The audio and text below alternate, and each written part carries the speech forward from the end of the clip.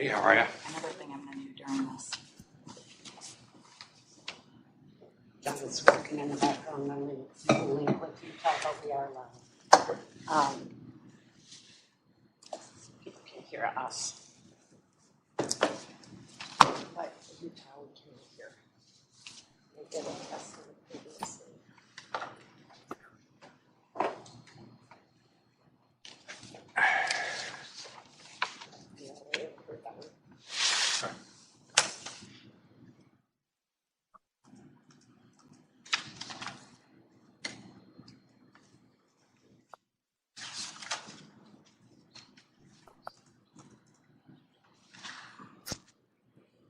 Please enter the meeting passcode, followed by the pound sign.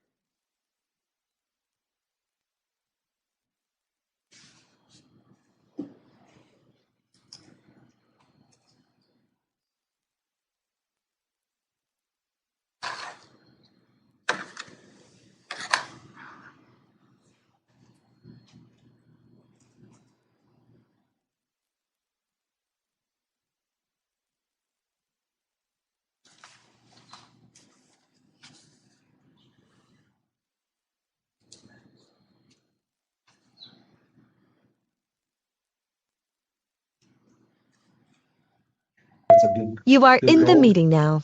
Now let's go move on to the next. Thank you. Starting to go. Utah, can you hear us? Yes. Wonderful. Mr. Hello, Pendleton, everybody. we're just going to start our meeting out here. We have a few introductions to do, and then we'll begin your review. Okay. Advocate's on the line.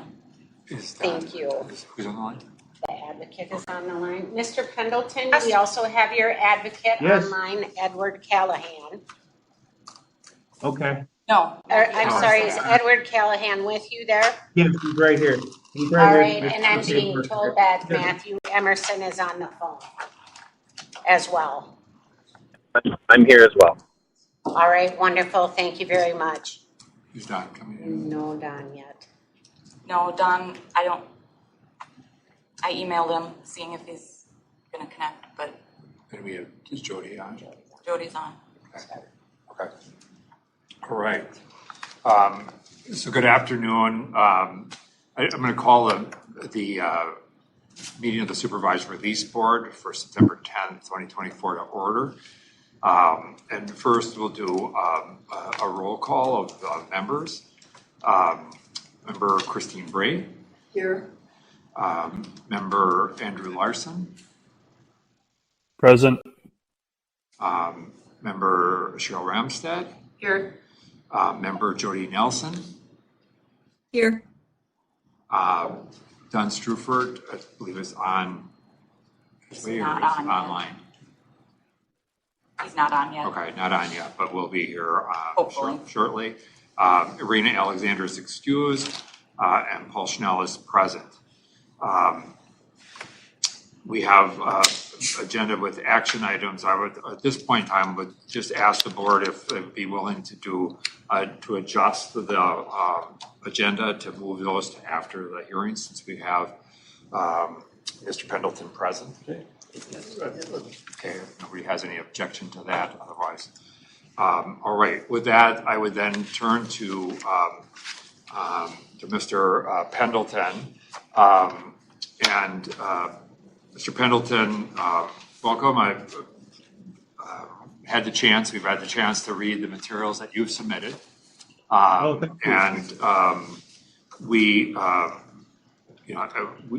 This is an opportunity for you to provide us with some input. I want to make one thing clear for the record, and that there is a statutory requirement that a psychological evaluation be done, and did not get completed during this process just because of the fact that you're out of state. Can you hear us? Okay. Yeah, I can hear you. Okay. Okay. And so one of the things that we will want to do is have that done, and we can talk about that process here at some point in time. But with that, I'll turn it over to Rebecca here to lay the groundwork. All right. Hello, Rebecca Holmes Larson. I'm Director of the Hearings and Release Unit and the Supervised Release Board. We are here today to review Jeffrey Pendleton Jr., who's present by video at the Department of Corrections in Utah. Here with me at the Minnesota Department of Corrections Central Office is our Commissioner and Chair of the Supervised Release Board. To my left, Mr. Paul Schnell. And as you heard, we also took roll call of the board members who are present with us here today. Mr. Pendleton is currently housed at the Department of Corrections in Utah. Present with him is Mr. Edward Callahan with the Utah DOC, and Mr. Pendleton also has his advocate present by phone today, Mr. Matthew Emerson. Mr. Pendleton, our records indicate that on September 24th of 2004, you and 4 accomplices caused the death of Robert Berry Jr. with intent while committing kidnapping. Mr. Berry was beaten, stabbed, and his body dumped in the river. A vehicle, along with some of the clothing the suspects were wearing, were also burned. On August 20th of 2007, Mr. Jeffrey Pendleton Jr. was sentenced to life without the possibility of parole by Redwood County District Court. On September 16th of 2016, Redwood County resentenced Jeffrey Pendleton Jr. to life with the possibility of parole after you were found guilty of first-degree premeditated murder. Due to new legislation regarding individuals who were juveniles at the time of their offense, Mr. Pendleton now has the opportunity to be reviewed by the Supervised Release Board. Today's review represents his initial review after serving approximately 17 years of incarceration. His parole eligibility date was originally October 19th of 2034. Given the changes by the legislature regarding juvenile cases, Mr. Pendleton is eligible to be considered for release as of October 19th, 2019. Thank you. I turn this matter over to the board. Good afternoon, Mr. Pendleton. I would like to just start out by asking you to talk a little bit about what you would like to see happen, just given the fact that you became somewhat recently aware of this opportunity to be considered early. So what is it that you would like to see the board act? How would you like to see the board acted with regard to your case? Hello, everybody. My name's Jeffrey. I wrote you guys, and I've talked to Matthew, and I've just asked him for help.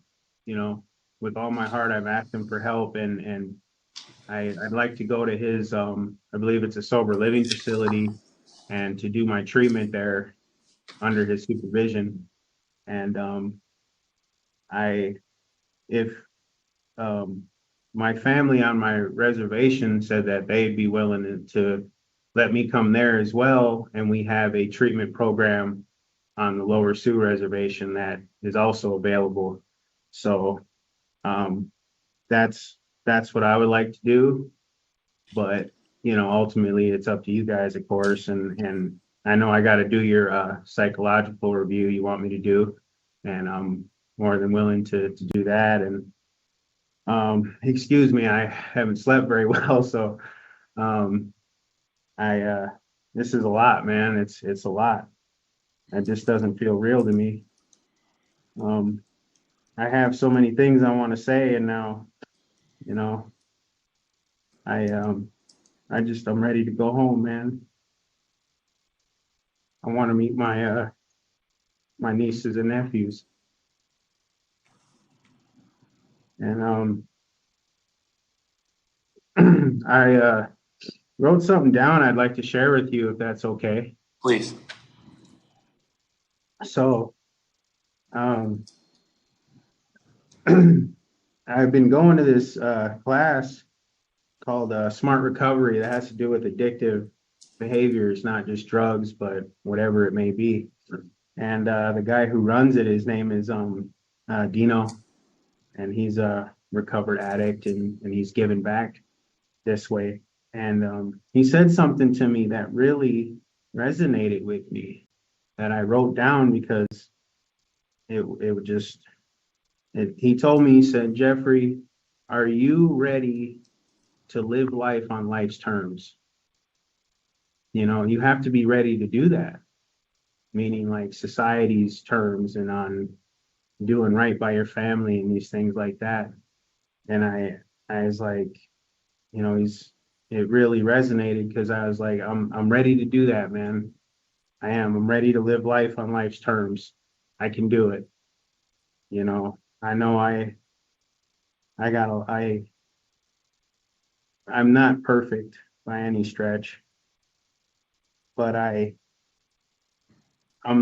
someone who's come a long way, and it's not lost on me how unlikely this is.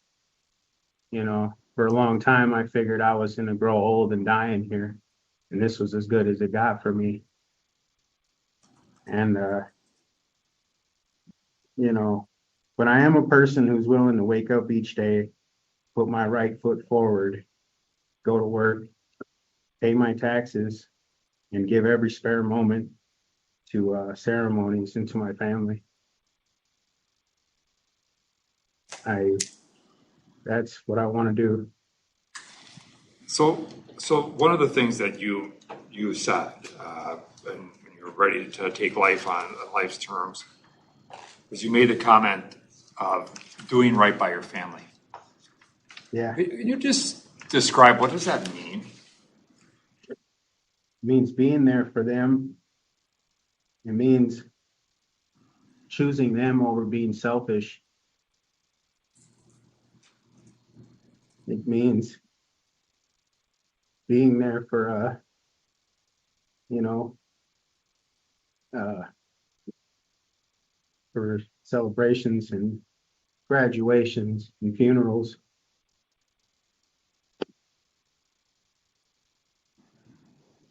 Not just being almost like a ghost on a phone.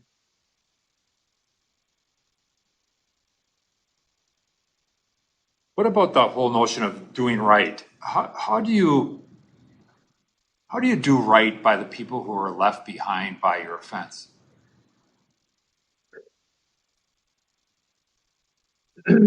put them first whenever I get angry or whenever I have a thought of doing something I know I shouldn't. I need to think of them and know that they're more important, and that I don't get to squander if you're willing to give me a second chance at life, because they were there for me and they didn't have to be.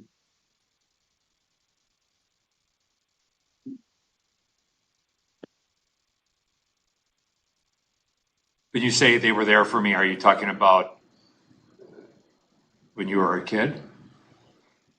Since I've been in here, you know, my family has been there and been supportive, and you know, they could have just left me here for dead. And a lot of them have, but a lot of my family hasn't. And especially my grandparents, they're older now, and I owe them my life. They raised me. You know, my dad was in prison. He was in Stillwater all my life. And my mom was a really bad drug addict, and she was in and out of jail, and yeah, she did the best she Yeah, and what about the family of your victims? could. I I've I wrote a little statement, and I want to make things right with them as well, because as you know, the victim on my case was married to my aunt. He was my uncle, Yes. Uncle Junior, and so I tore my family apart, and I'm wrong for that. I'm wrong for that, and I want to make that right, you know. And I've spoken to my grandma Joan, my dad's mother, and my aunt Carla's mother. I spoke to her about this, and I just said, I wanna speak to Auntie Bo. That's what I call her, Carla's Auntie Bo, and and them, and if and I want to apologize, and you know, I want to make it right somehow. And I asked my little cousin, Nolan Berglund. He's a Joshua Ka. He's a pipe carrier for our family. And I asked him if there's some way we could do a ceremony. There's a ceremony called untying the blood guilt, um, and it was something people did back in the day so that you could let go of it, and the families could move on, and no one else got hurt. And I asked him to look into it. So I've thought of everything I can to to try to make it right. And and I'm sorry. I'm wrong for what I've done, and I own it. So one of the things that I read that in your letter, and one of the things I want to tell you is that just I was impressed by, and I think is really laudable, is the work you've done to try and connect to the cultural stuff, and I admire that. I think just in the number of people I've had a chance to meet in this role, certainly that means a lot, and it's an important thing, and I really respect that work that you've done there. The one of the questions that I think sits with me, and is the fact that when I go back and look at the original case here, there's multiple people involved in this situation, and to some level, a level of people pointing at each other for who did what.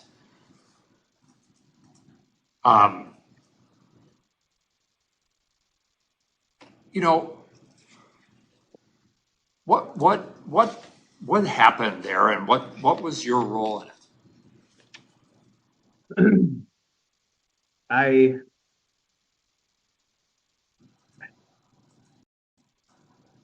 It's hard to explain because I don't know if any of you have ever drank to excess to where you're not all there, and that's not a cop out, being forward here.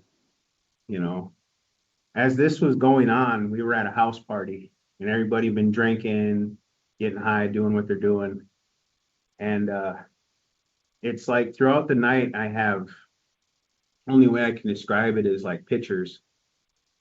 I'll get flashes here and there, and I get memories of it, but they're muddled. And do you want me to go through the whole thing, or do you want me I just what just from a high level perspective, what happened there?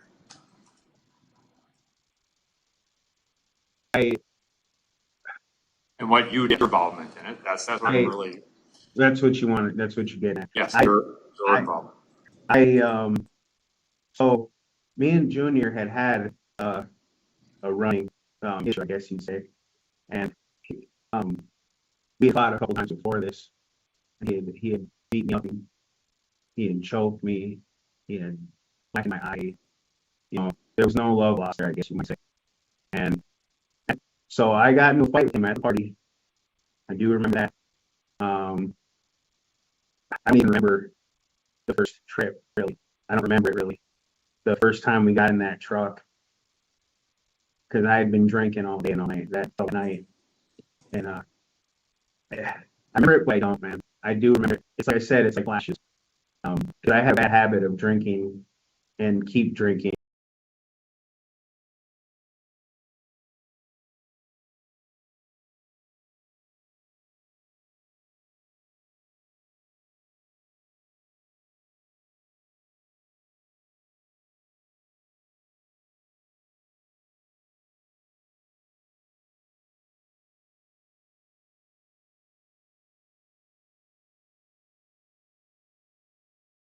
Until I was like blacked out.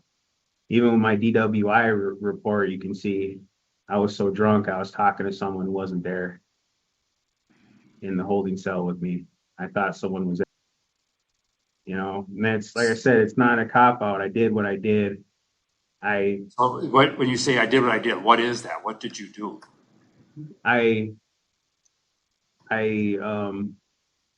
We did take him, and I do remember everybody carrying him. And I do remember being in this truck, and I told them we should take him home and put him, because they had a lawn, like a whole lawn set up on the deck with like a chair, like you swing almost. And I said, we can put him on there and I'll tell Auntie Bo he's here. But Keith and Morris were afraid of him. And they pushed the issue. So what did you do? I helped kill him. I did. I helped take him. And regardless of whatever else, I was in for a penny, I was in for a pound. I helped bring him down there. I did all that. I'm not trying to hide from it. You know, now as far as did I kill him? I don't remember. When I do remember Morris given like this, and Keith says I did, but I don't remember it. I don't remember it. So Not like that. It's like flashes, like I said. But I did it, man. I'm not saying I didn't. And when we say I did it, you mean you stabbed him as well? I believe so, but I don't remember it, man. Like I said, I fell asleep in that truck, you know, and they set it on fire with me in it. Now, whether they meant to or not, Keith says he didn't, but I don't know if I believe that. You know, and I'm sorry, go ahead. Oh, go ahead. I'm sorry, sir. I didn't mean to interrupt you. No, you're fine. I just wanted to walk through some of these questions I have. So you had I don't know, I guess a rough go when you got sent to prison, and not just in Minnesota, but in a couple other places that I recall.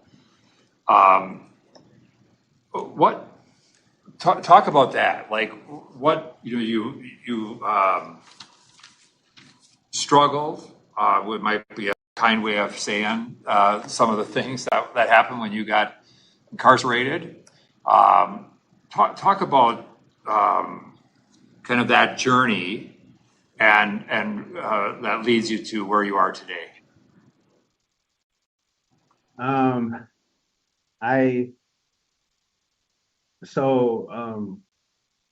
Dennis Pendleton and Robin Pendleton and Jesse Sanders and Chris Sanders, them were all my older cousins, and they were all GDs. They were all folks. So I've followed along in their footsteps. You know what I mean? And I thought, because I didn't have anybody else around, I guess. And that's who I looked up and held to. And when I got to prison, I kind of inherited all of their old beefs and grudges. Same with my dad, because he's been in Stillwater, Oak Park, and Brush City, and Faribault, and I inherited all his old beefs and grudges and his bad blood that he's had with people, and it just followed me. I can go more into it, but everywhere I went, I got pursued, hounded by these native mob guys. And I guess my dad had beat one of them out of a bunch of money, someone named Red Elk, and they pressed the issue on me, saying, you got to pay that because you're from Lower Sioux. We know you get per capita. We know you get that money, so you need to pay that and make us right. And I'm like, first of all, I don't get that money. I don't get nothing from nobody. And even if I did, I'm not going to pay my dad's debt, because once you pay them, they'll never leave you alone. That's the way it goes. They're always, and it's so they kept pressing the issue on that. It would not leave me alone. And I've tried, and I'll keep trying to make an understanding, especially now, because I've quit gangbanging about 5 years ago. I did the modified monitor program here, and I just want to be left alone. So I think that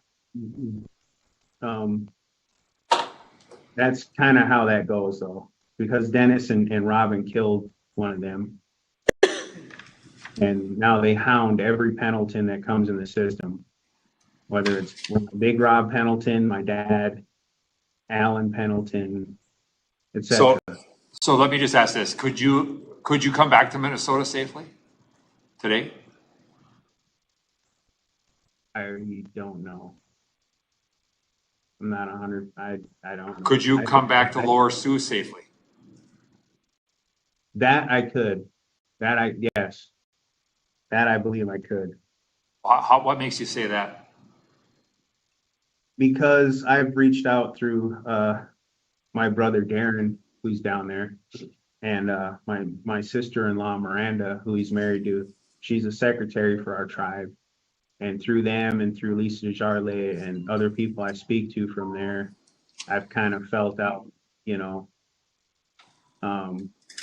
and I've talked to Stacy Pendleton, Mari Pendleton, and Jill Pendleton, and the victim was also their uncle, right? And Lisa Pendleton. And I said, does anyone have hard feelings? If so, tell them I apologize. And if they want to talk to me, I'll call them if they want that. But I'm not going to unless they ask for it. And I'm trying to make amends here. I've given the best years of my life to the penitentiary. I don't know what else to do. And I'm trying, and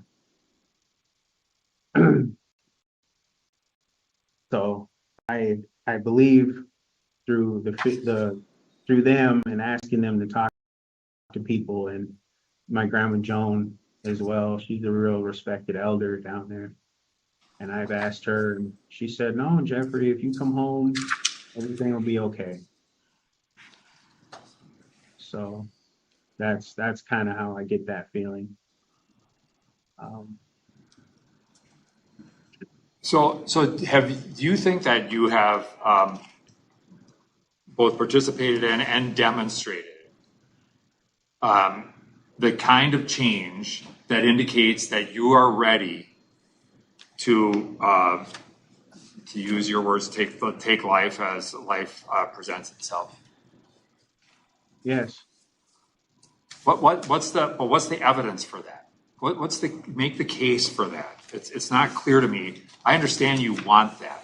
I understand that there are people who, who are comfortable, but what makes that compelling? What is it that you've done, that the steps that you have specifically taken to demonstrate that you are fundamentally, not partially, and again, we're not expecting perfection.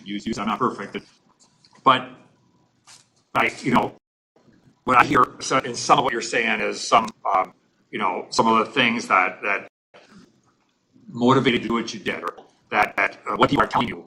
But I haven't heard you kind of make a case for the changes that you made. And just for me, I just got to say that's really important. And so, Okay. I gave up, the gang life. I did this 2-year program here. It's called Modified Monitor. They be honest, if you're paying, they won't graduate you. And I did it, man. And I really mean it. I even covered up my gang tattoos, and I really am serious about that. And I want to do that, man, for my family, because they're what's important now. That's how I feel about it. And I've been drinking. I've been drinking 2.5 years, 2 years, or something like that. And I've been going to this smart recovery class, and I go to AA every time I feel like drinking. The other thing I did talk about this. So we moved this new facility, and they have 8-man rooms and 2-man rooms. And if hyper, someone's been down a while, you can ask for a 2-man room. You can be like, right? And I specifically asked to live in 8-man. I specifically asked since we've been here 2 years, because I need to learn how to be around people and how to deal with them. And I really, that was a lot for me to go from not having any studies to only having 1 to now having 7. So I have to live with, and these 7 different personalities I have to learn to mesh with. And I've done it, and I made it work. We get on each other's nerves, sure, we're 8 men in prison, but I've learned how to develop those people skills, and I did on purpose for this, so that I would know how to deal with people. I know it's like a muscle if you don't use it against me. So when's your last one there? I want to say like a year and a half ago, something like that. It was about a year ago. I got her pockets, for making pockets in my pants. Besides that, though, it's been a while since we were Draper, right? Since I made. Yeah, I think like a couple of years, 2.5 years bad, but right up when I call it.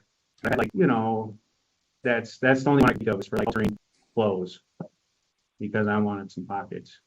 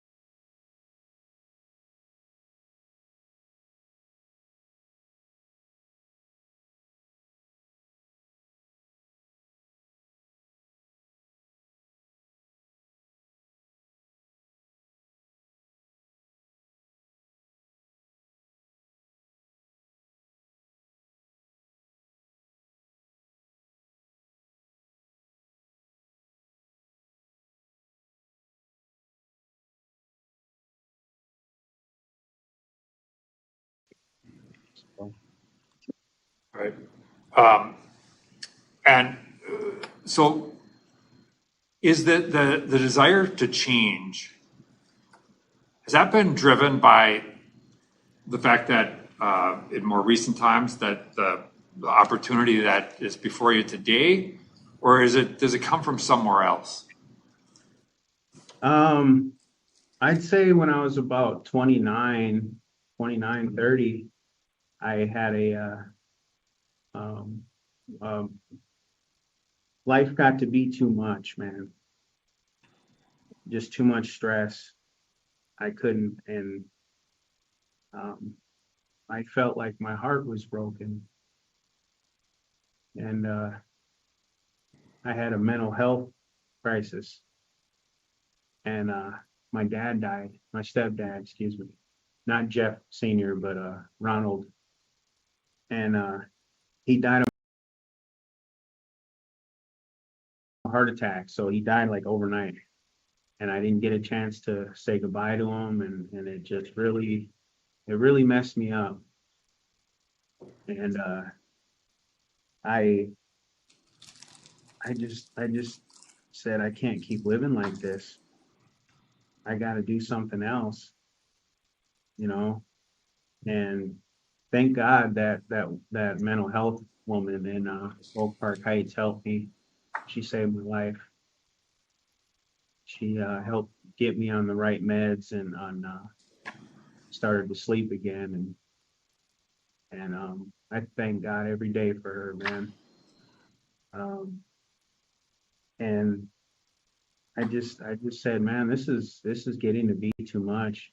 Like I said, I quit gang banging in 2020, in like March of 2020, long before that legislation or whatever, because I got tired of that negative lifestyle, the self-destructive, over and over, the same thing, the backbiting, the fighting, the drug debts, the this, the that,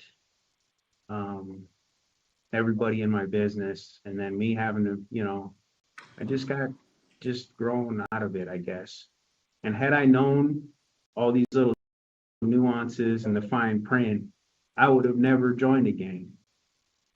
But the OGs don't tell you that, because they know better, but they don't tell you that, because then they can't control you. And that's why one of my goals, if you don't mind, I'd like to say, one of my goals is to have a youth gang crime prevention program, because I don't want the kids, the youth on my reservation, to emulate us and to look up to us like we did, like me and Robin did to the older ones. I don't want them to do that for us. I want them to more or less pity us and to not do what we've done. And I'll tell them, go join the army. Go do something else, man. Be a fireman. Be an EMT like my brother Darren. That's cool. Being with your family and raising your children. That's cool, bro. Sitting in the joint, being miserable. That's not cool. You know what I mean? And that's one of my goals I got wrote down on here. I wanted to share with you. And doing a Lakota language revival program that I've read about in the Lakota Times, and so I can learn my language to be more fluent in it. And personal fitness, trainer stuff down on my reservation, because diabetes and obesity is a real problem.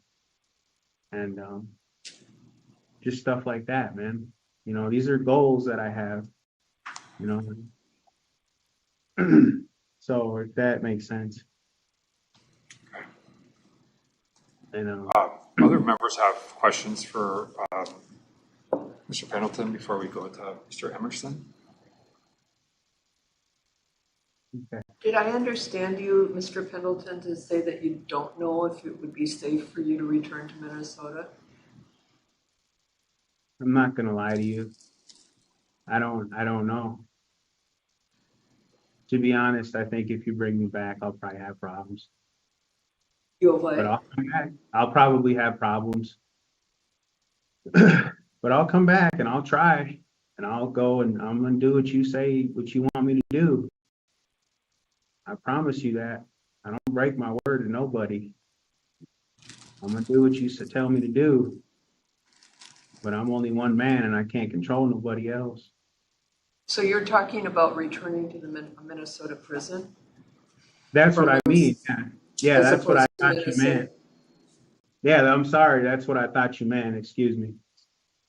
But yeah, if I come back and I go home, I was telling Matt this, I'll go out of my way to avoid people and situations, you know. I really will. You know, my life's more important, and I will not squander my life. Not never again. No. Oh no. I can't look my people in the eye. I can't look them in the face and tell them I'm gonna hurt you again. I did this, or you know what I mean? I can't do that again. You know. Do And you have any reason to believe that the family members of the victim have or would forgive you? From what I've been told through other people that have mutual friends and mutual acquaintances and things, I believe they would, because a lot of them have been in prison, you know. And I'm not saying that's right, wrong, or whatever. I'm just saying that a lot of them, they understand, and you know, the old saying, time heals wounds, you know. And you know, I've talked to my grandma Joan, and I told her, Grandma, I'm so sorry. I don't know. Words can't make it okay. Will you tell Auntie Carla I'm sorry? And she relayed that to her, you know, and that I want to make it okay. I can do 1,000 years in here, and I can say I'm sorry 1,000,000 times, but I can't bring them back.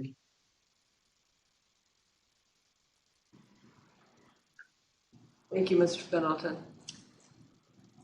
Mr. Pendleton, I have a question. What about CD treatment? I know you said you haven't had a drink in 2 years, which is really great, but do you feel like you need chemical dependency treatment in order to make it outside?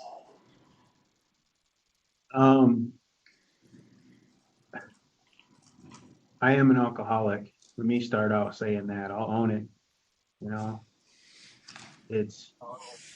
but I'm not a drug addict. You know, that's one's about as bad as the other. Alcohol is probably worse, man, especially for Indians. But I'm gonna say this: I'll go to treatment. I want to go to treatment. I want to look my alcoholism in the eye and tell it no more. And you know, my mom, like I said, and my dad were bad drug addicts, and so were a lot of other people in my family. So I never did hard drugs, even in here. I mean, I stay away from that because it causes too much problems. You know, so I'm not. So if that makes sense. But alcohol, I think, is a little easier beast to keep control of than say heroin addict, right? And I can do it. I know I can. And I want to do treatment. I've asked him, told him, look, I'm drunk, and I know I gotta do right. I know I gotta go to treatment to really need it. You know, so yeah, that's what I'm at with that. Yeah. Any other questions before we go to Mr. Emerson? Mr. Emerson, thanks so much for being here today and for being a supporter to Mr. Pendleton. I just want to open up a floor up to you to provide whatever comments you would like to make. Absolutely. Yeah, thank you for the opportunity. Yeah, I've been working with Jeffrey for about 2.5 years now. And I share some of my journey through 12 years of sobriety, and it's amazing how just having 15-minute phone calls directly with you really helped a person. And so I've had an opportunity to witness changing thinking. He had his head on pretty solid when I first started talking to him. And it's amazing to see just the future and the possibilities he explores since he's had the opportunity to look at the FMR review. So that's one piece.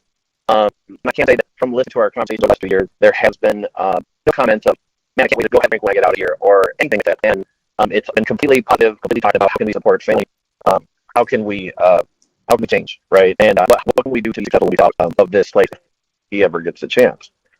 And listening to Jeff, it was hard for me while you were with it because I wanted to be like, tell about this, tell about that, because we had the conversation. And the bottom line here, I think, in my opinion, after listening to him periodic over the last 2 years, I believe he's ready for some type of safe transition. And as you heard from Jeff's comment, the question is, what is a safe transition? And I think that a safe work release program is definitely something to look at. Housing, I know for a fact that when it comes to concerns related to gang violence, if he was to enter one of our housing programs with intensive outpatient, it's realistic to say that would be an excellent stepping stone where he would have to engage in scenarios that involve gang violence. And if there was something to arise, myself and others that I would absolutely be able to rise to that challenge to address it in the community in a safe way. And so the opportunity to heal the community, I look at it as kind of exciting because, we can really make a change.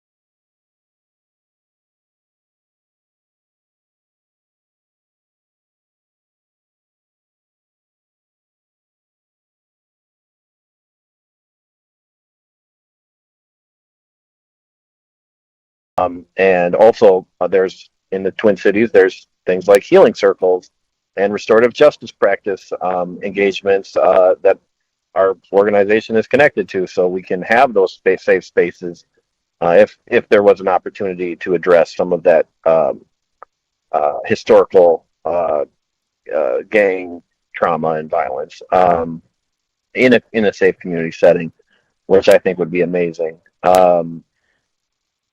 And so I don't want to add too much more. I think that's a good place to start. If there was any questions for me, I did want to open the floor for that as well. Okay, thank you. Anybody have questions for Mr. Emerson?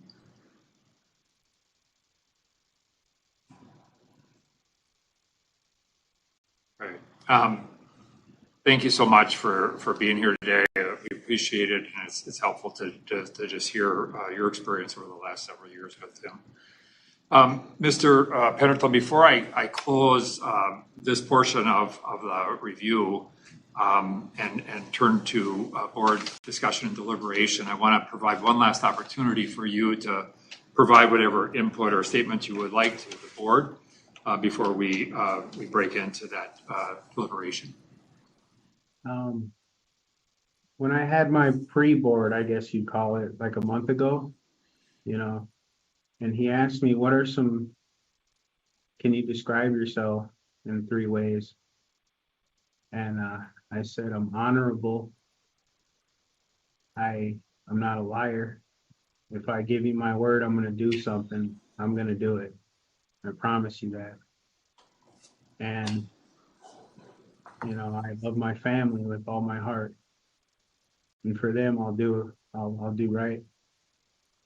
And I just want to say that I'm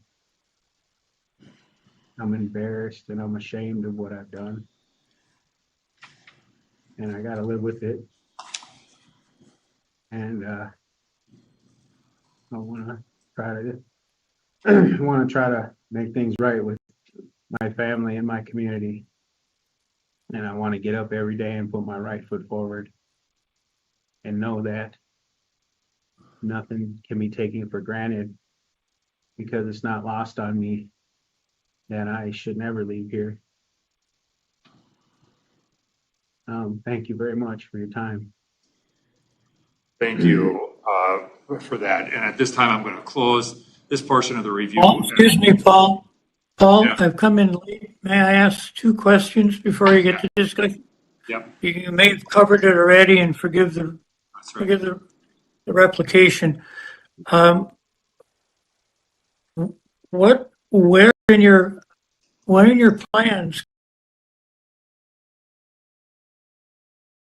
comes contact or resolution or connection with your family in their living area or their community? Has that been addressed so far? Are you asking me? Or are you It, asking? the whole group basically is your connection with your family or renewal of that connection, has that been addressed in the discussion so far? You wanted to answer that? Go ahead, Mr. Pendleton. Um, uh, what exactly? Just, he's asking, just describe for us describe the reconnection that you've had and the conversations you've had with your family about the possible return. Oh, just I've spoken Thank to you. them, and especially my grandma Joan. She's 89 years old, and I call her every week, and her and I've spoken to her and my dad's brothers, Uncle Brian, Uncle Russell, and I've spoken to them, and I just told them where I'm at with this, and that I've apologized, and I've asked them for help, to help me if you guys see fit to let me go home, to help me reintegrate with our family, because a lot of them I don't know. I don't know them, especially the younger ones. I've never met them, and but my brother Darren, and he's an EMT and a fireman. He's a fire chief for Martin, and my sister-in-law Miranda she's the secretary for our tribe, and I've spoken to her at length about this.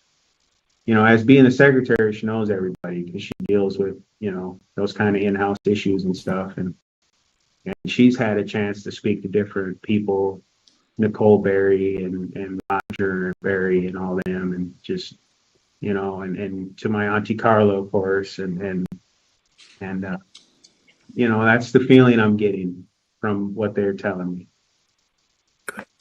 Thank you. I guess the other follow-up question to Mr. Emerson and to yourself, what are the resources or who else would you trust to go and deal with your family and deal with maybe some of the issues of release that still may be evident?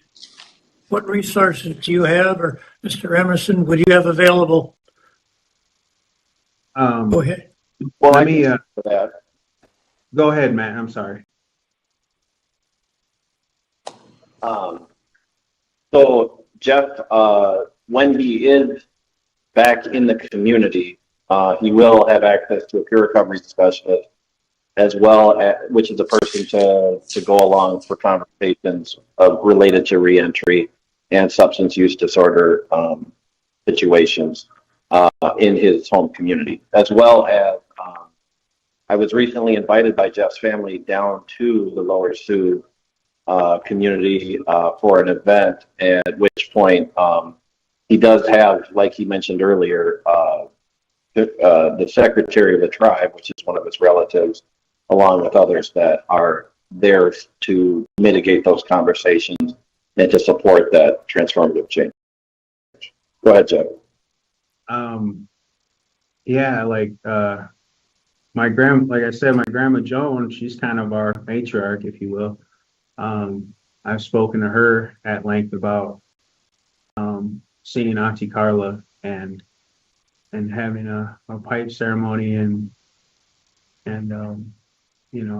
having and doing it and trying to do it that way, and because all healing starts with ceremonies.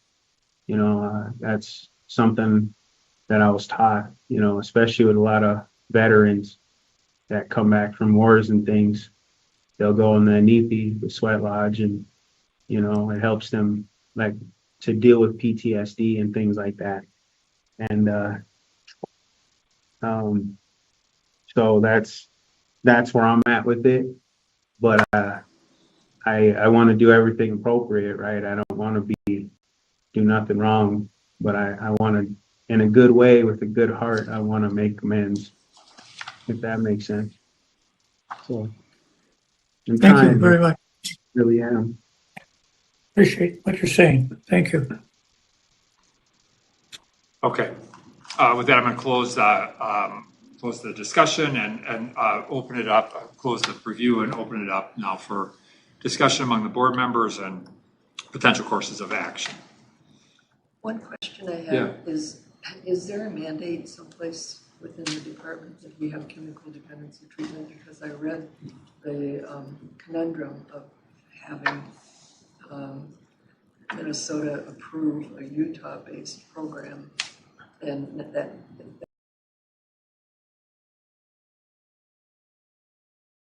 being a problem. But is there a mandate that he go through that treatment and while he's incarcerated before he's There is a directive or a desire to have that, and we would accept treatment from an out-of-state provider. That's Thank you. not a question.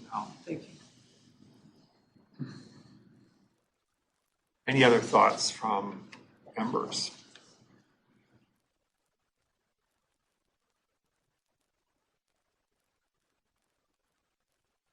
Let me just say that I think obviously Mr. Pendleton has had some significant change over the last recent times, and I think that's really a positive sign. And I think if you think about this from the standpoint of progress, the progress has been dramatic from where he started early on. I still have some concerns. Obviously, the chemical dependency thing I think really needs to happen. I appreciate his desire to kind of demonstrate that he wants to kind of take on almost a bit more leadership and those sorts of things, kind of be a role model in those different elements. He, as I mentioned, I think, in order to comport with the law, he would have to have this review, the psychological needs to be done. And I think it would be nice where we could, see what things might be able to be accomplished in the near term and then have that psychological done. One thing I thought about possibly transferring back to this, so I don't know that that's a smart idea, given the circumstances and honesty that Mr. Pendleton had around the likelihood that could be a challenge, whether that ended up being any fault of his own at this stage of the game. But and I just don't want to create a problem. At the same time, some of those factors are things that are going to be problem no matter what. And I think this is one of the other challenges, because I think, you can have solid family support contact and then still have the pressures of some of those messages of history that need to address. So just for me, my sense, the psychology needs to be done. The dependency stuff, and one of the things that I'm struggling with a little bit is the notion of I understand that he's accepting responsibility for rolling. I appreciate that. I'm not always hearing as much about kind of his insight into what he may hold. The victim, by way of the family people left behind, by virtue of his actions, and I think it sounds like that's developing, but may not be clear yet, and at least didn't hear that as clearly. So those are just some of the thoughts that I had as I listened to him and I read through the file. Really like to see CD treatment in Utah. Yeah. I don't think it's beyond the imagination that at some point he returns to Minnesota DOC because he's going to have to face the Pendletons, whether it's in prison or out in the community, and it might be safer to see what happens here. Yeah. Hey, Paul, this is Joey Nelson. I just also want to affirm Mr. Pendleton's connection culturally, spiritually. He's taught ceremony a few times, which I think is fantastic and should also be considered part of the resources that he has been tapping into. I certainly want to support that in his plan. And I'm also, we're kind of walking around restorative work, that's been mentioned. I don't know if you saw the restorative practice program that we have in Minnesota is available. I think more specifics about restorative work. I think family's complicated. When Mr. Pendleton talks about family, there's a lot of family there, a lot of branches in that family. And so what are the, what's the specific plan about restorative work with some members of that family? And I'm aware of the Berg, which is relative to his, I think are going to be a great resource in terms of spiritual, cultural support. So confirm that. Paul, could you help us a little bit of the options of one to be remaining in Utah or beyond the state? And what are the options obtaining for any return to Minnesota for any time or to complete the mandatory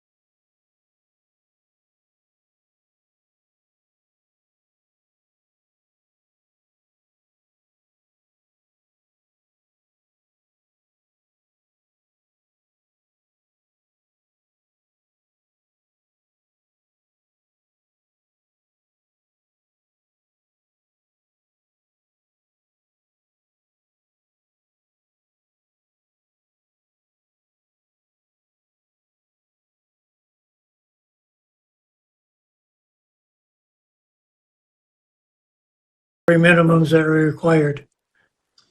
So, we certainly, he could be moved. I would agree with Member Bray. There's, that at some point in time that probably is going to have to be tested. To what extent, we could get the CD stuff done. Here's one of the thoughts I had was, could we ask Utah about the possibility of looking at treatment programming availability in Utah and what timeline that would be, and in the meantime also have a comprehensive psychological done, and maybe we would see him and in a matter of maybe it's 16 months, something 18 months. But I don't know how long it's going to take just to get through treatment and some of those sorts of things. But I think it also then gives us a chance also to see him just hearing this conversation, whether it's the RJ stuff and digging into that a little bit more. And probably some of that may come out of even the CD treatment stuff. But then I think we could look at that possibility of bringing him back at the right location. I think one of the things that the PRT talked about was, if we use our straight custody classification tool today, given some of the things and history that he may come back at a higher level. Now we can override that and move him. I would much rather see him in a medium custody, where there is some of the things that are going to be of concern are going to be less of a concern if we were to bring him back. But I also think it'd be really nice to have that CD stuff done and the psych done. And then I think for the board, it's an opportunity to see where things are at, and if moving things forward is better, and that could be coming back for here and getting a little bit of an adjustment, and then looking at some step down possibilities if that's on the table based on what he does. Thank you. Thank you. So the action before the board today is, and I would just say this so that Mr. Pendleton can hear it. There is a formal portion of this that the decision is about parole or no parole. And yet the conversation is probably leaning toward, we want to acknowledge the fact that there's progress. At the same time, there are some things that probably all of us feel, or at least I, speaking for myself, feel that need to be done. But I think, the efforts you're making are notable and recognized. So that's kind of what I'm hearing so far. Anybody else have any? Well, I'll make a motion for no parole, and then with conditions that are decided upon. There's a motion to deny parole at this point in time. And is there a second? Second. Is motion and a second. Any discussion about the motion on the table? Hearing none. Because we have an online, we'll do it by roll call. Member Bray? I'm in favor of no parole. No parole. To Member Larson to the motion of no parole. No parole. Member Ramstead? Agree. And Member Nelson? Agreed. Member Strufert? Agreed. Schnell votes aye as well. So the motion to deny is there. So the board is denying parole. At this stage, I think now the conversation is really around what's the term of continuance and what the things would need to be put in place for a next step. With respect to chemical dependency treatment, if Utah is anything like Minnesota, presumably it's going to be a delay before you can get in. It's not going to just jump right in. And then there's the length of the program. So seems to me maybe we look at a three-year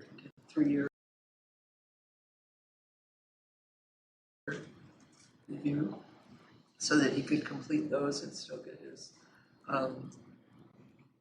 psychological evaluation completed, which I understand could be done out there. Is that right? Out there, or we could do it remotely here as well.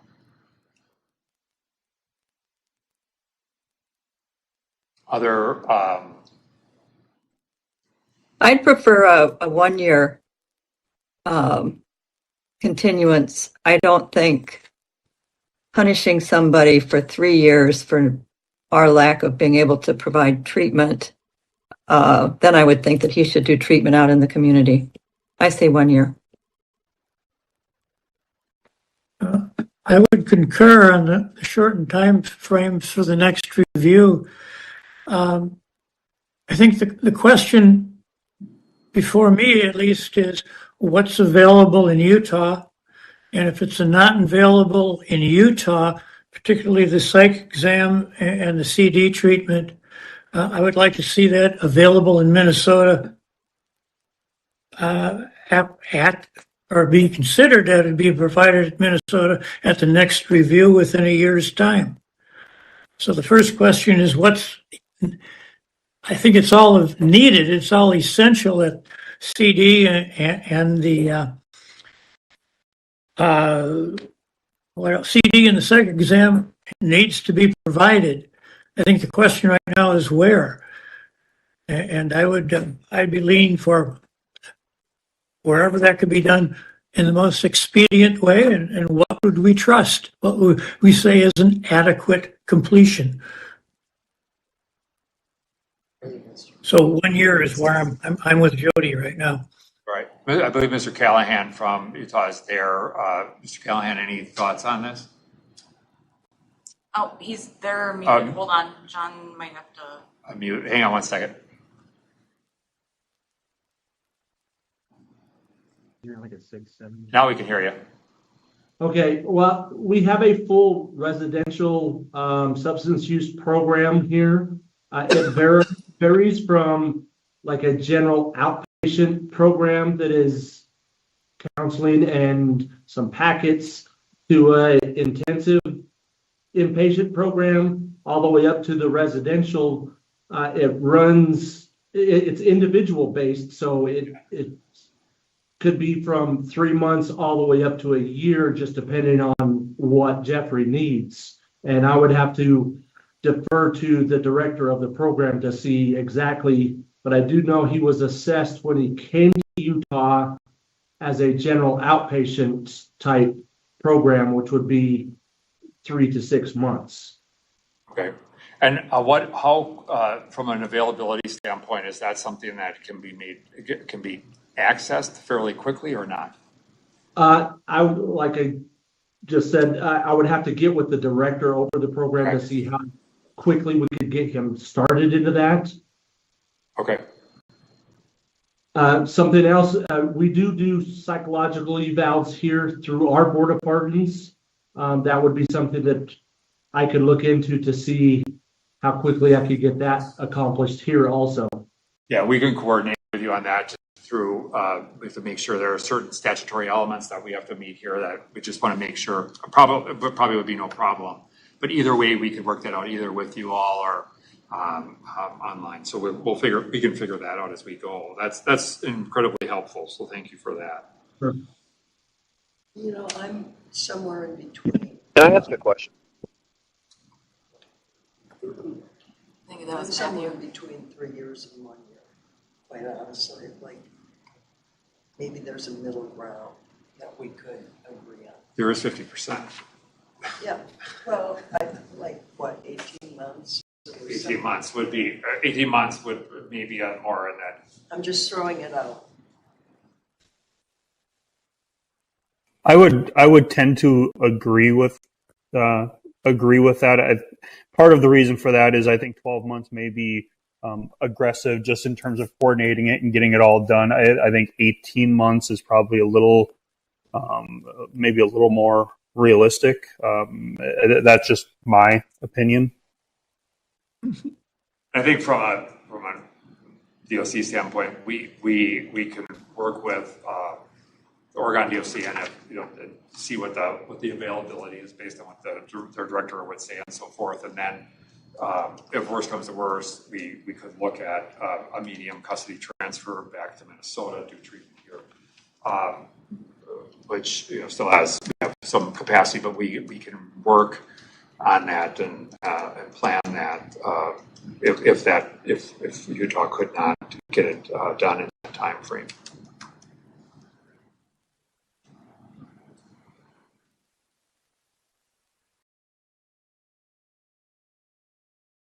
So, were you gonna say anything? I was just going to comment that he's gone through a lot of change within 2 years, and having a little longer period, like another 2 years, would give us a chance to see how permanent that transition and transformation has been. So rather than going at 18 months, I could see 2 years being a good compromise. Yeah, I got it. I'm going to back up again though and say 1 year. I think the proving is in the community. So probably the best way to address this is through a motion, and that way we can take board action in terms of that, and to move a continuance term, and then what conditions would be included in that term of continuance. So somebody want to make a motion? I believe doing that for 2 years. Did you want conditions? Yeah, just add some of the core conditions. During that time, opportunities for treatment, chemical intensive treatment, as well as the psychological evaluation be pursued in the Utah system. If it's available. So the condition would be a successful completion of those two. Okay. So the motion for continuance with the treatment completion requirement and second of the psychological evaluation requirement currently in the law. There's a motion on there, second. I would second that. So a motion and a second. Any other discussion? Yeah, point of information. That's 2 years from this date, so we're talking 2026. That motion does not say, for us to hear that emotion, the 2 programs or the 2 recommendations have to be completed. Is that that's my understanding of the motion right now? Yeah, those would be some of the conditions. I would say that the general term, we do include in most instances the expectation of being discipline-free, I think for me it would be nice to explore some restorative justice options. At least would be things back onto it. The motion include the core items that the board thought were that continuance was conditional. I think restorative justice is particularly appropriate because what he's had thus far has been through his 89-year-old grandmother's representations. It's not as direct as it could be. So automatically the date would be set today for the next review. Is that correct? That's correct. It would be, if it was the 20 months, it would be September of 26. Is there a penalty? There's a point of clarification, but we don't discuss your thoughts about this at this stage again. So, is there a point of clarification you'd like to make? The substance abuse.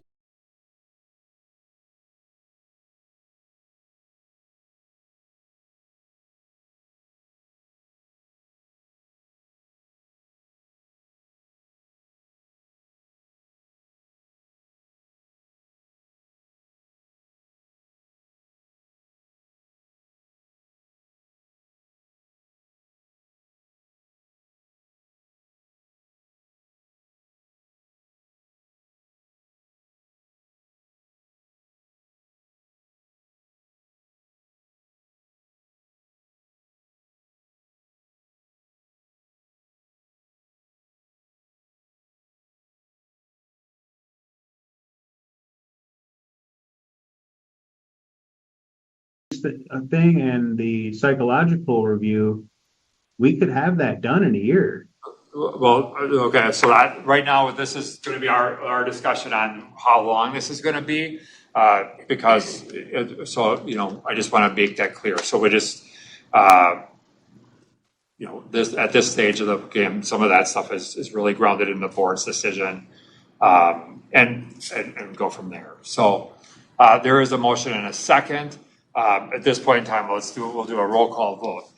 To the motion, member Bray, yea or nay? No. Member Larson? Yes. Member Ramstead, Yes. Member Nelson, No. Member Struford, No. and Schnell. Schnell's going to vote no as well. So we have four votes no, 3 yeas. Yeas. So the motion does not prevail.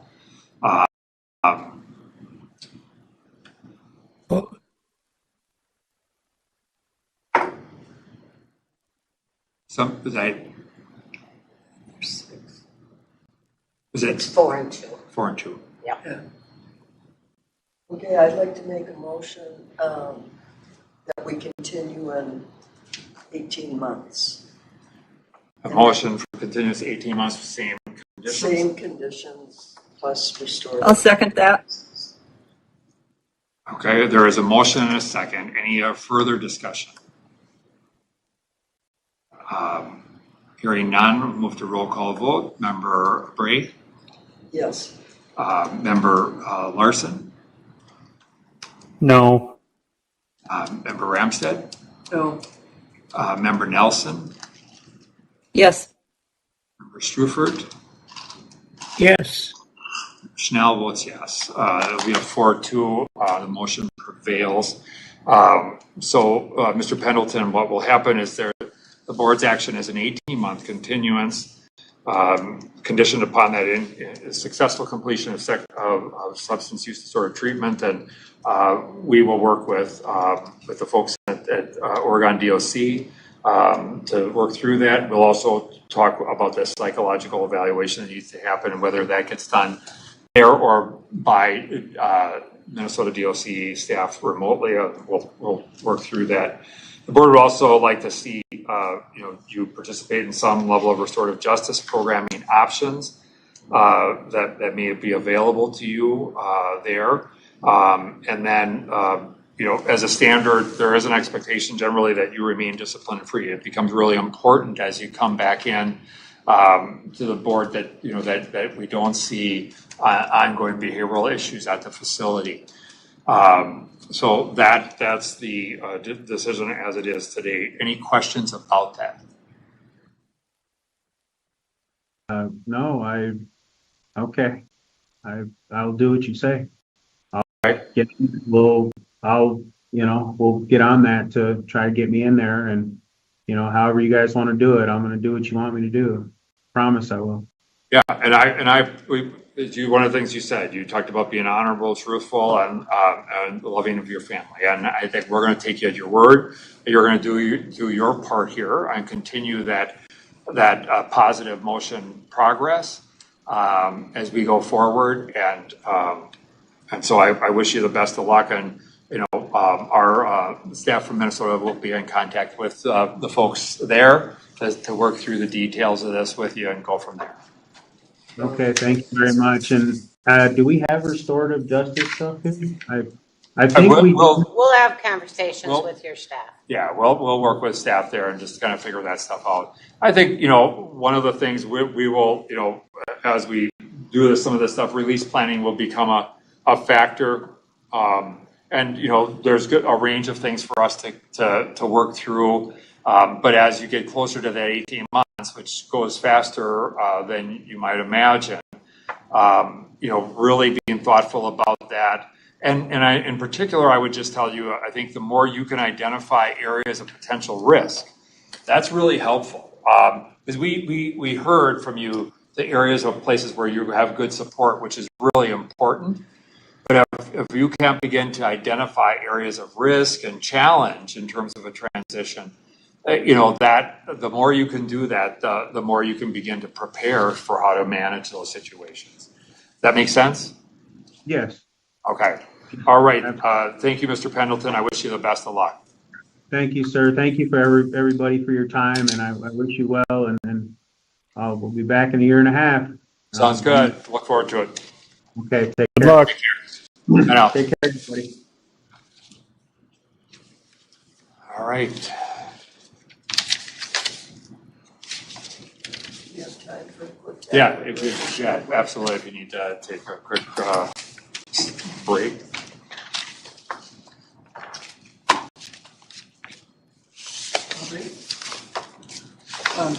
Ray. So we're going to still water now.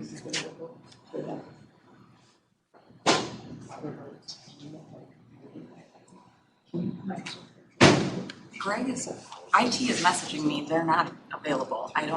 I'll talk to Drea. Yeah. She said that somebody's just looking through. Tua? Yeah. He's Was young. available. I think they took So it. anyway, I don't want to Okay. get in the. Hello. Yes, I'll message her. Oh, he's Hello. We'll be with you in just a few minutes. We have a couple Okay. people on a little quick break here, and then we'll be ready to go.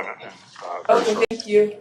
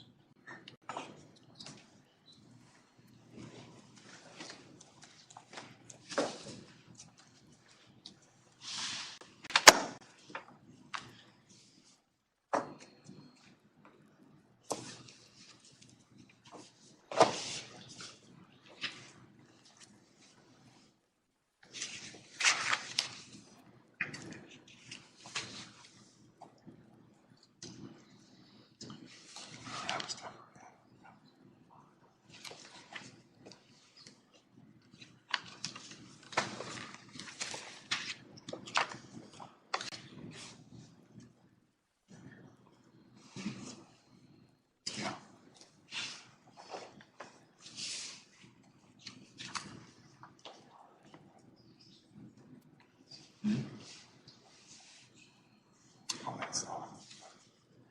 Okay.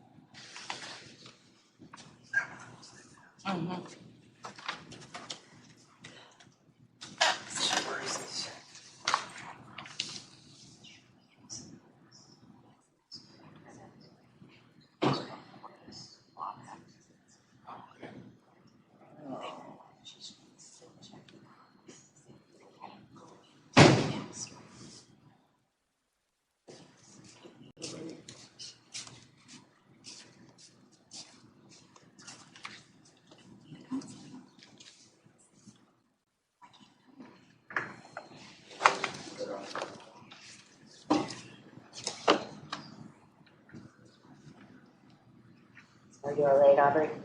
Okay. Yeah. All right, good afternoon. Can you hear me? Yes, we can hear you. All right, thank you very much. Rebecca Holmes Larson here at at Central Office in St. Paul, Minnesota. We're here today to review Damian Robinson, who is present by video at the Minnesota Department of Corrections in Stillwater.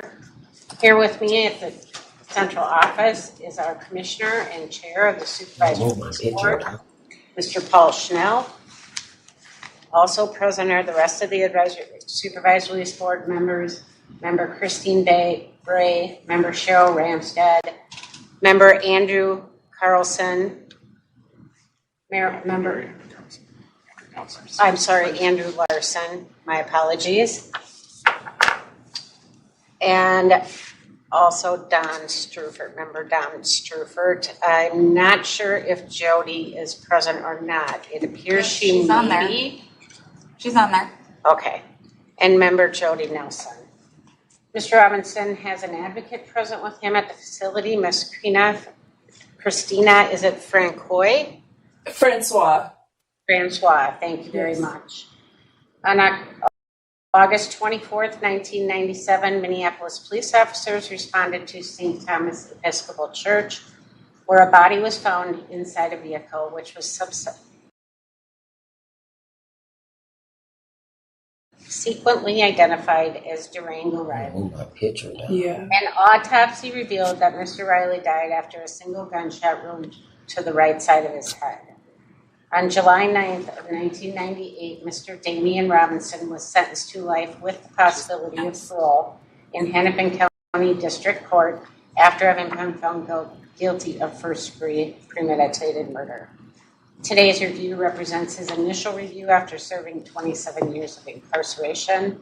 His minimum parole eligibility date will occur on August 24th of 2027. Thank you. I turn this matter over to the board. Good afternoon, Mr. Robinson. How are you today? Fine. Good. I'd like to start off by asking you just the kind of the basic question. What is it that you would like to see from the board today? I would like the outcome of this meeting to step down in custody and facility, maybe go to Fireboat, Moose Lake, or Land Lakes. And can you talk about how you're ready for that? I completed a number of programs. I've adjusted myself accordingly, coming back from my state and back home intake now.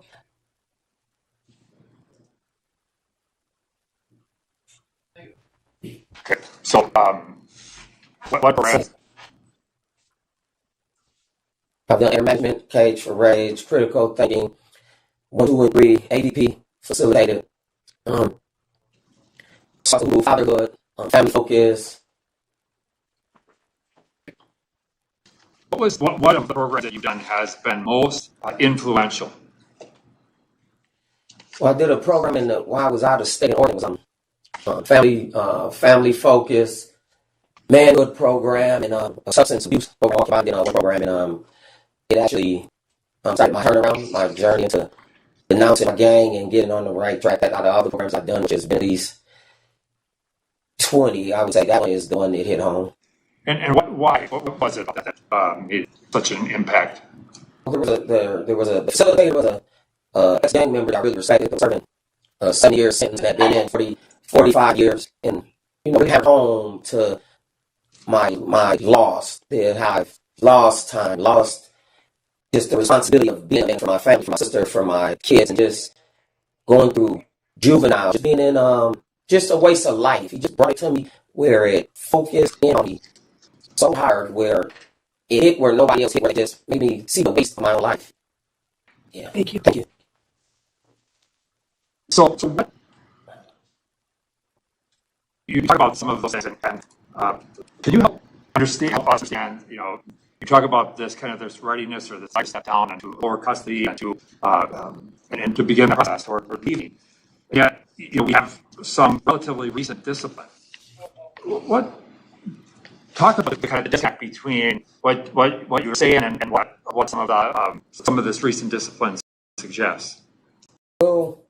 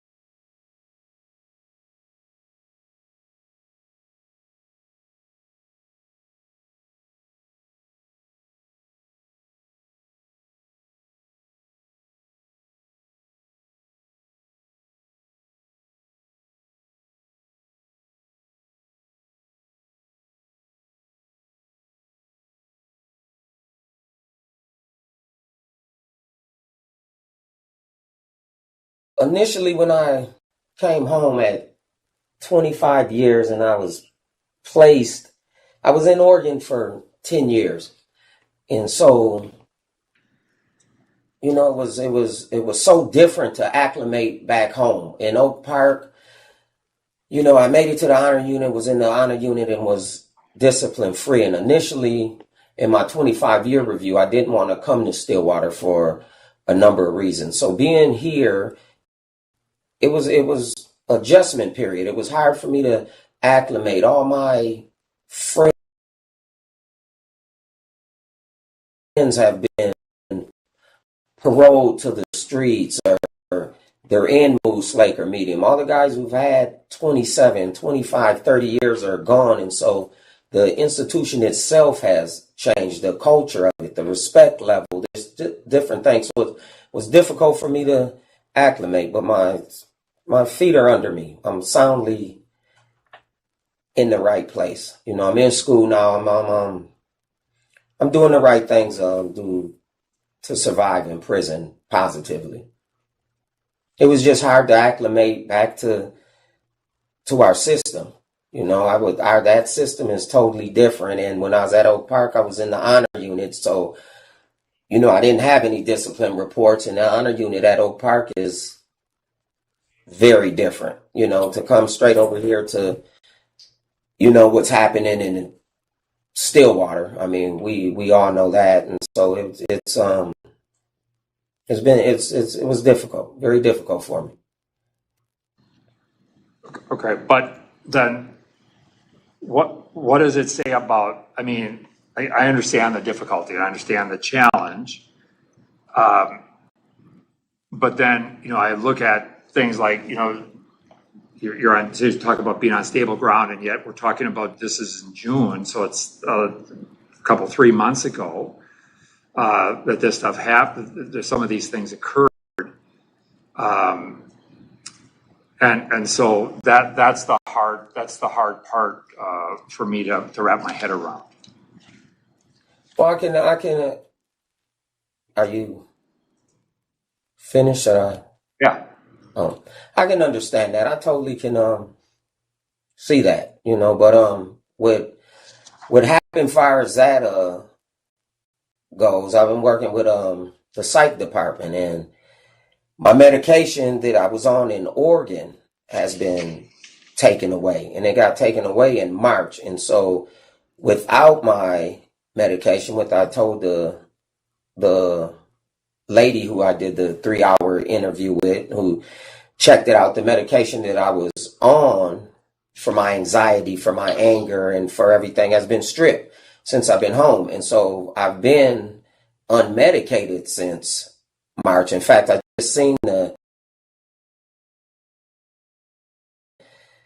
psych doctor 2 weeks ago. And so, you know, like I said, I'm stable. That took a lot too, because Oregon had me on medication. It was help me stabilize out there. So I contributed, you know, I take responsibility first and foremost, but you know, I didn't have that crutch, and I didn't have any inside support. I don't talk to the inmates in here because it's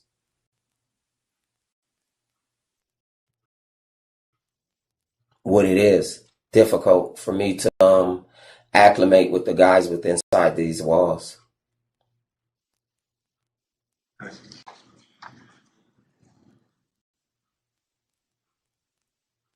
What you believe that that you would be able to manage transition even to like lower custody just fine? Yes, I absolutely know I can. What makes you say that? Just Well, Stillwater has. I'm 57 years old. You know, Stillwater has nothing to offer me. You know, I can do my time in a lower custody facility. Why I say that?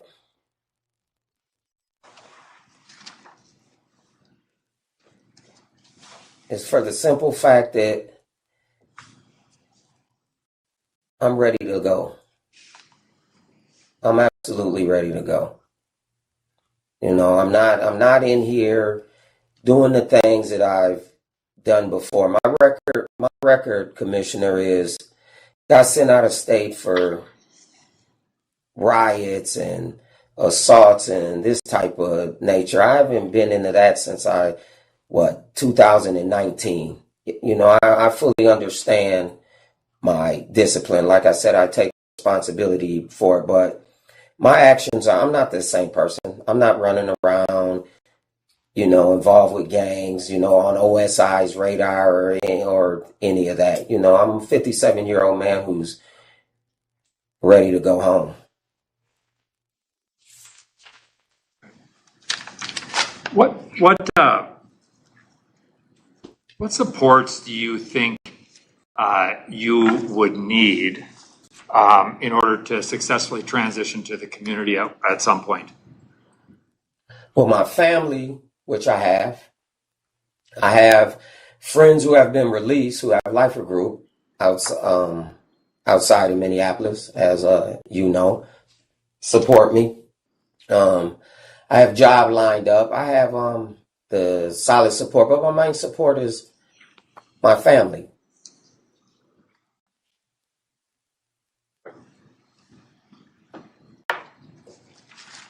If things are coming off the wheels a little bit for you, what does it look like? I mean, how do people around you know that things are not going well?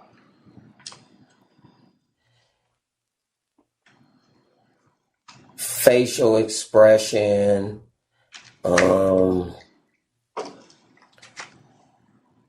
demeanor. I get quiet. I isolate myself.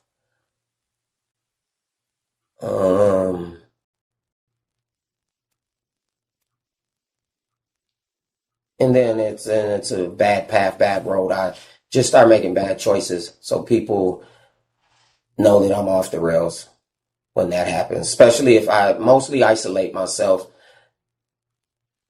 You know, I got so comfortable isolate myself. That's how they recognized it while I was out of state, and I started working with the BHS unit, and they started helping me because I was too comfortable with isolation, with doing time in segregation, with just being by myself. So that's the main thing.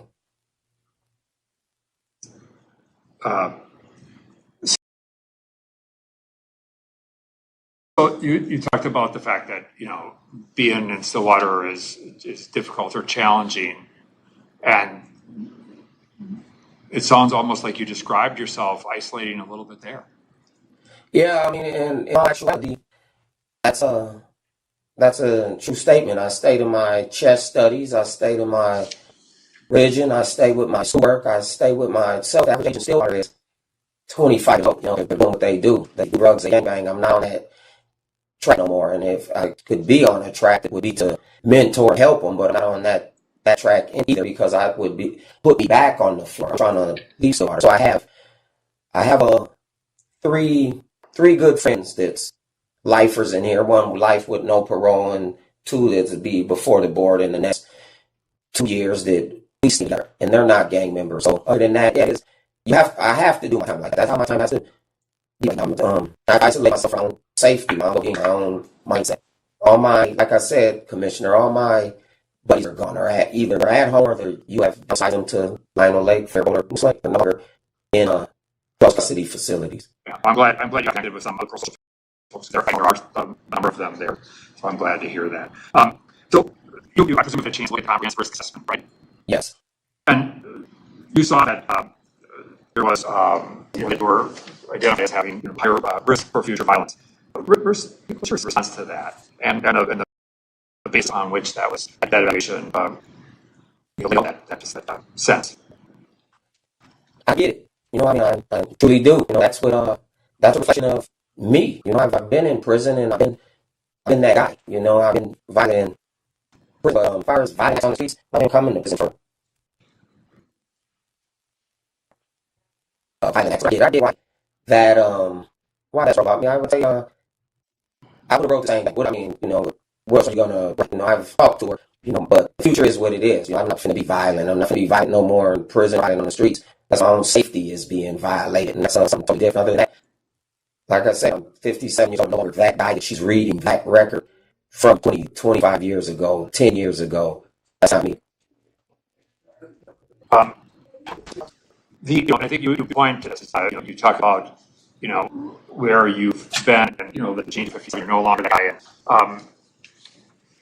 The process of step down itself has a fair amount of kind of a fair amount of challenges, right? Just the whole of whether it's minimum or work release or even things like supervised release, and supervised release. Those are all things that you feel like you can manage successfully. Yes. And I hate to put the ask, but what's the evidence for that? What is it that? Is it just because you're scared of being in the middle of the mess, or what's the evidence that supports that assertion that you're going to be able to manage those types of changes? What types of changes again? I mean, just the change of step down and going into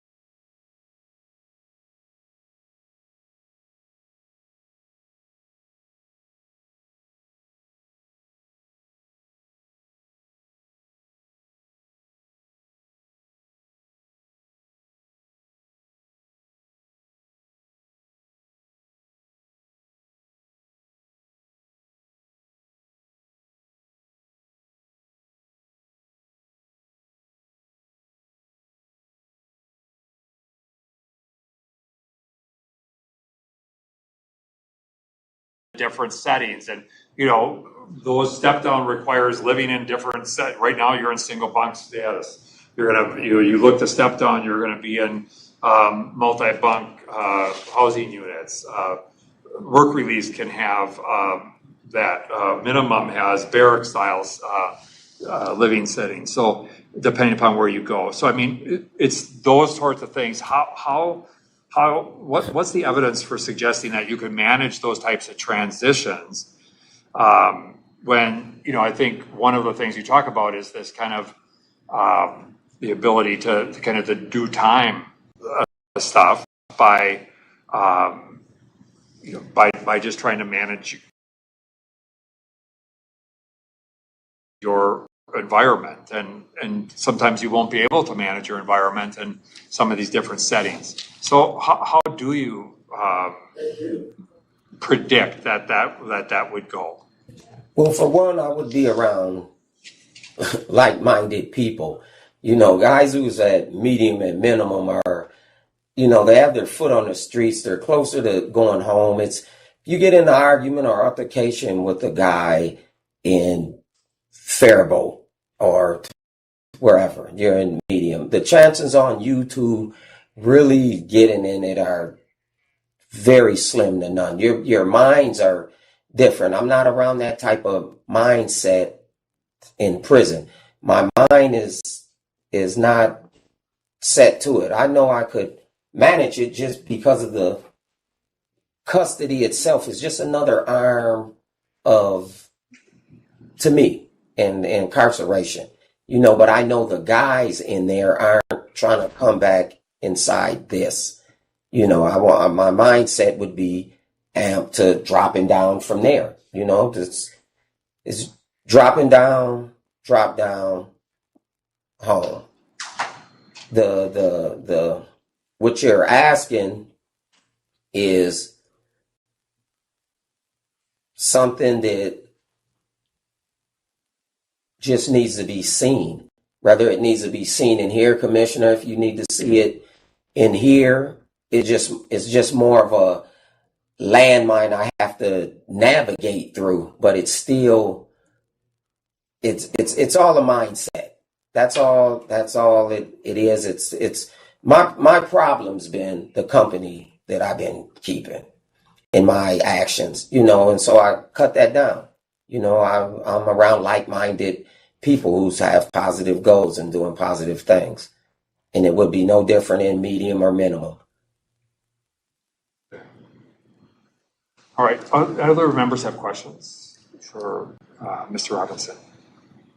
Mr. Robinson, kind of going back to your community assessment Yes. that you read, my biggest concern about your success was the stability of your mental health, quite honestly, because there were statements made throughout by you, in fact, that, quote unquote, I'm just off balance and things like that, and reporting that you had a great relationship with your mother.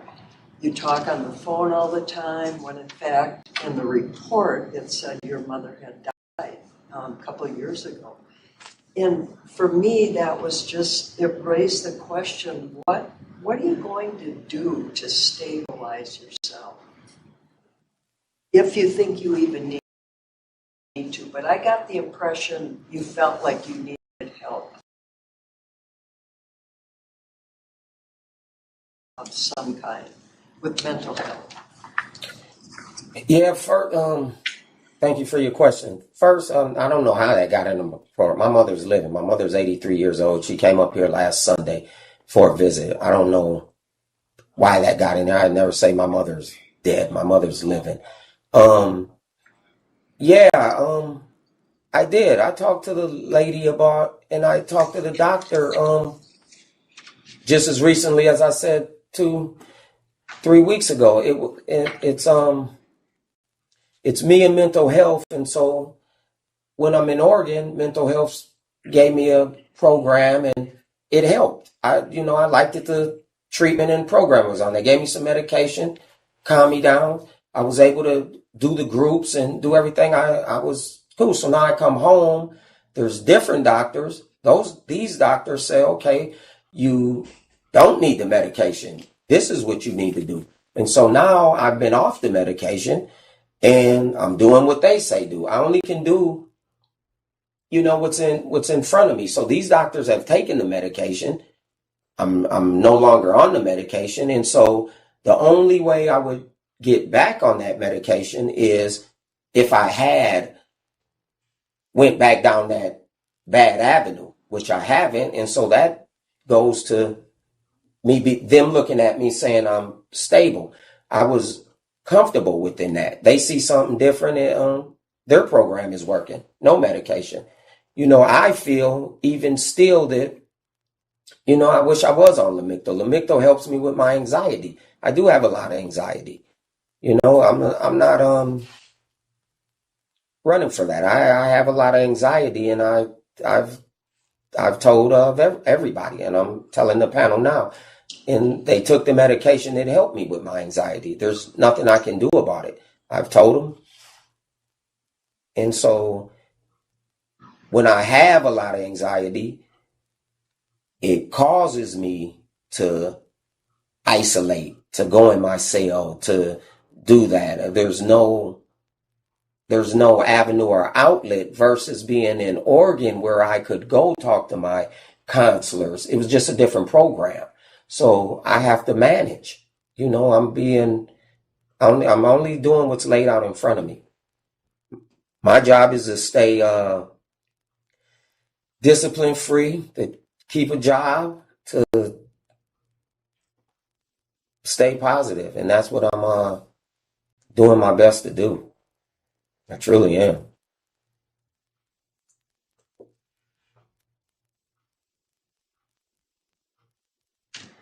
I did have another question, Mr. Robinson, and this kind of goes back a little bit to what the commissioner had asked you earlier, and I'm just looking for a little clarification on it.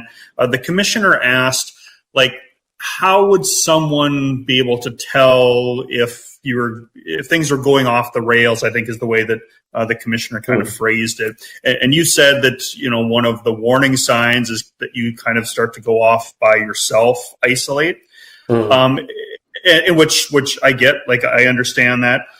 Where I get a little confused and I'm looking for some clarification on it is you also, or the report also identifies that's also kind of a coping mechanism for yourself. So I'm just kind of wondering, is there within that, kind of isolation, is there a distinction that can be made so that someone would identify, well, he's isolating now as a coping mechanism versus isolating because it's a warning sign? Does that question kind of make sense to you? Yes, it does. Yeah, both are true. I use them for both. But if I had, which I should say, if I have one good friend in here who I'm with every day. I let him know. Then I isolate. I tell him. I talk to my one friend, and then depending on what the situation is, I step in my cell and get myself together. So I cope that way. But if he's not around, then I isolate. Because he works. He does a paper for the newspaper. He writes here. He's the editor. And so he works a lot of hours. If he's not around we spend 6 hours together a day. If he's not around, then I go in my room because there's nobody else I feel comfortable talking to. Like I said, unlike Oregon, there's people where I could go and say, hey, I'm having a problem and this, because I did 6-7 years of acting a fool in Oregon, and so the last 3 years when Michelle Smith wrote and said, give us this amount of time, discipline free, we'll bring you home. That's when I'm working with staff, I'm working with DHS, I'm working with all of these things, getting to know myself, who I am and why I've been. And that's it's a two-edged sword. Too much isolation is bad, but also isolating to get away from something that's going on out there in my world and in the flag and stuff is also good. I have to take myself away from the problem, and there's a lot of problems. There's a lot of mind falls. I came back with a lot of baggage.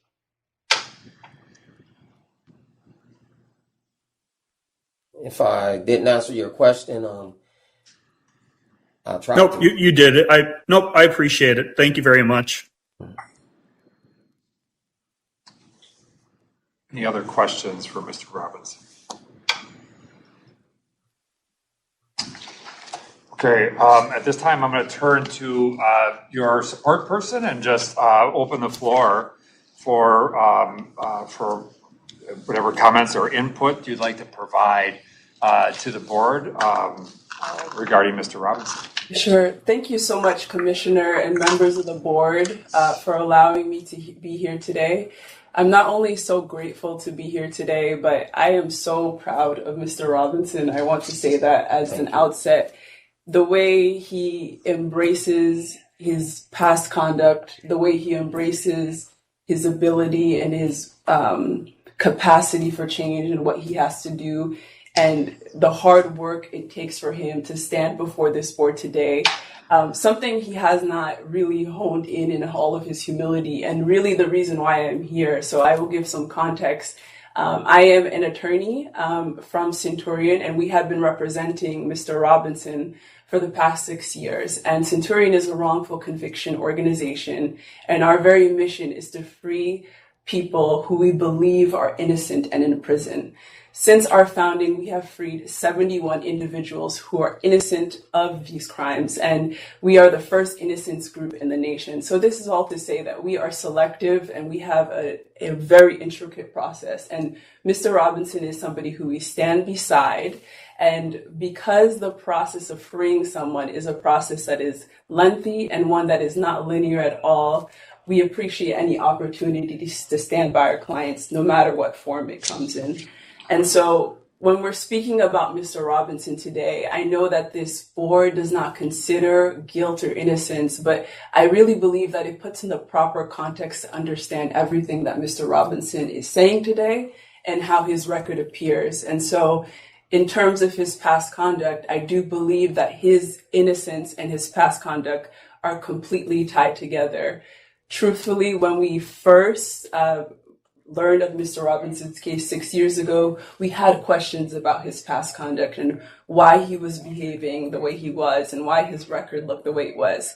But commissioners, after having the years of becoming familiar with this case, speaking with parties involved with this case, and these parties are not only people who are supportive of Mr. Robinson, such as his defense attorney, who has always believed in his innocence, or a well-respected journalist, Beth Hawkins, who has written a letter of support for Mr. Robinson today. But these are also the parties we've spoken to who have absolutely no credibility.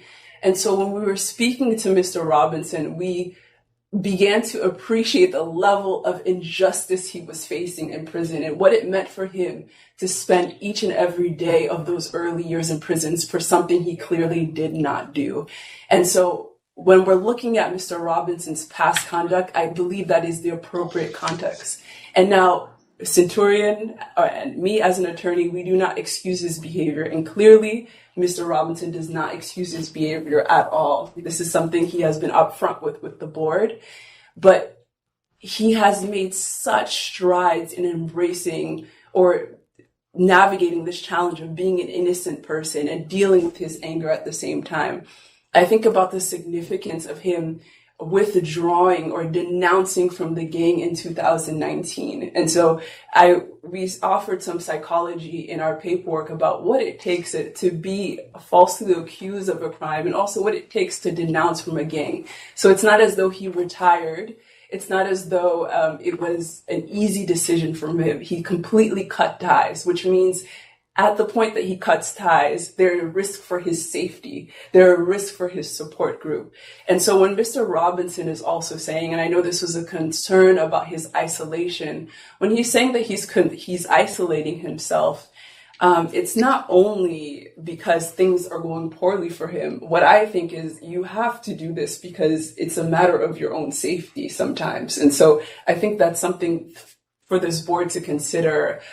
He can't just give an easy answer to him just isolating, but that is a serious concern to him at this point. But in terms of him continuing to isolate, he's found productivity in the isolation. He's a chess champion. He's doing college level prerequisite courses while he's moving away from this gang lifestyle and this thing that used to be such a huge part of his life. And so I really think that those points are so crucial for this board to understand in determining who Mr. Robinson is today. I'm just looking at my notes quickly because I do know that a few other things were mentioned that I did want to discuss. Oh, Commissioner, I know that there was a concern about Mr. Robinson's relatively recent discipline. I do want to point out once again, and Mr. Robinson continues to take responsibility for his history, but he still has shown a demonstrated capacity to change because since he has denounced from the gang in 2019, we see a serious decrease in the frequency of the disciplinary infractions and the history. I do also believe that it is crucial to address the risk assessment report. I know that there was one question from the commissioner, and Mr. Robinson answered this appropriately about his mother, and there were suggestions that there were inconsistencies. I just do want to support once again, we are in close contact with his family, so you see letters of support from his sisters, and we can confirm that his sister is also, his mother is also alive. But one thing that I do believe that is relevant with looking at the risk assessment's conclusions, which is specifically his high risk of violence, is that a huge part of this risk assessment report relies on the fact that Mr. Robinson is in fact guilty of this crime. And so once again, I know that's not for the board to determine, but that's something to consider here, and that with the progress that he's made, understanding his ability to take responsibility, his ability to embrace that remorse, the risk assessment report should be taken with a little bit of a grain of salt. So with all that being said, Mr. Robinson's demonstrated capacity to change, and his readiness for release when that time comes in 3 years. Not only, so Mr. Robinson has talked about his strategies that he's developed despite not having all of the proper mental health care. But I do want to emphasize the fact that when Mr. Robinson is released, he not only has the support of his family in the community, but he has the support of our organization. And so not only does our representation continue upon his release, but it continues when he is exonerated, and then it continues again when he's adjusting to the community. And so we do have a post-release service team who would ensure that Mr. Robinson's transition is as seamless as possible. I think it is relevant for the board to know that in our 41 years of existence, none of our clients have faced any other law enforcement conduct or any other arrests. And this is precisely because, not only because of the character we know of our clients, but because of the services and the support that we're able to provide. And so that being said, commissioners, I know that there is a lot to determine from Mr. Robinson's paperwork, but this is somebody who I believe fervently in. And that is not only because of the work that I do, it's because of who he is. It's because of his brave decisions. It's because of him recognizing that there was a need for change. And I think that although 3 years is only around the corner, the fact that he was able to make this brave decision only a few years ago in 2019, and we've seen such a tremendous shift in mindset, is such an indication of what he will do in 3 years. And so he is ready to step down to a lower security facility, despite the risk assessment's conclusions about him potentially incurring violence in the community. The risk assessment also notes that there is no objection on their end in terms of him stepping down to a lower custody facility. So in order to get this process moving for his appropriateness for release, I do believe that the step down is appropriate. And I welcome any questions that the commissioners may have. Any members have questions? Mr. Principal. Right. Hearing none. Mr. Robinson, before we can move into a discussion and deliberation about next steps, I want to provide one last opportunity for you to provide any thoughts, any input before we break into that discussion.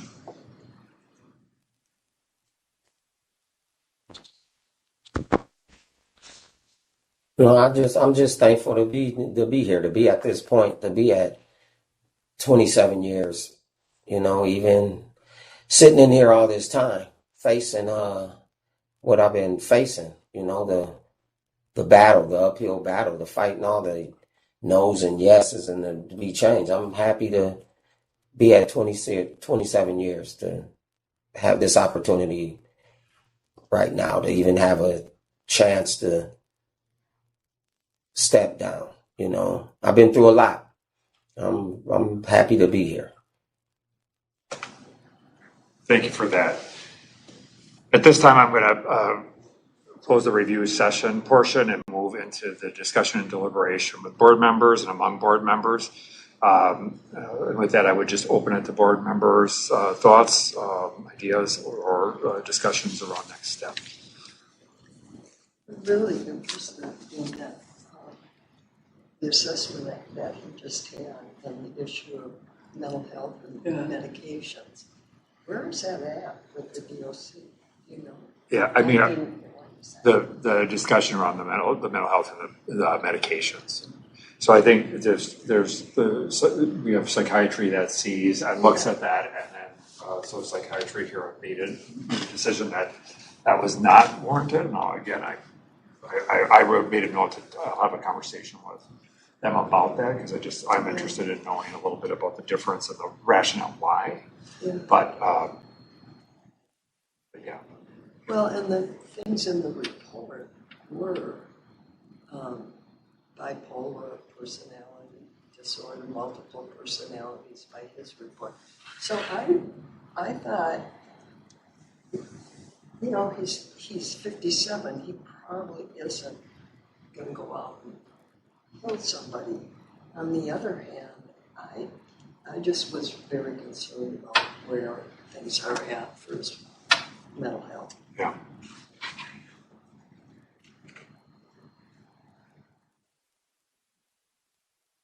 I think one of the things that, you know,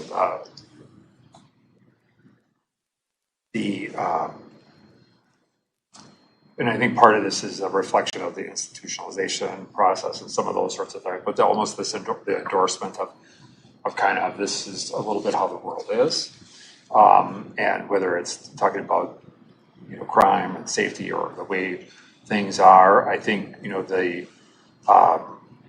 I'm intrigued by this whole notion of you know, about what step down looks like. And I mean, I'm not talking about, for me, I'd like to see him move to medium and test how that goes. But that's, you know, that I think is not something that necessarily the board has to, you know, agree with. But I do think that you know, that's a controlled test, and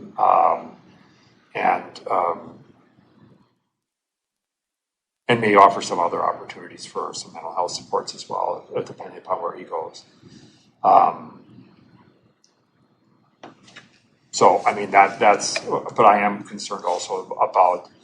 I'm concerned about this discipline. I mean, I'll just be really honest. We don't consider this level of discipline in people that are at his stage of the game. I get that 2019 is when he denounced this involvement with the gang stuff, but some of the stuff isn't even like gang involved. It's just it's kind of defiance. It's kind of criminal thinking that is popping out here and there. You know, the benefit of the doubt is a question about the ways in which the environment plays a role in that. But nonetheless, we have a lot of people who, you know, people he talks about being his counterparts or peers that are no longer at Stillwater, that are in medium custody settings or in some cases out in the community. We didn't see this type of behavior because they wouldn't be in the community if they did. And so I think the next 3 years is very, very telling in terms of what, of where, for me at least, where he sits, because it'd be very difficult to have that any level of continued kind of disciplinary conduct at this stage of the game, and to support or endorse kind of further step down.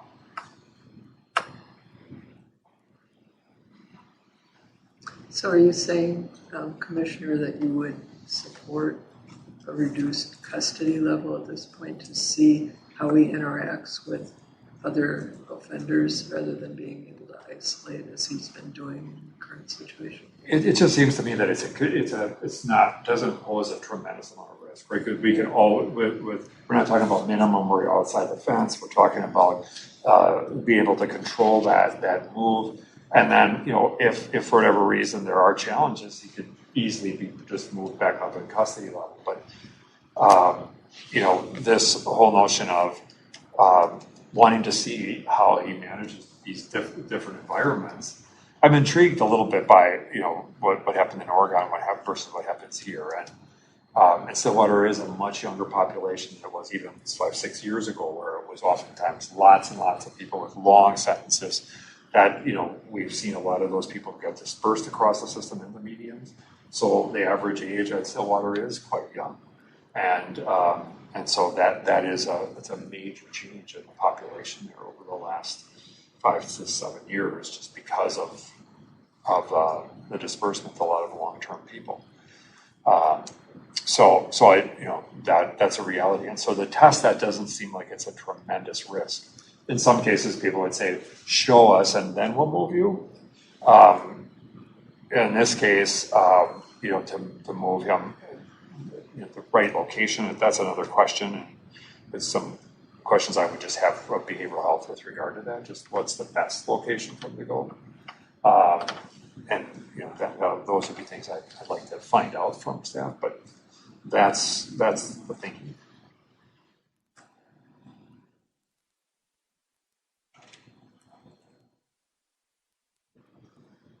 Yeah, I think the two of you have put your fingers on the two things that are bothersome to me: mental health and discipline. Yeah. And by moving him to a lower custody level, I understand your rationale. I think it makes sense.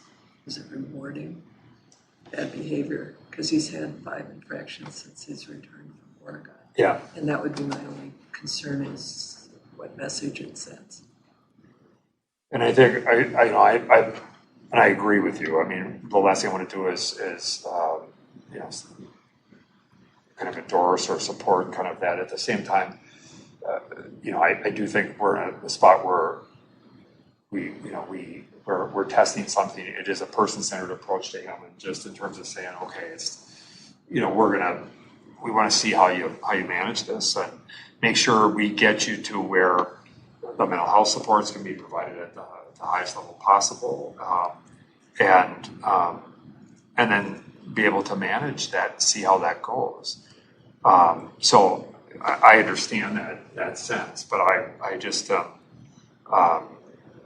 I think it's a true test of because if some of this is environmental, as is being suggested, then let's see that, and we can do that without tremendous risk, I think, in terms of managing that, because the behaviors have been largely non-compliance and some of those sorts of things. So the motion, I mean, we aren't going to move for parole because he can't be parole. Correct. So the motion would be no parole with the continuance of.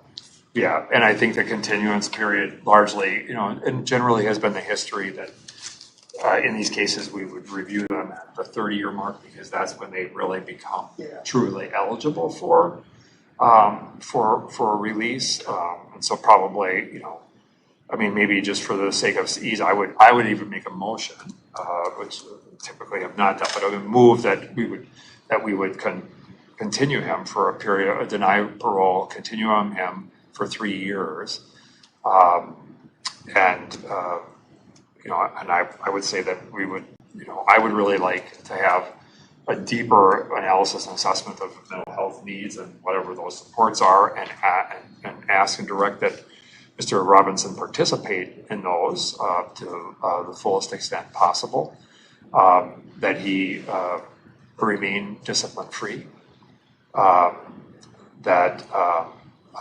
that we would, as from an agency perspective, we can move him, we can transfer him to medium, and I'll talk with behavioral health about where he can be best served, and just to see what that would look like.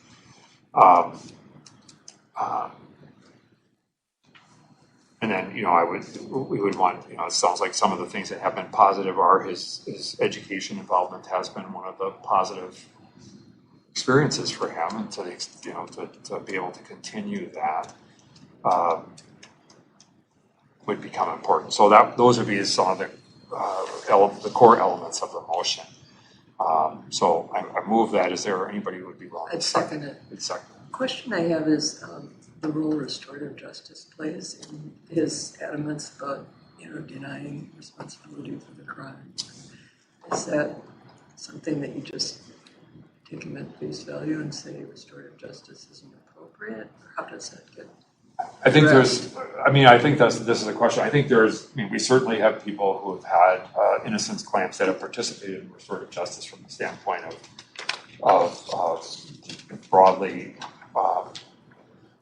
the whole notion of how community is impacted and so forth. And so,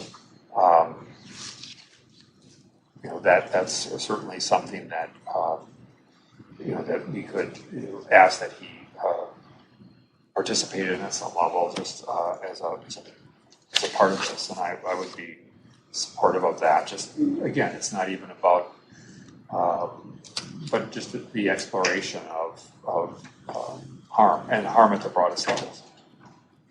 I think that'd be appropriate. Andrew, Mr. Larson, any kind of thoughts from your perspective about anything else that you think should be added here?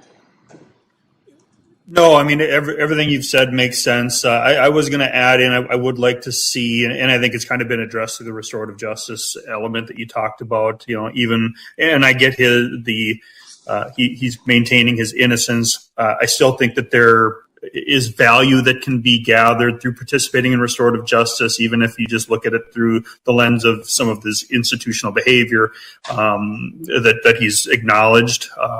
But I think some additional element of pro-social programming, because I know that was one thing that was referenced within the report, was really that's an opportunity for maybe some additional growth or some additional involvement. There hasn't been a lot of pro-social programming participation, at least based on the report, since he returned from Oregon. So I certainly think that would be something that I think could potentially be helpful. And I suspect the step down to medium or placement in medium would certainly expand the potential for participation. So that's kind of where I'm at.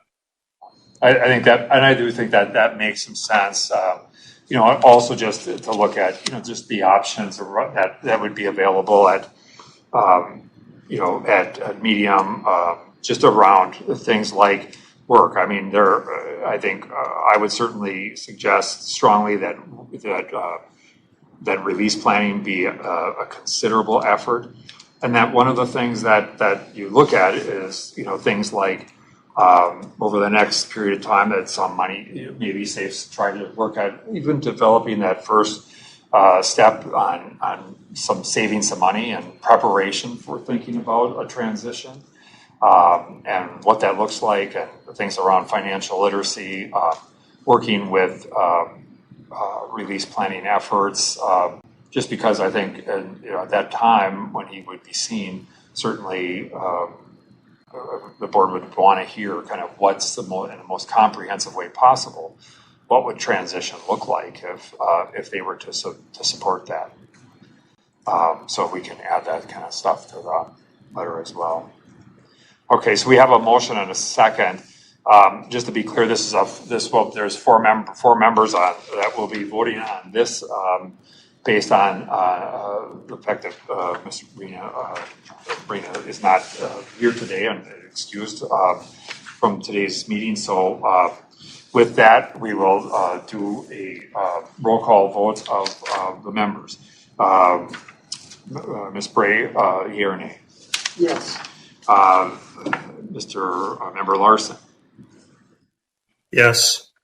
Member Ramstead? Yes. And Schnell votes yes, 4 votes aye, no no's. The motion prevails. Mr.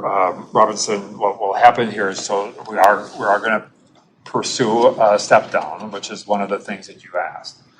What that step down will look like, I'm going to have some conversations, and HRU Becky here will have some conversations with the staff around what facility would be best.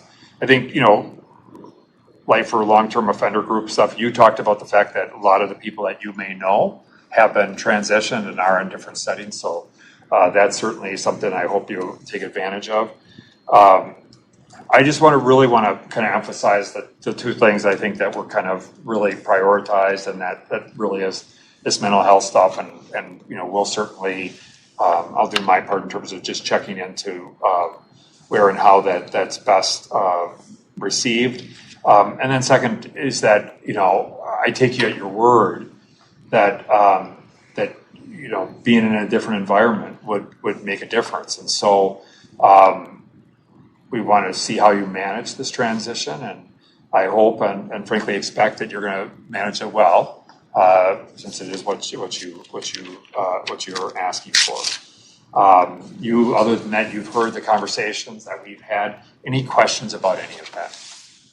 No, sir. Okay. All right. With that, I just want to. No. Excuse me. Yes. Far as the mental health programming goes, because I've been checking into it, the facility for that. Well, I mean, I know you guys are going to check into it, but is at Lionel too. But the problem that I'm having here, Commissioner, and I respect what everybody said, especially you, ma'am, is the what wording am I looking for? The programming. The difference is the structure of the mental health, the group settings, the things that mental health had to offer there versus here, and that's really the only difference, and that sets my mindset. It's just there's more to do. These pro-social groups that I've done, Carry Guide 10, these are 6 months group, anger management kit, all of those things down there that I did when I was stable and all my medication and everything are 90 days or 6 months treatment groups that I was in. So I have the knowledge. Everybody wants me to go to restorative justice. I don't mind. Even though I didn't want to and fought and resisted it for years, I go because the panel's right. My goal is to get out and help my community, help young members, gangbangers, drug users to get it out of my community. And so they do have something to offer as far as knowledge goes. I'm more than willing to do that. My big thing is what this lady on my right said. I need to be stable. My mental health needs to be stable. And I keep asking for that, and now I'm kind of spinning my wheels on that, and a lot of people won't or shy away from their mental health. I'm not, I'm not getting the help that I need. Well, as I said, I'm going to make sure that I have conversations to make sure that we get you what you need. Thank you. All right. Thank you, sir. I wish you the best. We'll be tracking how things go here. Okay. All right. Take care. Thank you.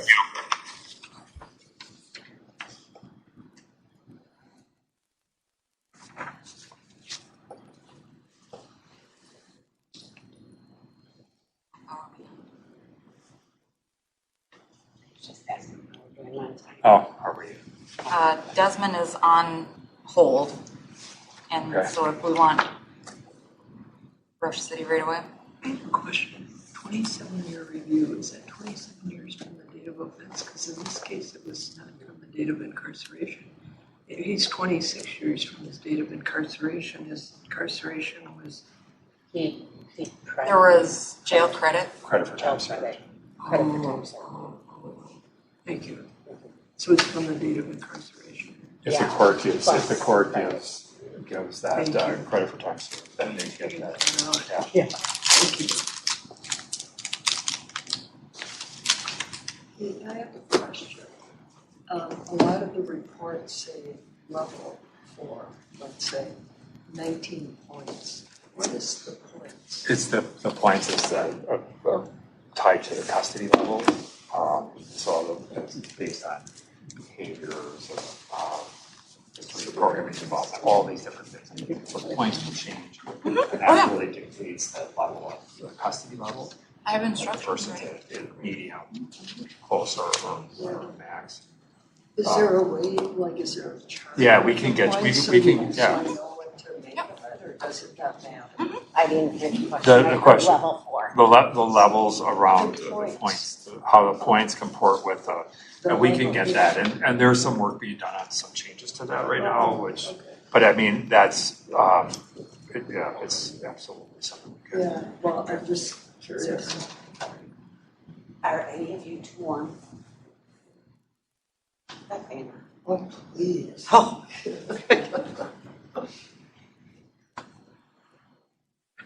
I thought you were asking if we needed a cooler in here. No way. My hands are freezing. Let's see if I can. The last forms, and they were right. So they're fine. When Yeah. I didn't know, because look, here's what I got done, and here is the amount that I received. Oh, it's because you put the amounts here, and they don't go there. It only goes here. Yeah, but so then my total came out to 1305 in the. Because you added all of these and added it again here. Oh. So it's only one time that it can be added. I understand. So. Does that make sense? Yeah, kind of. So these two. Yep, the mileage only goes there. Correct. And so then the per diem would be what would go there. I see. That total. Got it. That's what I was trying to figure out. Like, I know this is right and I was wrong, but what did I do? Yeah, that's what it was. Great, thank you. Yeah, no problem.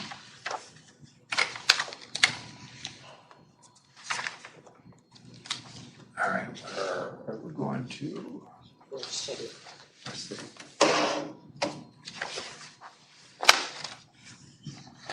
Is he back there? Hey, Luke, is he back there now? Because he was at line all in the last. He did the review or the PRT. Oh, yeah, he moved. It was.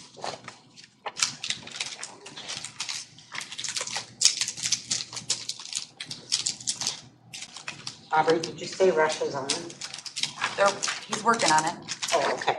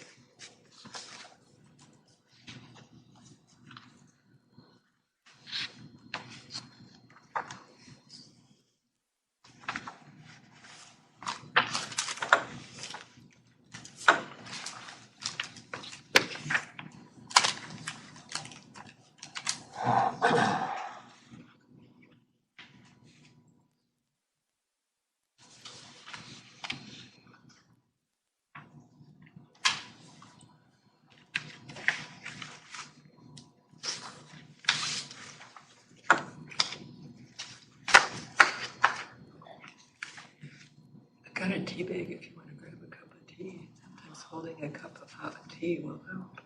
You want a tea bag? It'll take me too long. It does get cold. It does get cold in here, doesn't it? Usually they get warm.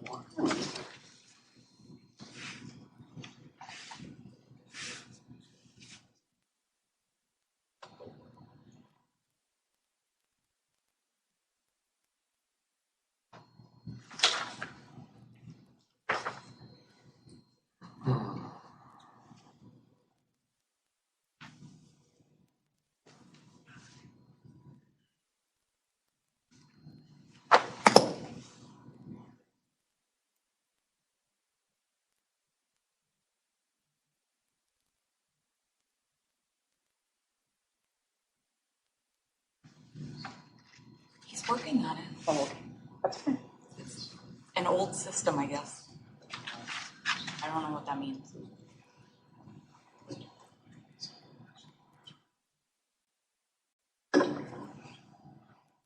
For those of you who might be online, we're having a little bit of issues with the connection, but we'll get going as soon as we can.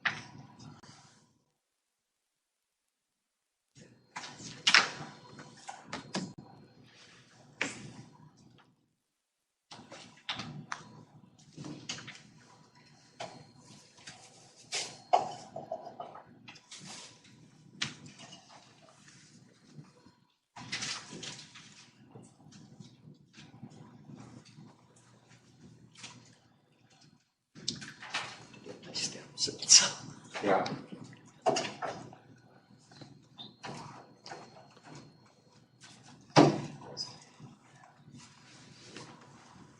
Because you just haven't, they just haven't connected to that. Yeah.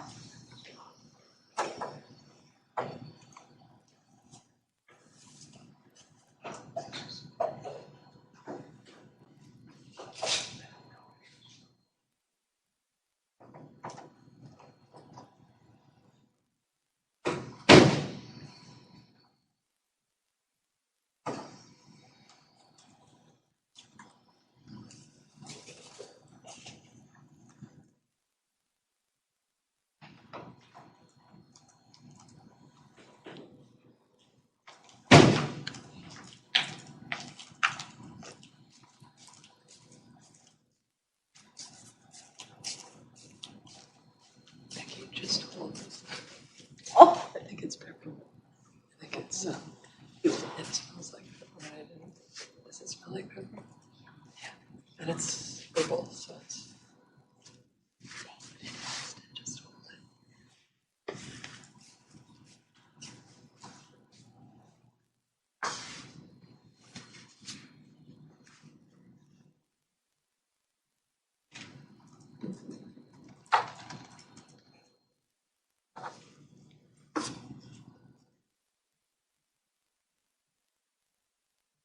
What's the problem with the other end?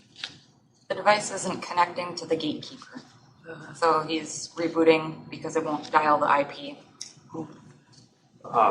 What's the next one? Lino Lakes. At Lino. At Lino, what time is that one? 2:30. Okay. Wonder if we could just see how close they are to being ready there. There's two at Lino. But they're not in the same place. One is inside and the other one's outside. Oh, yeah, minimum. So I think they would be fine. Different hookups. Sure. If they were ready to go, we could then check and then go back if there's an issue. Yep. I'm asking Beth right now. Okay. And I'll swap out here. Well, I just If that, I mean, we'll see if it works. If it, maybe John will get it fixed before that. go No, I'm completely fine. because it is hard. It's hard, but hard, especially when you see all these cases.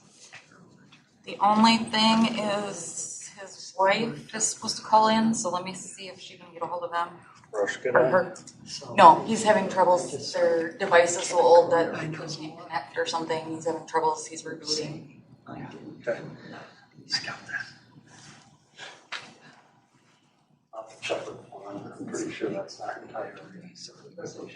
Much luck with this case. Yeah. Yeah. And then this organization, I did Google them. Seriously, I Googled. I was just trying to figure out. Yeah. Yeah. What did you find when you Googled? Just kind of nothing spectacular. I just thought, you know, are they? Yeah. What does this mean? Yeah. This is not coming from him. Yeah. Yeah, we do the same thing. That's for our organization. It's just. I know. Shaking her.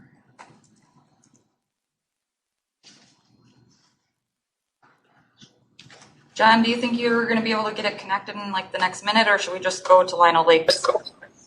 Yes, I can. Okay.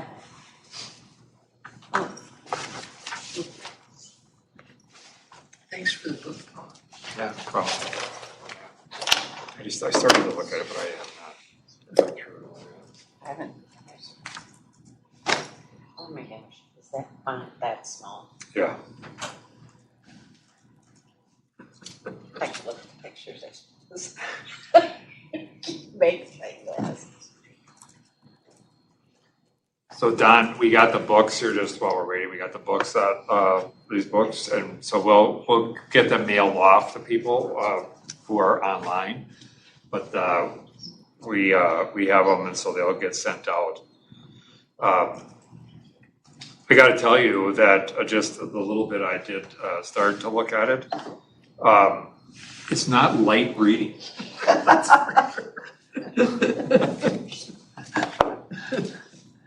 I found the last two chapters the best, the one that just sort of says what are the qualifications and what's happening next. I found myself more engrossed in those chapters than the anatomy and physiology and workings of the different brain parts.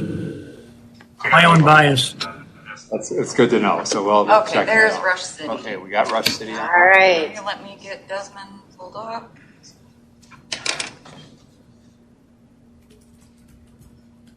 Desmond is on. Thank you very much. All right, we have Desmond on. Okay. Yeah. Going. And do we have Mr. Bradford close by? Yep.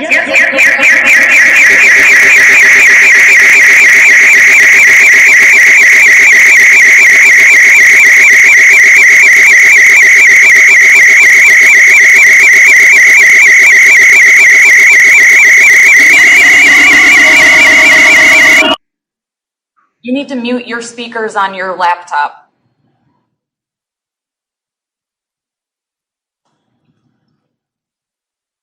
That's muted. Can you hear me? Yeah, now we can hear you. Yep. Okay, I think we're good. Yeah, let's get All right. Okay. Mr. Desmond in there right away. Mr. Bradford close by? Yeah, Bradford, sorry. Can you hear me? Yes. We can hear you. Can you hear me now? We can hear you, yeah. Okay, I can't hear you guys. Because the volume, I think your volume is too far down. Turn your volume up. John, can you help her at all? Oh, there we go. I can hear you now. Okay. You can. Okay, perfect. Okay, I'll go get Mr. Bradford. All right, excellent. Thank you.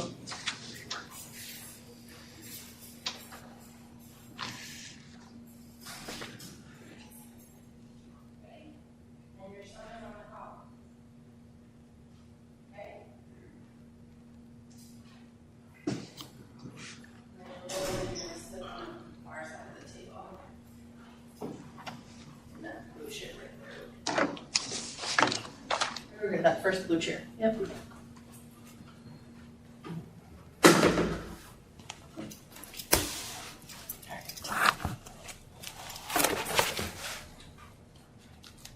All right, good afternoon, everyone. Rebecca Holmes Larson, Executive Officer of Hearings and Release. We're here today to review Corey Bradford, who is present by video at the Minnesota Department of Corrections in Rush City. Mr. Bradford, you noted on your certification document that you did not feel that you had sufficient time to prepare for today's review. Are you okay and ready to proceed at this time? I stand by that I'm not prepared, but I guess I'm willing to move forward. As I understand, this is I'm not eligible for release immediately. So can I just ask a point of clarification here? So, I'm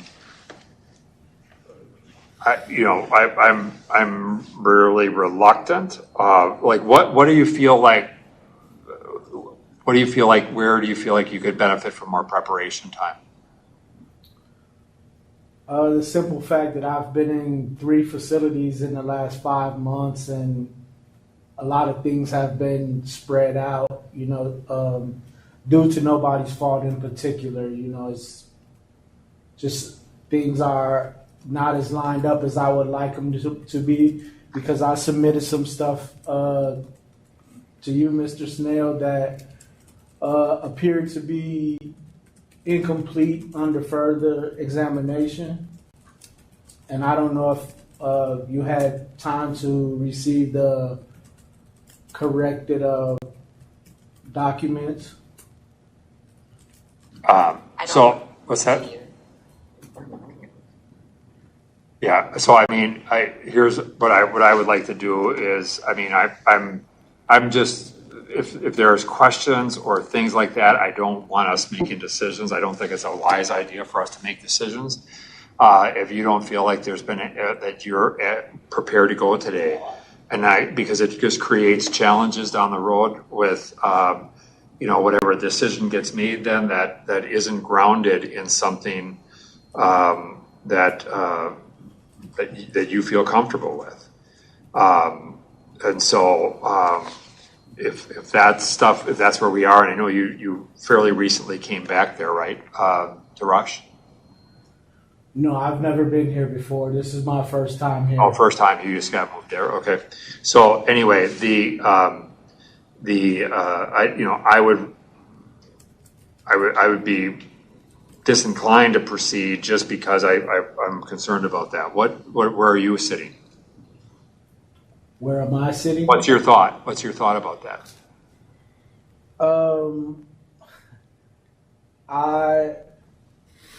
I agree, but I think I would rather just go forward, because I understand that I'm not eligible for another 3 years. So if there's something that I need to get done in the next 3 years, I'd like to get on it as soon as possible. Okay. Any members are comfortable with proceeding, or what do you? Maybe ask if it waives any challenges. Yeah, the one thing that we don't want to have happen is that if there's something that doesn't comport with what to your liking, that there would be concerns, and you would say that that I wasn't prepared, and yet you proceeded. So I just want to be really clear about the fact that if it's something that you feel like you want to get your ducks lined up more, or that kind of stuff, then I do think it is best that we just continue this and get those things lined up. But I also hear the other side of that. So I don't know what it really comes down to you, and I just don't want to be in a spot where you feel like you were inadequately prepared, and because of that, it had a bearing on the outcome of this. I think things have been put together haphazardly, but We can proceed. I'm in agreement. So I don't want to. I'm not. We're going to continue this. I'm not going to proceed because I just if there's that concern, I do not want that to be out there, and so I just I would rather move this forward. We'll get it. We'll get with your case manager and get with you and figure out where things are at, and then we'll get another date on the calendar to review you, because to your point, you're not eligible for parole today anyway. And so we'll after we connect with staff there and you and figure out what are all the things that need to be aligned so that we're in good shape, then we'll move this forward. Okay? Yes, sir.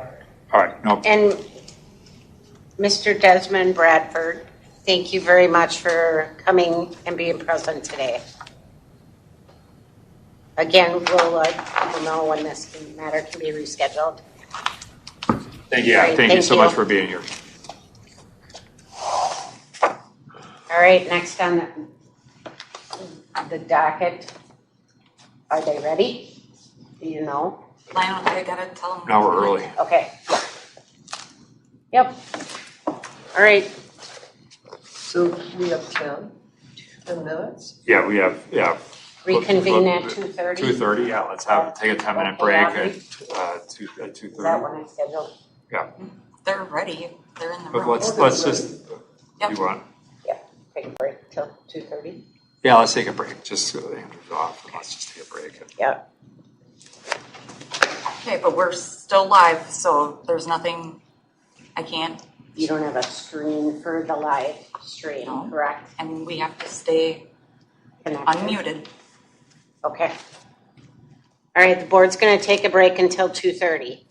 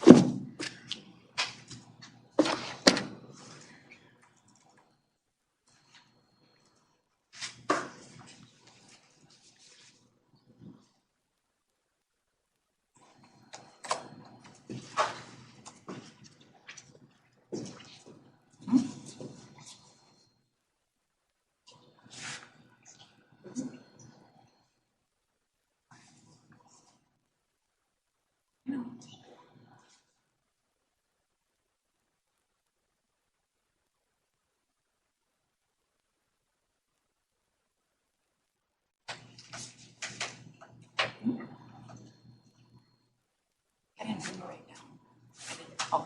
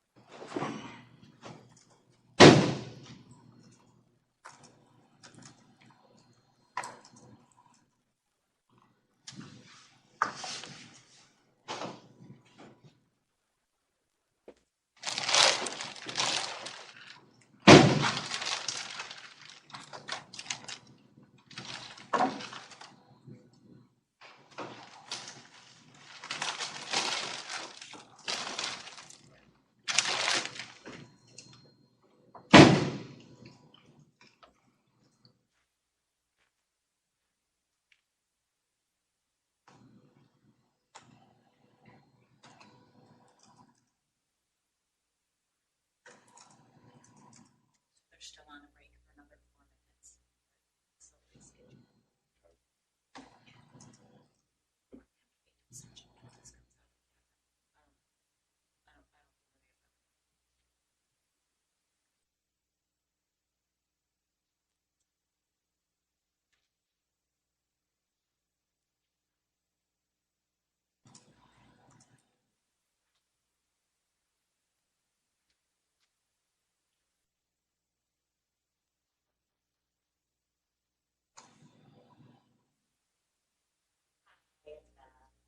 on the due process. 3 minutes before. Yes.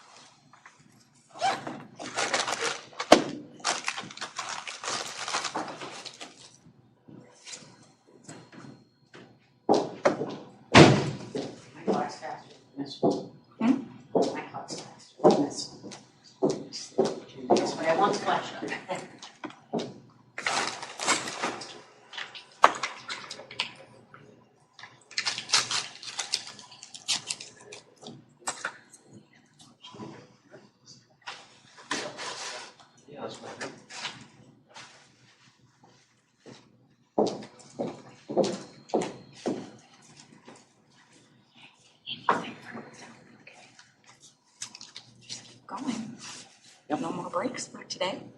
Would be nice.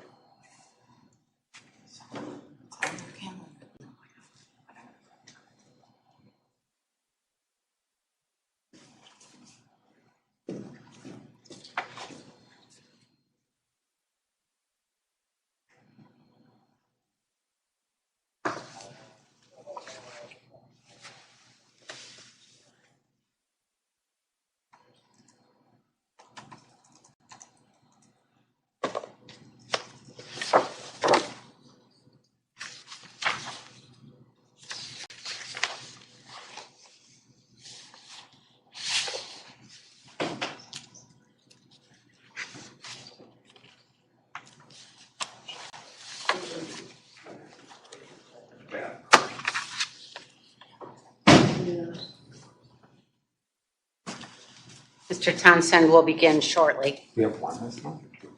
We have them every 2 weeks until December. Oh, great. And we have our advocate online. Just logged her on. Okay, thank you. March. We'll begin shortly.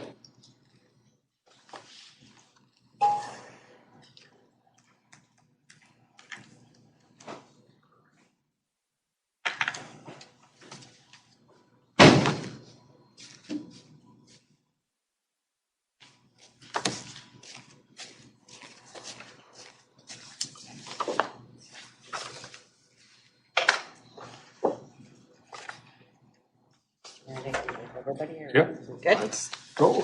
All right. Good afternoon, everybody. Rebecca Holmes Larson, Executive Officer of Hearings and Release. We are here today to review Otha Townsend, who is present by video at the Minnesota Department of Corrections Facility in Lino Lakes. Here with me at the Minnesota Department of Corrections Central Office is our Commissioner and the Chair of the Supervised Release Board, Mr. Paul Schnell. Good afternoon. Along with the other board members, we have member Christine Bray, member Cheryl Ramstad, and online you will also see member Andrew Larson, and it looks like member Don Struford is also observing online. Mr. Townsend has his wife and advocate present by phone, Miss Marsha Abdullah. Can you hear us okay? Yes. Miss Abdullah, can you hear us? Yes. All right, thank you very much. Mr. Townsend, our records indicate that on October 31st of 1992, St. Paul police officers found the victim, Candace Cock Wilson, lying in the street on St. Paul Avenue. She had been shot in the face 5 times. Victim Lisa Johnson was also shot several times that evening. However, she survived. On September 29th of 1994, Mr. Otha Townsend was sentenced to life with the possibility of parole by Ramsey County District Court after being found guilty of first-degree murder.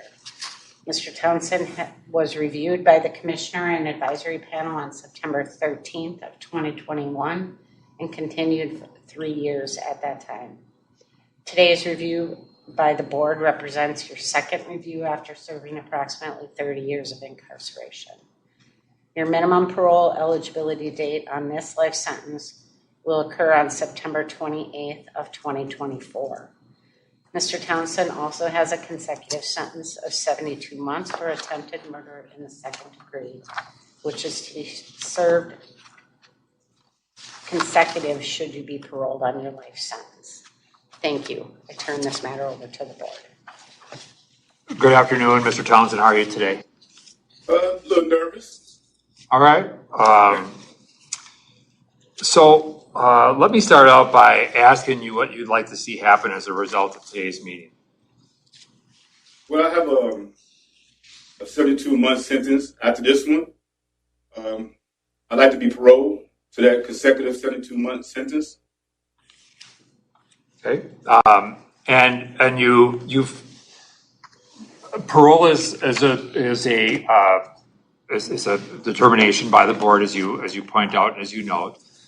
Can you talk about why it is that you feel you are deserving of parole? Well, deserving of parole. Well, I've changed dramatically. As far as change, I got more patience, more optimistic.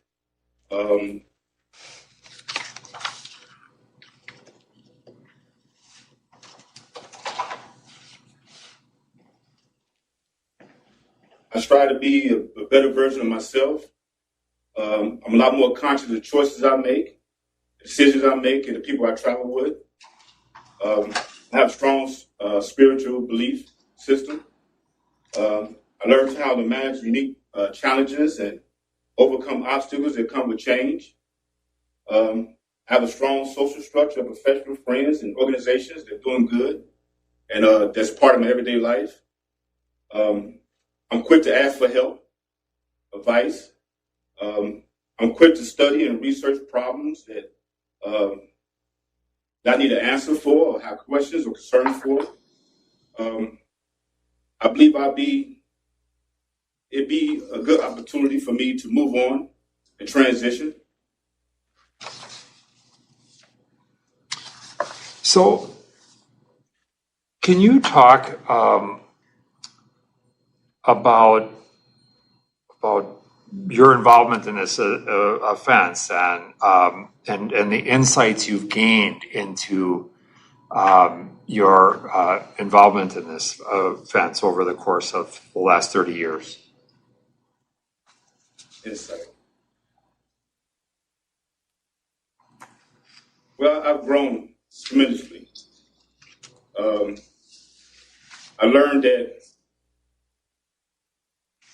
I didn't have a real good understanding of life, a good understanding of consequences, a good understanding of making good choices. Over the years, I strived to learn, develop myself, get a good understanding about the choices I make. When I was young, especially that young, I was naive. Didn't understand some of the choices I was making and some of the things I was doing. As I got older, I got a lot more responsible, a lot more caring, a lot more, just figuring out the best way to be just good, you know what I mean, and strive to be good, you know what I mean, and you see that throughout my 30 years of incarceration that I have spent a lot of time in just developing myself and being the best version of myself possible.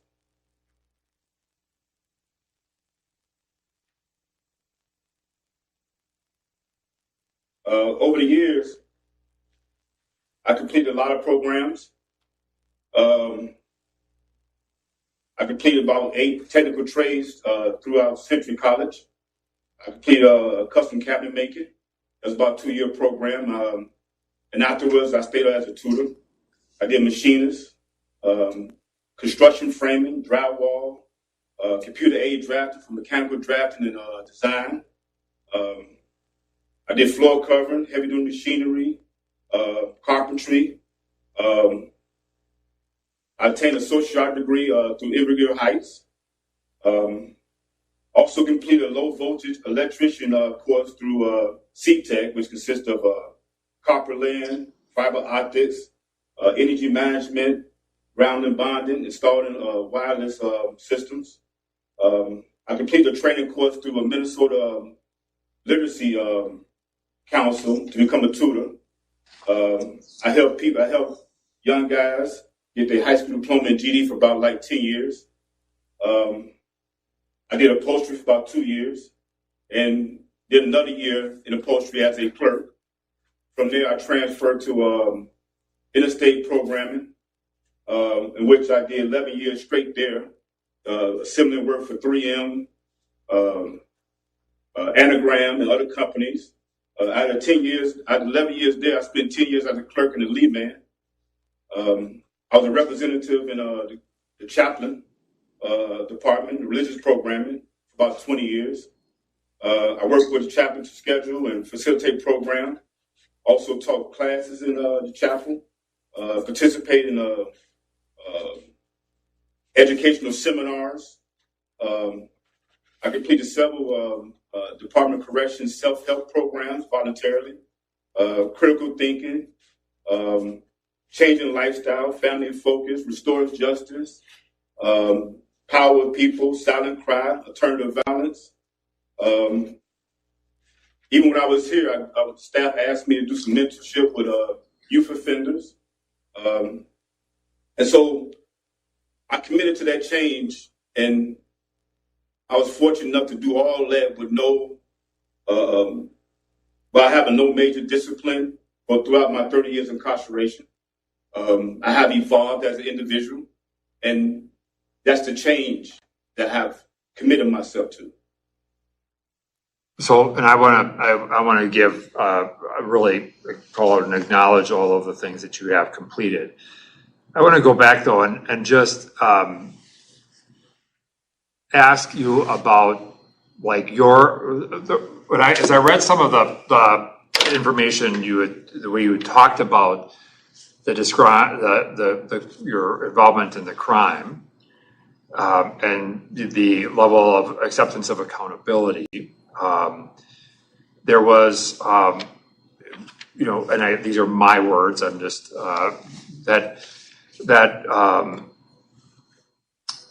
there was almost a little bit of, well, if people are involved in selling drugs, this kind of goes with the territory, and that's not what you said, but that's.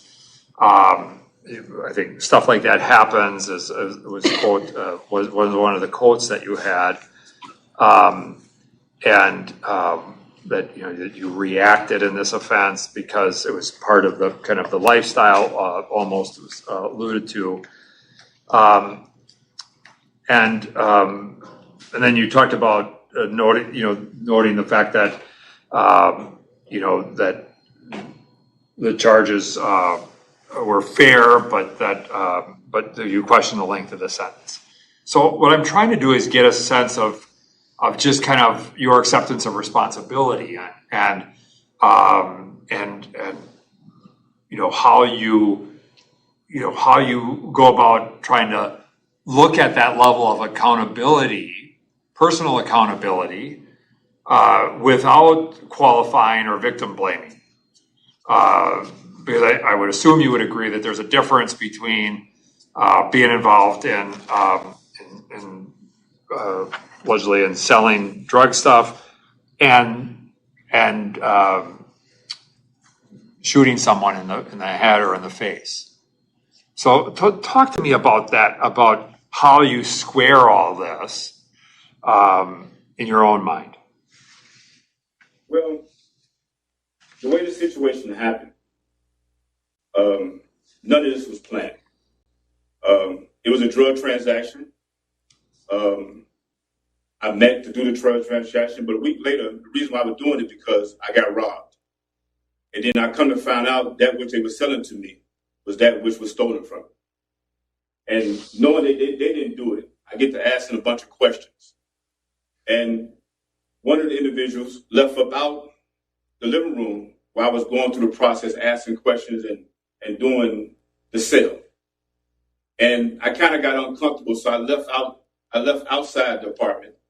And when I walked to my car and I went in my car, I seen Candace, which is one of the victims, going through my glove compartment.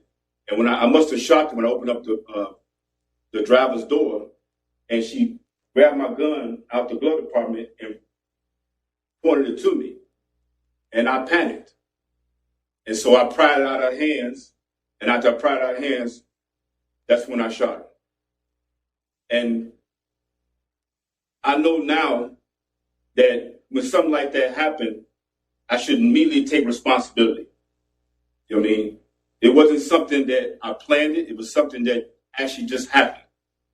And I should have right then and there went and got help. I should have immediately got help and took responsibility from then on. And so when they speak about, a comment about this will happen when you do a legal transaction, is that unfortunately in that lifestyle or that situation, to be in that, you have to be not understanding the response. You're not taking real responsibility because you're doing something illegal. And so when that transpired, I should have just took responsibility and went and got help instead of trying to hide the situation. And so you had multiple victims that day. Yes. Talk about that. And like I mentioned, instead of taking responsibility and going to get help because it's a reaction, I try to hide it. And by hiding it, I sought another victim to hide the fact that I was there. And that's not taking responsibility. I mean, that's trying to cover up the wrong that you done. And what I should have done, I should have went and immediately got help. I should immediately just went and got help when that happened, instead of trying to cover it up. And that's what I mean by not taking responsibility. Okay. Who do you think was affected by what you did, and how were they affected? Well, I know the victims' families was affected, the victims themselves, my family, and really the community at large. I mean, when something like that transpires, you just don't. Everybody's affected.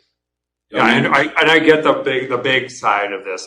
One of the things I'm interested in is like the who's and the how, because this is part of insight. So in what ways were these people affected? Well, they're affected because I changed their lives. I changed the lives of the victims. I changed the lives of the families that's involved. I changed expectations that somebody might have had for those individuals, expectations they might have had for themselves. And so that is something I have to be responsible for, and it's something I have to be responsible for the rest of my life. I mean, the decisions I make reflects that responsibility from here on out. Okay, so let me ask you about this, and I'm focusing on this for a minute here, just because, again, I don't want to take away from the positive stuff, but there's some things you talk about this taking accountability and so forth, and yet when our victim services folks asked if you would be willing to sign a release, which would provide information to people who either were left behind as a result of your crime or people who were impacted, if they even wanted it, and you refused. Explain that to me. Why would you refuse that? Well, unfortunately, in here, you don't really get all the information that you need to make a good decision. The way it was explained to me is that, it was limited about what information they get. They pick and choose what information they have. And so, I didn't feel comfortable with it. It wasn't explained to me in such a way where I felt comfortable. I did write apology letters. I did do all that type of stuff. And, I'm hoping that gets to them. But as far as releasing information,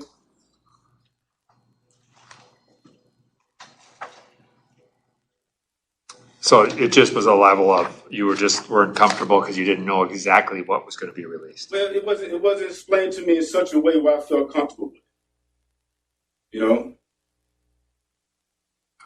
So, and what would that have been? Like, knowing what was going to be specifically what was going to be shared?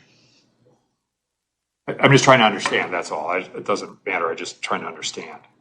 Well, not just what was shared, but the way it's explained, the way I got the information, you just doing a release form. It wasn't really going into specifics, how it was done, what was done, what they would see. It's just that you just signed a release. Okay.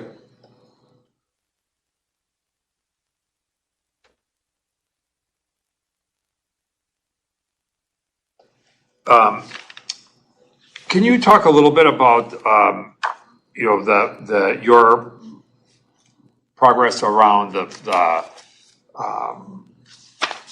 conditions and the kind of directives we provided to you when we met 3 years ago, and talk about those elements, the expectations. It's about the expectation that you set out for me? Yep. If I remember correctly, it was stay discipline free, which I've done. Yep. To talk about my case with your staff, I did that.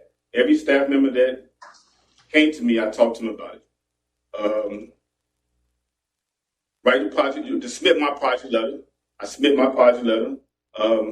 It's an ongoing thing. I think I got to rewrite it again, but I did submit it. Yep, I saw that. I think that's about it. Okay. Yeah, and I think were you able to participate in lifer group stuff? Yes. I've been participating in life groups since I've been here, going on 3 years. Okay. All right, and I think we talked a little bit about the fact that in the past, you were reluctant to talk much about the crime itself, and so that's good. And then as it relates to what kind of feedback did you get on your letter that they want some additional work done? Well, it was kind of confusing because he said it was a good letter. He said it was a good letter, it was well written. But then he said that, in which I didn't catch it first, he said that he wanted me to expand in certain areas as far as being a little bit more descriptive. Okay. All right. And I didn't catch that at first. It wasn't until I actually went through this process and then, because I gave the letter to my case manager and she submitted it back to them. And they said, oh, yeah, we wanted him to expand in certain areas. It's a good letter, but they wanted me to expand in certain areas. And so I didn't catch that at first. So I'm in the process of doing that now. Okay.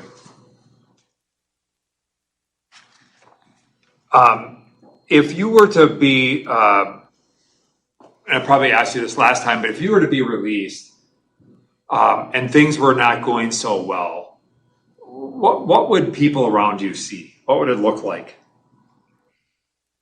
Well, difficulties.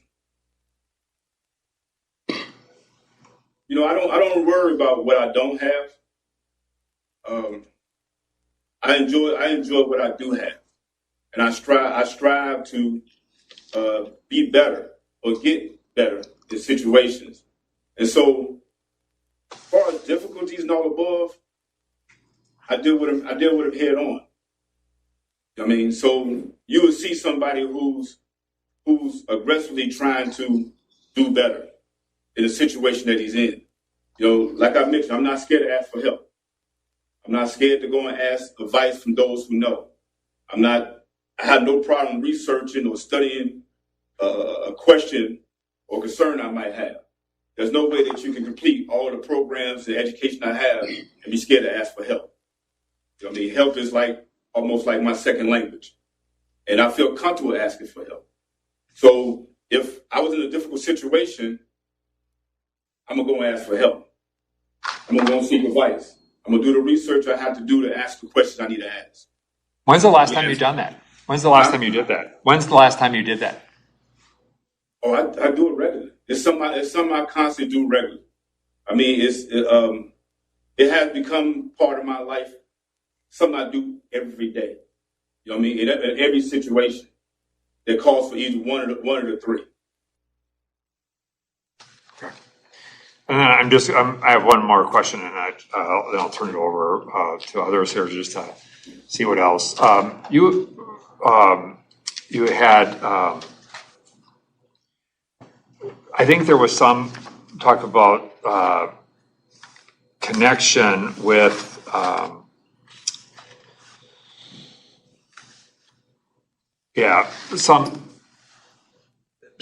the behavioral health stuff in the past, and that you had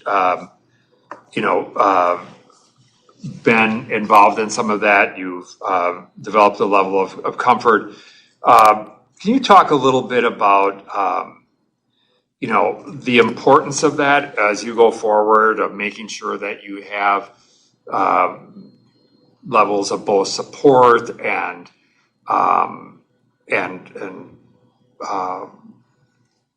that service, mental health, addressing mental health needs and those sorts of things as you go forward? Well, as I mentioned before, that over the years, which has been truly a blessing,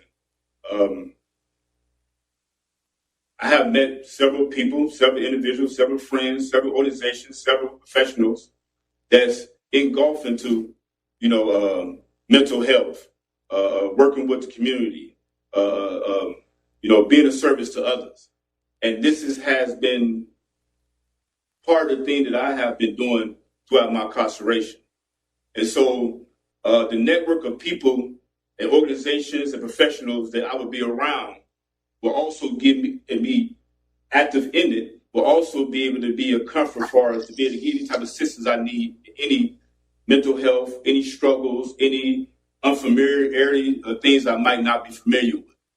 And so I've been fortunate enough to be able to put a network of a support system around me that would be able to not only aid and assist me any problems I might have, but also be able to contribute to the community itself. Thank you for that. Any other members have questions? Mr. Townsend? Mr. Townsend, can you please describe the treatment, mental health treatment that you've gotten? What, since I've been here?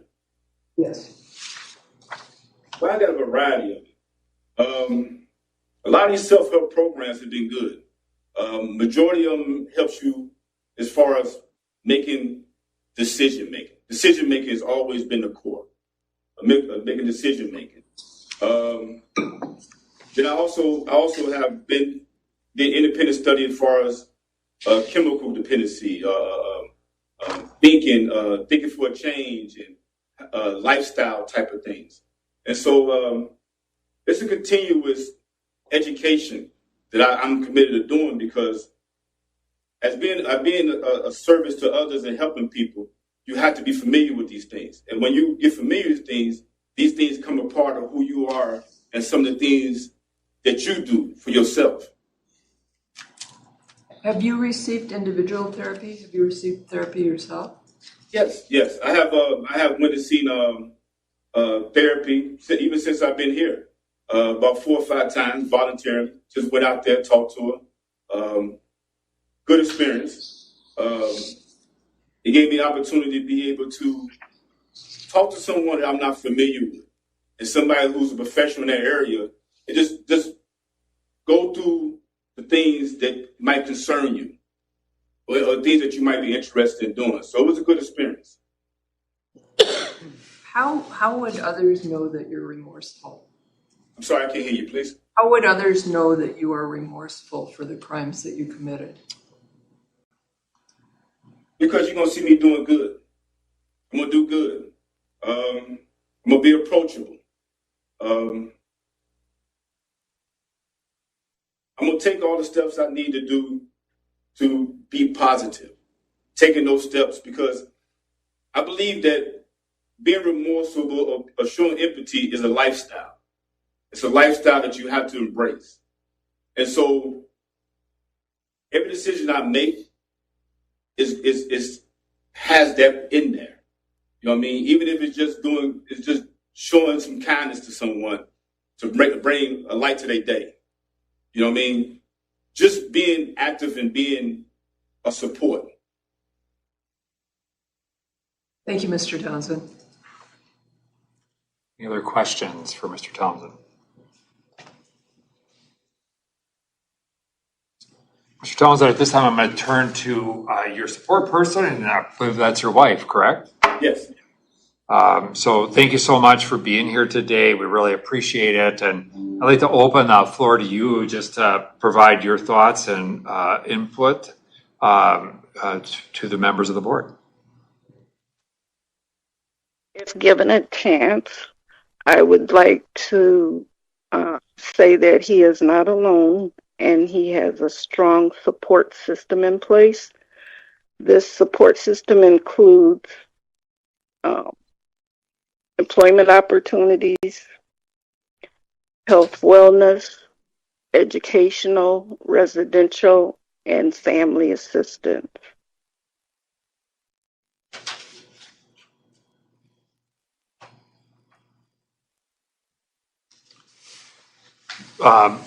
Can you talk a little bit about your relationship or your length of connection with Mr. Townsend and what the changes that you have seen over time?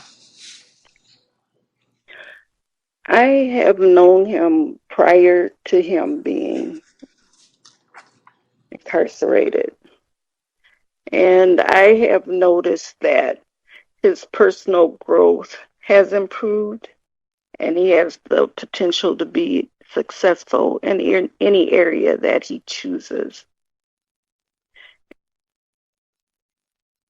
And what I mean by personal growth, he's able to set a goal and make necessary changes to achieve his goal. If it be work, skills, knowledge, habits, or behavior. Thank you for that. That's helpful. Can I ask, how long have you been married, the two of you? 20 years. 20 years. I'm sorry. I think he just answered. I just asked how long you were married. And he said 20 years. Yeah. Does it? That's a long time. And it's a long time to be together apart. Have the two of you had conversations about what that would look like eventually, what a transition would look like of being together? Yes, we have talked about that. Do you think that would be an easy transition for? Well, I'm gonna ask this of Mr. Townsend, not of you. I don't. But that's not. This isn't about grilling you. I want to ask Mr. Townsend. How do you think that transition would be? I believe it'd be a good transition. Our family's been kind of intertwined for decades, and so I believe it'd be a good transition. I think my struggles would be as far as understanding technology, understanding how to get around, and trying to choose for all the options that you have out there. But as far as family support and loved ones, I got some real good, strong support system out there that I believe will help me in my transition. And so I'm looking at it as being a real happy time.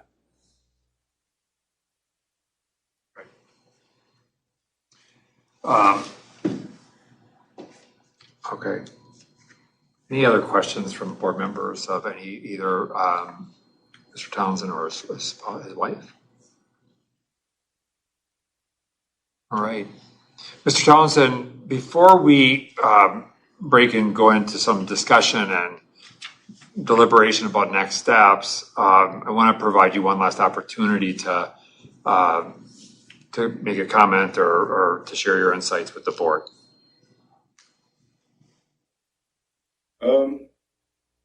I appreciate this opportunity. I appreciate y'all really sitting down and considering me for this opportunity to be able to transfer to my next sentence.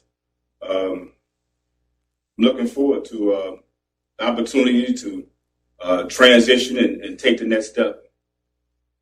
Thank you. All right. Now, this time I would open it up to members of the board for thoughts or discussion insights.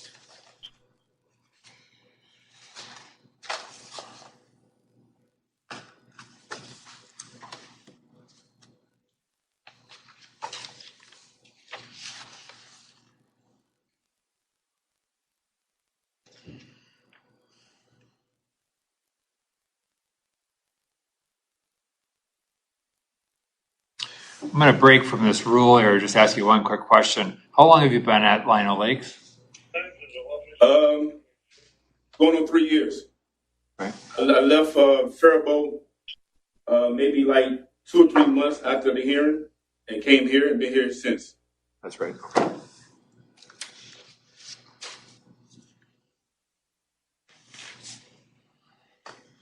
I did about 5, 6 years at Faribault, about 3 years here. Okay.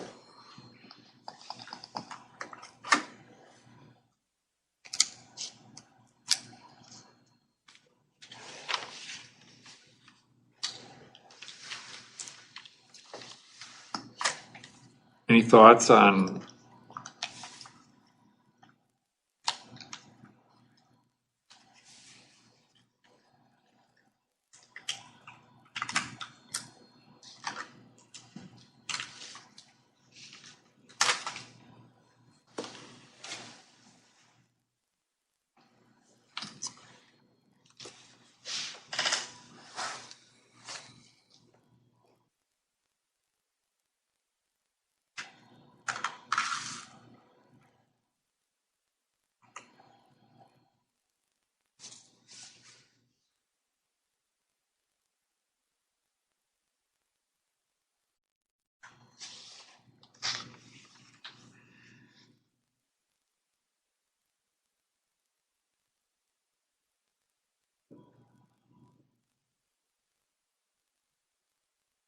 central to this, for me, is just this question about, a parole decision is effectively a release decision. And I look at the assessment stuff, and I see that, there's no doubt, no disputing the fact that he has made a lot of progress and been involved in a lot of programs and has done well. I will say that I have some remaining concerns just about some of the qualification of accountability and responsibility. Again, I don't mean to say that I don't have any information that suggests that what he's telling us is inaccurate. At the same time, it feels couched in like I had to do what I had to do, and some of those sorts of things. So that level of insight, I think remains a concern for me. At the same time, there is no doubt in my mind that he is making the progress and moving in a direction that would suggest that, he is, the progress is there, and that when I think about, looking at whether it's the assessment of that it exists and the assessment of his risk for future engagement and violence and those sorts of things, he's low risk. And yet, I understand also the trust issue that he has around the lack of explanation of the release of information. But I'm always mindful of the fact that I think, just in general, that level of accountability to the people that were harmed, and if there's a discussion that needs to take place about what that should look like, in terms of information that might be shared, that if victims even wanted it, is something that I think has some merit. So there's a part of me that would like to see something there, but I don't know what that exactly looks like before we would start a hard movement. I guess one of the things that I might suggest we look at is something like, do we explore with Mr. Townsend what information he might be willing to share if that was something victims wanted, and then have him work on and address and finalize those letters of apology, and if victims want those, that they have some access. I just am mindful of that side of this, as we try to make sure that we're thinking about balancing the broadest level of needs here, going forward. The other thing I would just say is that, I think Mr. Townsend has a pretty comprehensive kind of release plan that's been developed, and which I think is good.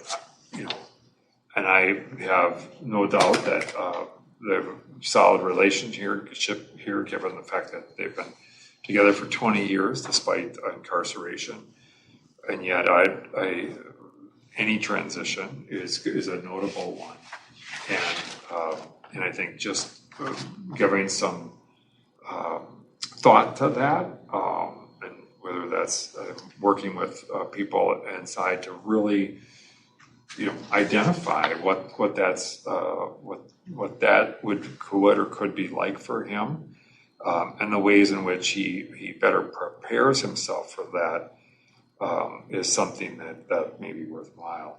So what I guess I'm thinking about is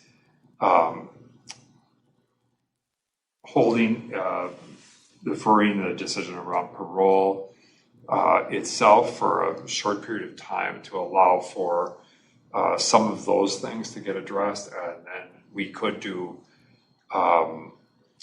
a file review would be one of the things. A paper review could be done where we would receive and look at whatever that plan looks like, and at that point in time make a decision about giving him a date if we're satisfied, and if victims had an interest in that information that we would be collecting from him, and having some conversations with them if that's something that they wanted, then giving him a date and starting him into his consecutive sentence. So that's one thought. One of the things that was mentioned 3 years ago in the letter was his need to use restorative justice to understand victim impact and whether gender violence needs to be explored. And I would like anything along the lines of what you're talking about to delve into that more. I didn't hear the victim impact. I heard that, you know, he panicked and it was all about his reactions to a situation as opposed to the loss of a loved one, loss of, you know, a mother, the victim side of this. I have a question. When he moves to his second sentence, do we have any authority over that? When that second sentence ends, is it an automatic? Automatic out. Mm-hmm. Yeah. This is the whole thing here, because I think, you know, the opportunity we have to ensure programming things that we just want to feel comfortable with. Normally, we're talking about somebody who is walking out the door, and now we're talking about somebody who's moving to a second sentence. My two concerns were, first of all, I think Mr. Townsend, you've really done a wonderful job, and it's hard to find a reason why not to parole you to your next sentence. But there were two things that jumped out at me. Number one, the apology letter isn't finished, and I think that says something about priorities, his priorities. And secondly, some of the statements he made regarding women, and I'm sorry, I'm one, so I was just kind of appalled. And so I think I go with you on the gender thing. I think he needs to look at that a little bit more deeply.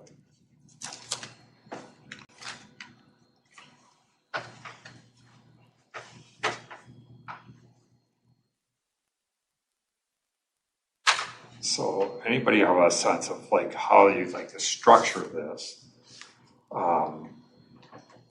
Not hearing a discussion about like he has done well, but he's not, like, we're not hearing that people are ready to give him the date yet. I'm hearing that, you know, there's some of this restorative justice apology letter stuff, working through and having some programming around gender issues and gender views. It would be something that you know, we can work with behavioral health and others system to look up what that could look like. Would be something that I'm hearing in victim impact kind of stuff. Really are some of the factors that people would like to see done, and before that date is given. Yeah, and I don't think it needs to be a long wait, but I would like to see what become his priorities at this point.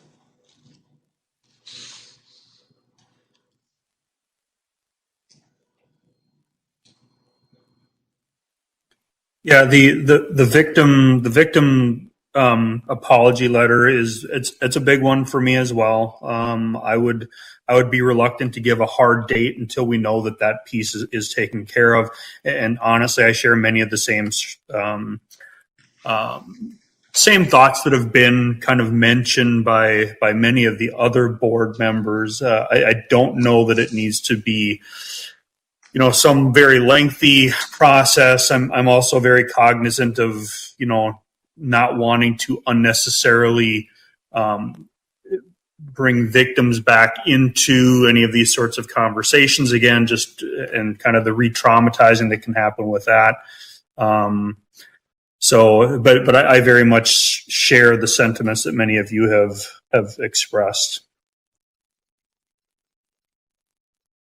So does anyone have a framework for like what time-wise that should look like, or how we would want to structure this?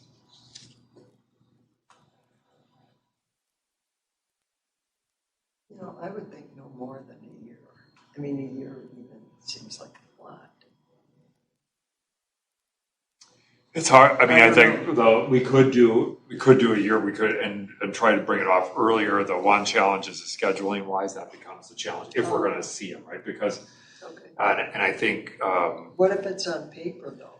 We could do a paper review. The one thing is that, you know, I think the question becomes, when we're talking about things that are really kind of issues that we might want to discuss, like what does that mean? That might be a place where we do want to actually have that conversation. You know, and I think one of the things that I would just say, you know, I just said we could do is we could see him in a year, and then just to kind of put some thing out there. I mean, he could serve. He could look at. We could look at some different step down options at that time, even though he has got that consecutive sentence to serve. So that, you know, could be a move to a different medium site or minimum site, whatever, even in other areas. I think he, in fact, at one point had one of his plan. I'm trying to remember whose was what, but maybe looking at going to one of the other minimum sites in the system. But I mean that could Red be Wing. Red Wing. Yeah, Red Wing. So I mean those things could be looked at that point in time, but it does allow us to at least have some discussion about these things and the extent to which we're satisfied that has happened, and we can really ask our staff to refine that focus. I would scheduling wise, that portion of that year is pretty deadly. Probably give yourself a little leeway there, you know. I would recommend more of a 10 to 14 month kind of opening there for scheduling, because in this, the conversation I think would be needed for this kind of judgment call for your own comfort's sake. If we're talking about a date, yeah. If you're talking judging, empathy, apology letters, restorative justice, those kinds of things. I don't know how that scheduling of 1 year is a tight section in the schedule, so that's why I asked for some leeway. Like, at what point? We could do something where you had that range and see where staff get, you know, how far that you know, something whereas a facility, have them do a multidisciplinary team meeting with psychology, behavioral health at approximately the 10-month mark to determine whether the goals might need to be met before he gets scheduled. But we cannot we schedule 120 days out for notices. So you have to keep that capacity in there, you know, that 4-month capacity. So maybe they review them in 9 or 10 months, and then we'll get them on the schedule. One question I have, excuse me, Becky, were you done? I didn't mean to interrupt. Nope, I'm finished. One question I have is the victims, and how do we balance that? Because it's really a short period of time for them, and I'm just wondering if you have any thoughts on that. I'm just struggling with that.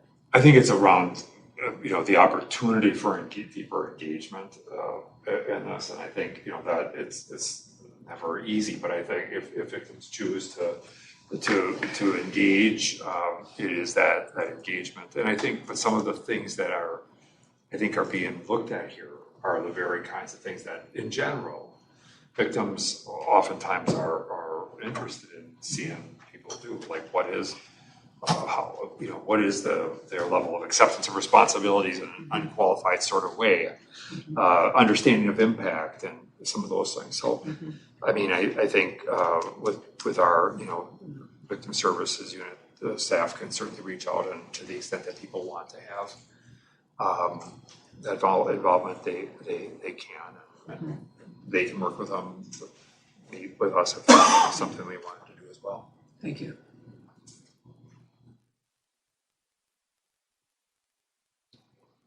I'm gonna just, for the sake of, process, I'm gonna move on here. I'm gonna move I'm going to move 14 months just because I am mindful of the fact that we are just, this is less about him, and I know it has an impact on him, but at the same time, we're trying to balance everything. A 14-month continuance with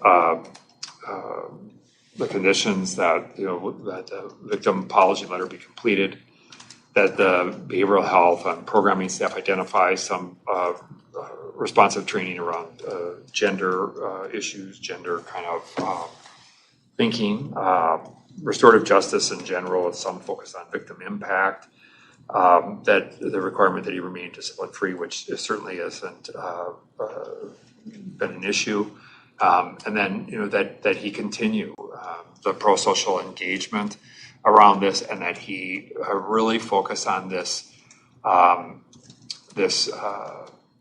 release plan side, especially as it relates to that sense of a change in what has been a long-standing and deep and obviously loving relationship with his wife, but it's going to look fundamentally different as transition happens. And so just giving more deeper thought to that, I think, would be a worthwhile endeavor. Anything else people would have, we can certainly add, but I would make that as a motion and look for a second. Second. And there is a motion and a second. Any further discussion?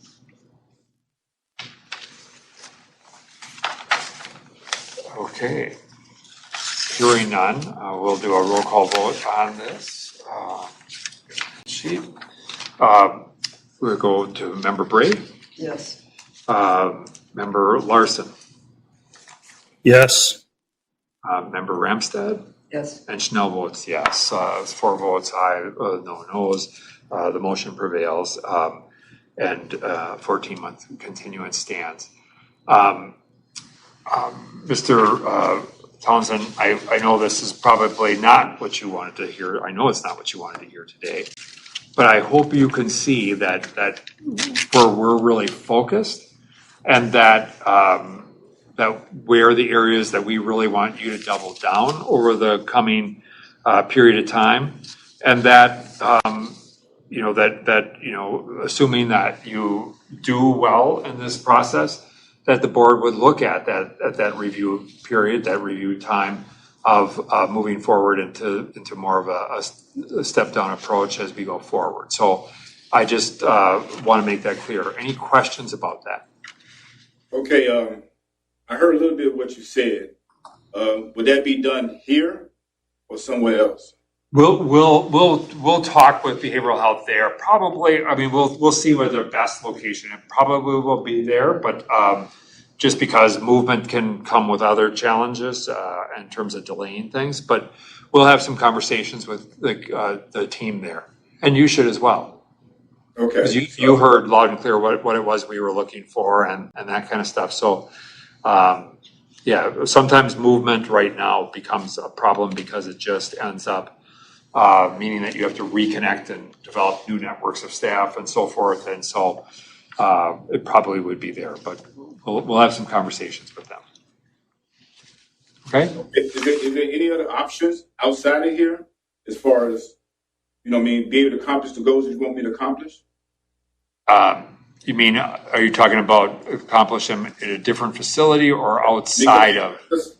Sometimes you'll give directives and the facility don't have those resources. That's what we'll talk about. What I want to make sure though is that we maximize the connections that you do have there, and that's but if there is something that's better, we definitely will look at that and circle back with you. The team will connect with you.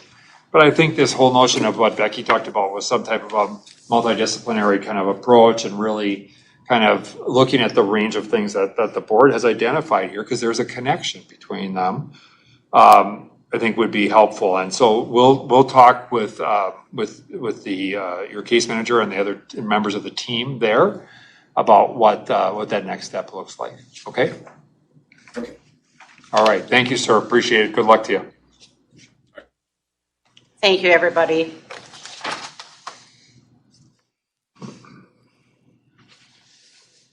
Okay, Michael Wayne is next.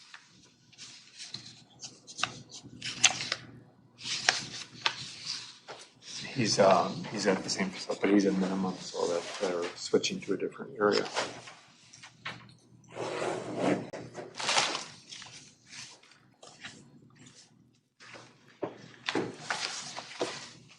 Thank you, everybody. Okay, I'm gonna take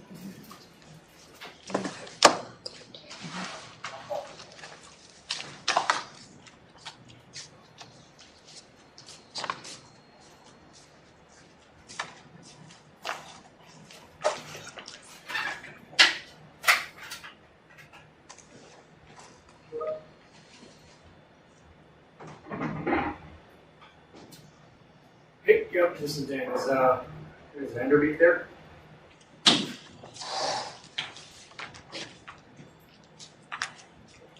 Hey, this is Dan. Hey, I'm going to go down and grab Wayne and his family downstairs. Would you mind, I don't know how to get it done, but they're going to use the elevator to get back up. Okay, sounds good. Thanks.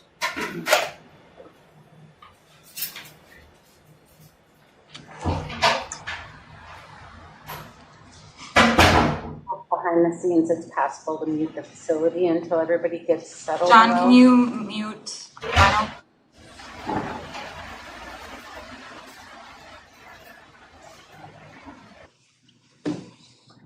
Thank you.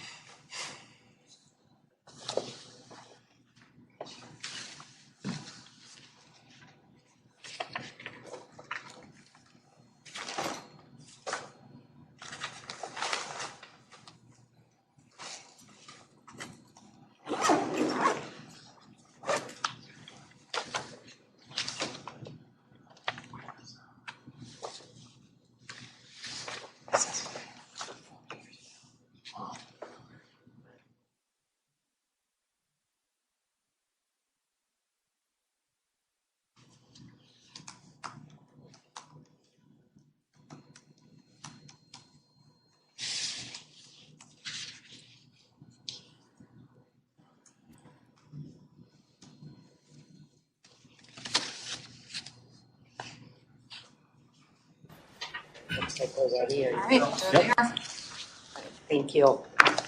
Good afternoon, everyone. Rebecca Holmes Larson, Director of Hearings and Release. Hello. Thank you for coming again. I appreciate seeing you all again. Yeah. We're here today to review Michael Wayne, who's present by video at the Minnesota Department of Corrections facility in Lino Lakes. Here with me at the Minnesota Department of Corrections Central Office is our Commissioner and Chair of the Supervised Release Board, Mr. Paul Schnell. Also present are some other advisory panel members. We have member Christine Bray, Hello. member Cheryl Ramstad, Hello. member Andrew Larson on video, Hello. and one of our other members who is observing the process today, Mr. Don Struford. Hello. Mr. Wayne has his stepfather as an advocate present with him today at the facility, along with his mother, Mr. and Mrs. Latska. Our records indicate that on July 29th of 1986, in the city of Janesville, Minnesota, Waseca County, police responded to a trailer home and discovered the body of Mona Armendariz, an adult female wrapped in a blanket laying under her bed. She had been stabbed multiple times in the thoracic region of her body. The subsequent investigation showed that Mr. Wayne was at the home of the victim and seen going out of her trailer. On March 11th of 1987, Michael Wayne was sentenced to life with the possibility of parole by Waseca County District Court after having been found guilty of first-degree murder. Mr. Wayne was reviewed by the Commissioner and Advisory Panel 7 times between September of 2000 and August of 2022. Each time he was continued for another review in the future. Today's review by the board represents his 8th review after serving approximately 38 years of incarceration. His minimum parole eligibility date occurred on August 5th of 2003. Thank you. I turn this matter over to the board. Commissioner? Good afternoon, Mr. Wayne. How are you today? I'm doing well. Thank you very much. All right. You've been through this and many times before. Can you talk a little bit about what you would like to see the board do today as a result of this meeting? Well, I'd like to be seen as a person that has done pro-social programming. I've done a variety of different college programs. I've done everything I've been asked to do, plus more. And my hope is that I can go to one of the halfway houses to continue to show the positive person I am, the mature person I am, and just to contribute to society as best I possibly can, as well as learn some more about society. I've been working for Habitat for Humanity, building houses and doing all kinds of stuff, getting a lot of praises about that, and they'd offer me a position once I'm capable of going, so I do have employment waiting for me. And so basically go to the halfway house and figure out what my goal is from there. Okay. Have you thought much about like what I know that you're close to finishing, but when you think about what it would look like after some level of halfway house placement, what are you thinking you would do? Well, as far as employment, I would continue working for Habitat for Humanity. I would possibly find a residence, which might take a month or so to find people that were willing to allow me to live like in an apartment complex or something along that lines, and if possible, perhaps live with my parents till I get that established, and continue doing support programs. We'll work for recovery. Nystrom's and Associates work with us. Dan Kane and Mr. Wynn are other advocates, support groups for me. Power of People, Shane and Vert. So I got a lot of support out there. I can attend, and I plan on doing that. I like to fulfill my empty time with doing programs or, honest things, good things, and just putting myself out there and building more support. So, I just want to address a couple of things with you. First, I want to just acknowledge the fact that, we saw the letter from Habitat where you've done incredibly well, and really deserve to feel proud of that, and that's been really good. But there are some areas that I got to say I'm confounded and have real concerns. And I'll just kind of address really specifically where that is. And there have been some of the time where since you've been out there has been some small but notable challenges. Would that be fair? Yes. And so some of that is to be expected in transition and can become issues. But then, I see things like, I got to just tell you, I'm deeply concerned about some of the stuff that I've been, hearing about relative to education and accessing to materials that are not related to coursework. Because it strikes me as kind of gamey and outside of that whole notion of demonstrating doing well. And so that I just got to tell you that concerns me, and I really want to hear your response to that, and explain to me why I shouldn't be concerned about that. Okay, I appreciate your bringing this forward, and I would also question as well on the situations. However, there's nothing to be concerned about, although I appreciate your concern, is that out of the 13 college programs that I've completed since I've been out here and current ones that I'm doing now, there are, out of the 13, there was a lot of issues, or not issues, but aspects of each course that had to do with gender, race, sexual orientation, sexuality, sexism, transgender, feminines, and all that other stuff. And we have to write stories about that and learn and pick and choose topics on that. They have a program called EBSCO. I'm not sure what the acronym stands for. But this program, what is it? It's a database where you can request for materials of similarity to the topics that you're doing. And EBSCO provides this warning in here. It's not really a warning. It says that you may get false drops. And so what you're doing is you're typing in like transgender, you're typing in a author or a genre or something like that. So when you're typing it in, you have on the left-hand side, there's links, and you click on those links. You have no idea what those links are. And once you click on it, they go up to the search mechanism at the top, and they come up. They're peer-reviewed. DOC reviews it as well as the college to see if it's something that's appropriate. And so you're blindly not knowing what that article is. And so EBSCO, their particular notice here says you may get incorrect results or false drops.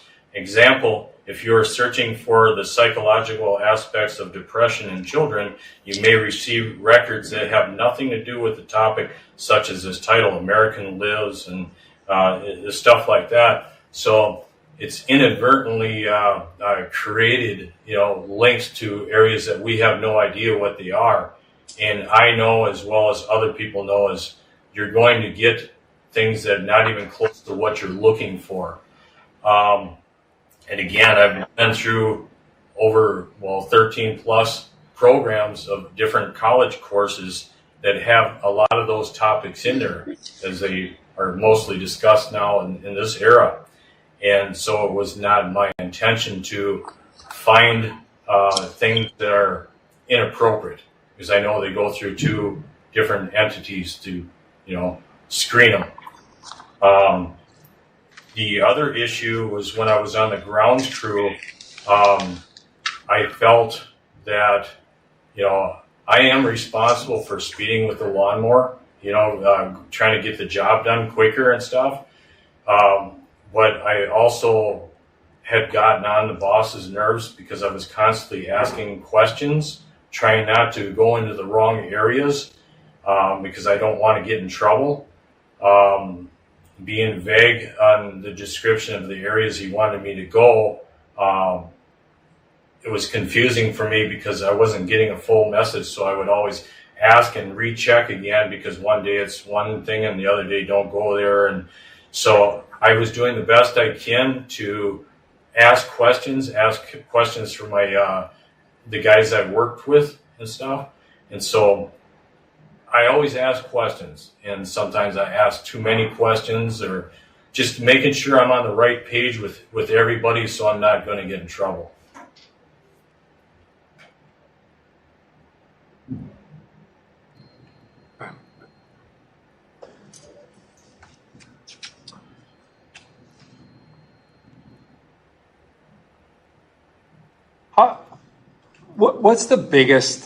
What do you think is the biggest concern, the biggest issue that you are thinking about or that you give thought to around the challenges you might face in a transition? Well, at first I thought being working in the community that I don't know anything about, that was pretty big. I started to get used to it, to work in the community, start working with volunteers and teaching some skills to volunteers in my job performance. I thought maybe motion sickness, and I got over that. Just basically, I think my biggest fear is if I get put in a halfway house that's too far away from my support, like We'll Work Recovery or something like that. Guys were telling me how many buses you'd have to take, and I'd be worried about catching the bus on time to get to a certain location. I think that's probably the biggest thing, to make sure I'm on time. And so I've created this habit of being in a location as early as I possibly can, like a half an hour early if I'm able to, just so I can make sure that I'm on time, because I don't want to be late for anything, especially when you're seeing probation officers and stuff like that. I went to work today. I asked my boss last week and reminded him today if we can be back early enough so I can make sure I'm on time to see you guys. My parents are here. Just trying to make sure I'm on time for the stuff that I have to do. I make it priority to be available as best I can.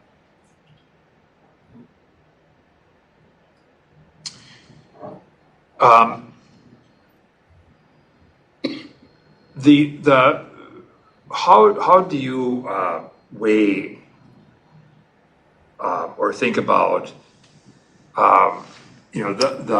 your life sentence crime also had a sex crime component to it, and obviously that becomes a consideration. And have you adequately, do you think, addressed and gained the kinds of insights into yourself and your thinking and risks that may be associated with sexual offending and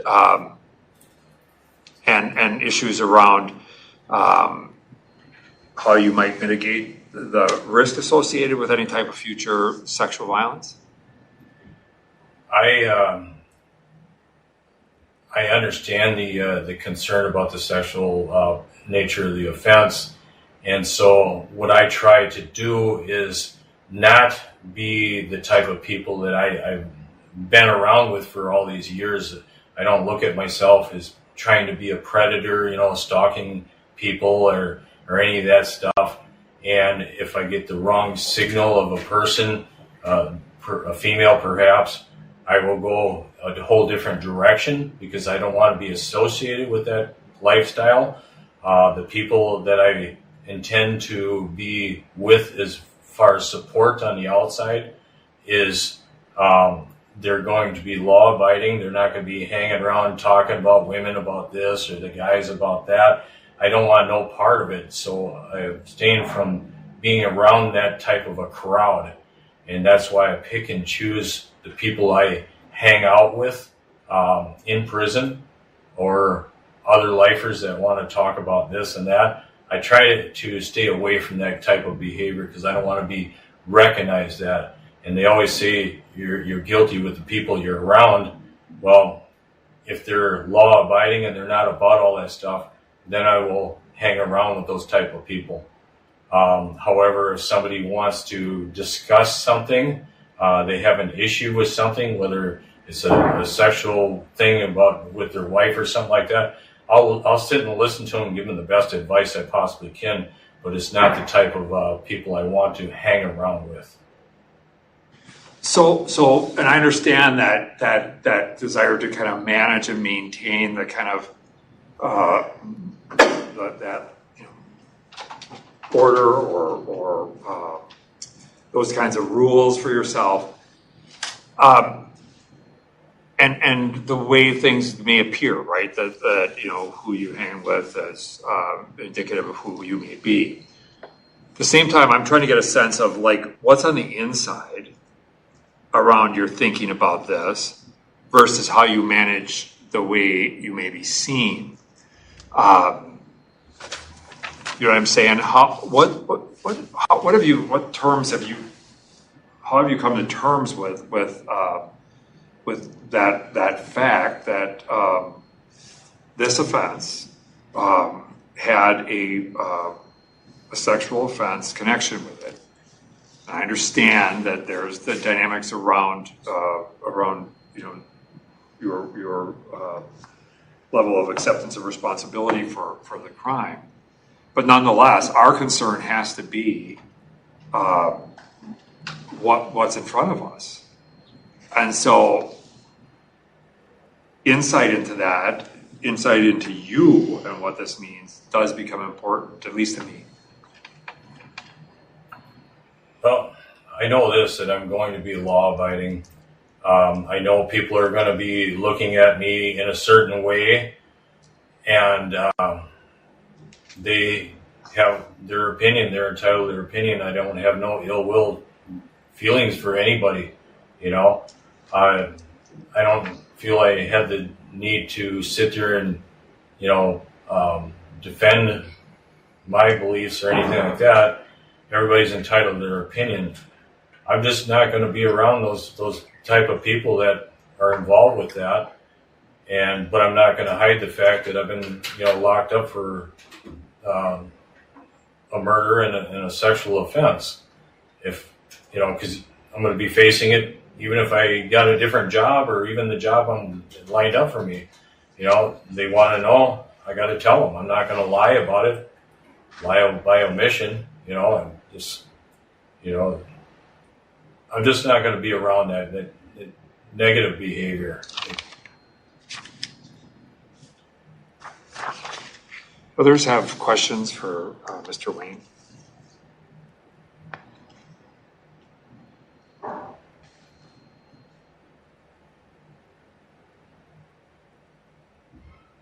All right. What's it? Andrew?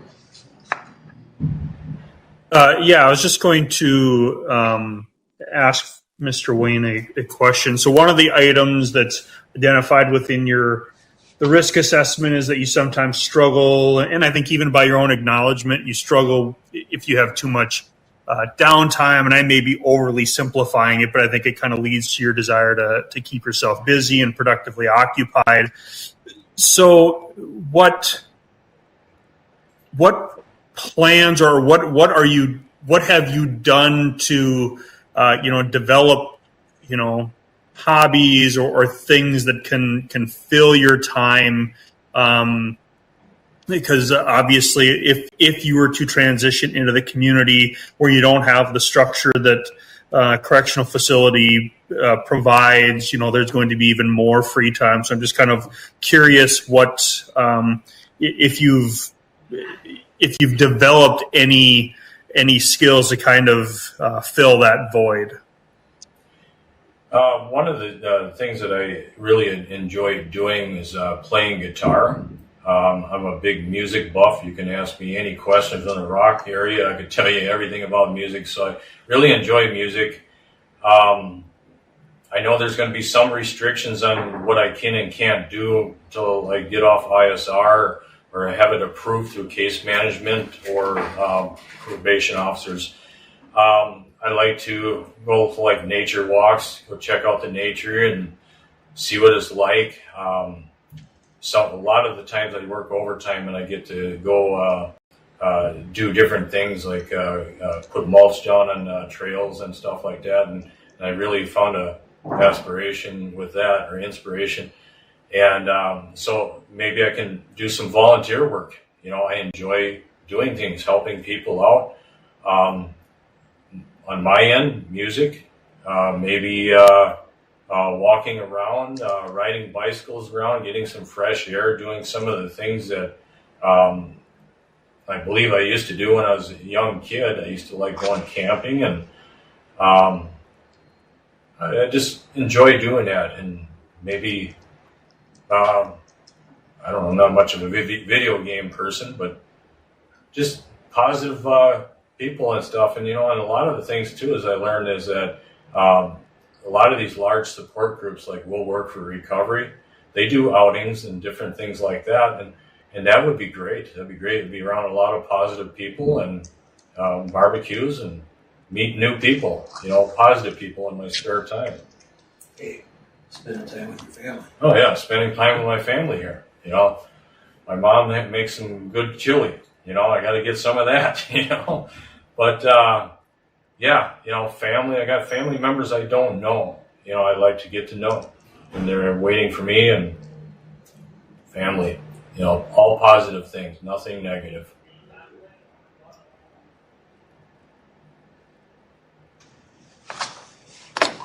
Anything else? Where do you anticipate finally settling when you get out?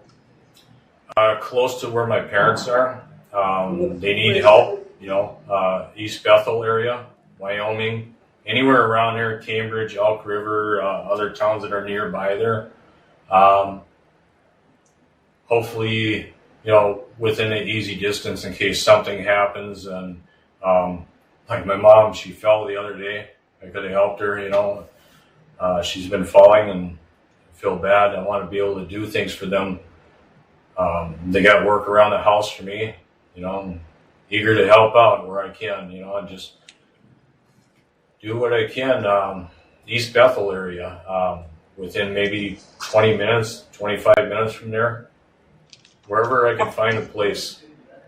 How far is that from Janesville? Is that quite a distance? Oh yeah, you're talking maybe 180 miles or so. Couple hours. Yeah, and I want to add that in there too about the former sheriff and their any of those people. Nobody has nothing to fear from me, and I don't have no ill will feelings or goals or anything for them. And I plan on staying way away from anywhere down there. I don't want nothing to do with the area down there. But yeah, there's nothing to fear about that. I promise you that.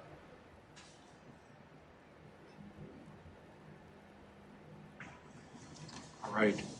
I'm going to, at this time, Mr. Wayne, I'm going to turn to your folks. I think this is going to be your dad. Is going to provide some thoughts related to this. Okay. Sir, you want to share with the board what your thoughts are and the things that you've seen in Michael over time? Well, over time, he's progressed he's done an awesome job getting everything done that you guys have asked him to do, above and beyond. And he puts together all this stuff all himself. He's ready to move on, and we're supporting him. He's welcome to stay at our house if he wants to when he gets out. He seems to want to have a place of his own so he can work, but he'll probably have to stay with us for a short time. And we're going to support him with any financial thing that he needs right off the bat, so until he gets established. And the family is waiting for him also. They're, like he says, we got grandkids and great grandkids and spouses that never met him. So we're 100% behind him. We're going to support him. How will that be with I think it's great that there's family, but that's also a big change, right? That somebody who has not been involved in their life, all of a sudden he shows up. Do you anticipate that to just go smoothly? You mean like at a Thanksgiving dinner, he just appears? I'm talking about other family members that you said have not met him. We've talked about it. It's been talked about over the years. So it's going to be a surprise for everybody, but everybody knows about it too. So nobody has anything negative to say.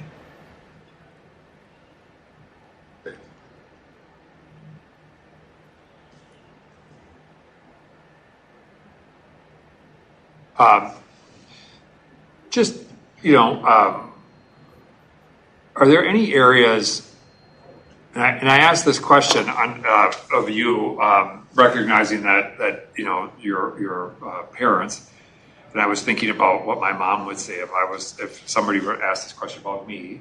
But is there anything that you say, if there's one thing I wish Michael would work on, it would be this? Well, that's a tough one because he's been doing good at everything. He doesn't live with us, so we don't have we don't have a chance to parent him or guide him and stuff right now. But all we do is visit him once a week here, so I don't really have a good answer for you, other than what we've seen and how he's progressed through the years, and he's had a lot of people write him good reports and good reviews, and we're just proud of him, and we're hoping for the best. We're getting old enough now that we don't have, I call it, we're in the fourth quarter. We don't have a lot of years left in us, so we'd like to help him out as much as we can with the health we have left. Okay. Anybody else have any questions for folks? All right. Mr. Wayne, before the board breaks into just discussion and debate over next steps, I want to just provide an opportunity for you to make any last comments to the board prior to us moving into that discussion. Okay. First, I want to thank the board members for being here today to listen to what has been provided. And I see this whole different type of a setup now with more members on the board. So things are moving forward on that. I do want to add, and I can't remember if I wrote it in the letter to you, that I passed my written driver's exam. I only got 3 wrong, so I was really happy about that. I was really worried. But, I study just like all my college programs. I got A's in every single one of them, a real high percentage of A's. And I appreciate the concern about the F-School situation. There is nothing there that would make me fall backwards. I'm doing the best I can. And being the grade A student, my work shows for itself, as does my employment history. You've received my letters of support on that. My former trial attorney, Robert Schmidt, I'm sure you have that letter as well. I didn't elicit that. He wrote that on his own. Other than that, I really appreciate this opportunity, and thank you, and I'm good with that. Thank you. Yep. Okay, at this time we will move into board discussion and debate about next steps. And so I would just turn it over to the board for any insights or thoughts.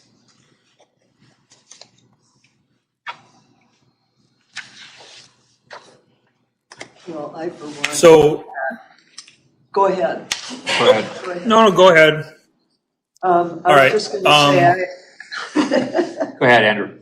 Yeah, go for it. So, here's where I'm struggling, and I don't know, Commissioner, you may be able to provide some guidance here. So I know the legislature has kind of laid out some very specific things as far as the board and, you know, if there are unmet treatment objectives, that sort of thing. And as I look through this material, I mean, there is an unmet treatment objective, yet he maintains his innocence. So I'm struggling to square that part, and I'm guessing it's not new to you. So, but so there's that part. Then there's the concern that you raised during the questioning about accessing material. And I mean, is the excuse that was provided, is that a plausible excuse? Potentially. But then there are multiple instances of it. I mean, I'm just being honest, like that. I'm really, really having a hard time with that. Really hard time. And I can't say other than the fact that we've struggled with this. Obviously, you know, this is the 8th review. This has been something that certainly has been worked on and addressed and struggled with by more than just me previously. And I think it does become a challenge, and yet you can't. You know, I look at some of the stuff around the ECRC side. I look at some of the stuff around the innocence claim, and then some of the research side around the fact that paroling somebody when they're after service of a sentence doesn't necessarily indicate that there's higher levels of risk for reoffense. And at the same time, I struggle because it leaves us to be in this place of we don't make the determination about guilt or innocence, and so I struggle with the same thing.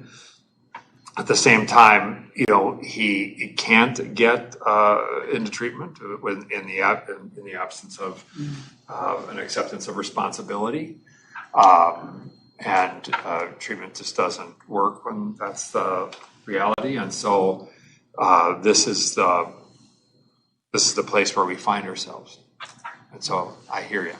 Well, I agree. I completely agree, and I hate to take us backwards. But I was so struck when the PRT said he needs more time, he gets comfortable, then he trips up. And I was also struck by the statement of the Waseca agents. Like, that was a strong statement.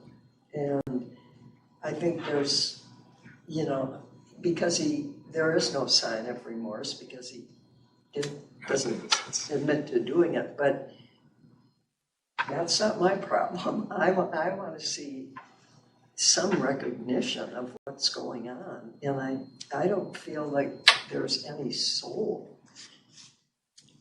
Yeah. So I mean, when I read some of the stuff or hear the statements about like the sheriff and so forth, I'm like, okay. I mean, this 38 years. Right. And you know, you can say today there is no concern, shouldn't be any concern by any of these folks. At the same time, it came up during the course of an interview, and so I struggle with that as well. And I'll just say that, when I asked about these individually, all of these things are relatively small kind of issues.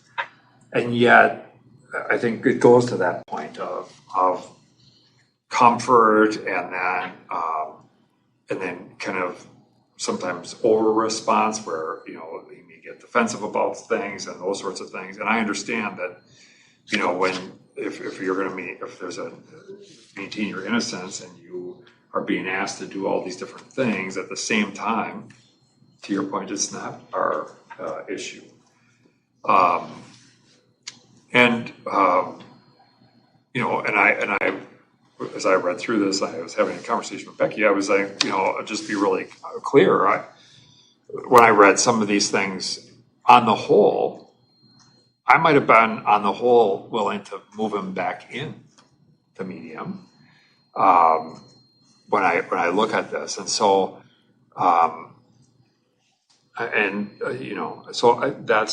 that's my side of it as well, and that's where we've been struggling, and I think that's where we are, because he has done some things and he has shown some progress in many respects, and we've been able to manage him. When we started to ask the question about what do we do on the inside, right? The question about what do you do when you have somebody in medium?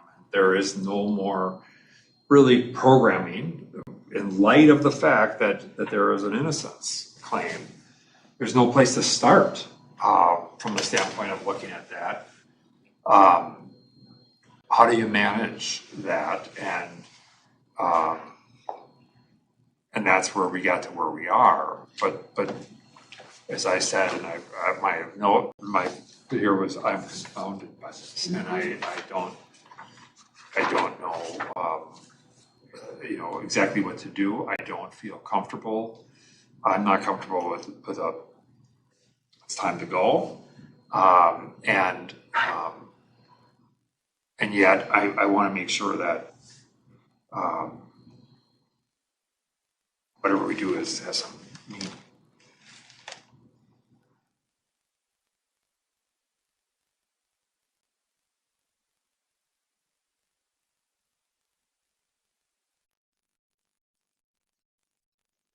So have the 8 prior continuances been largely because of denials? Yeah, It's more of the same, the behavior pattern. Yeah, I think it's that stuff, and I think largely it is. It's the continuances are based on the fact that let's program to the extent that we can, find meaning, and then yet we butt up against the kind of the elephant in the room, so to speak, and that's where we sit today. And that elephant in the room is this, the acceptance of responsibility, the treatment mandate.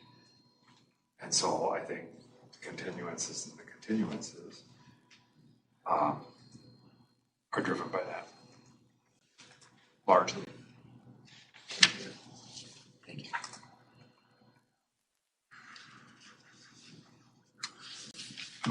And I'll just be really clear for me, and this has been the struggle, I think, and many times we've been at this crossroads, has been, do you give a shorter term of continuance, just knowing that we're going to be sitting here probably having this really hard conversation, or do you say, look, we're stuck, and as long as you continue to do well where you are, you stay where you are. If you don't, they're coming back in. And I think that's the place I'm stuck right now is, do we just lay out the fact that as it sits today, it's a 10-year continuance unless there is some way of an off-road to figure out how we do something different, because I don't know, and I think this has been the history for commissioners going back, has been how do we do that? And Becky, certainly I would welcome you just because you've been through some of this as well. We did. and finally got ECRC to take a look, which normally doesn't happen until they have a date or closer to when we know there will be one. And so we went through both that with CD and SO treatment. And there's been a lot of discussion about it over the years. The conviction review unit, as far as I know, hasn't made a decision yet if they are going to review the case or not. I have heard nothing since 21, I believe, on that. They haven't responded. We are still needing to confirm BCA registration, whether or not that will be required. The other thing to note is the age of the offense and timing with ECRC and things like that it's from a while ago, so they have to do a little digging to make sure BCA-wise that fits and that suffices, but there will not be treatment. Either way, it would be, from my prior reviews, he has done what we've asked other than struggled in minimum. And so that puts, not that I'm the decision maker, but that puts me at a place where not yet, forward isn't the time yet based on the behaviors or the hiccups that have occurred. He did, if I remember correctly, and we could ask if we needed to, he may have been pulled back inside while they investigated one of the situations and then determined that he could go back out. So it was strongly looked at and reviewed, and there was a lot of decision making on that move. So I think more time and work on those positive people is one thing, but probably a little more thoughts on how are you going to deal with this when someone approaches you as your ECRC level and says something to you. How would you manage that? Those kinds of, maybe the insight needs to come out a little more. I don't know that we're going to get what we're looking for 100%. I just don't know that the capability is there. But I think there's some struggles there, and all I keep seeing is structure, and when that gets disrupted, then what?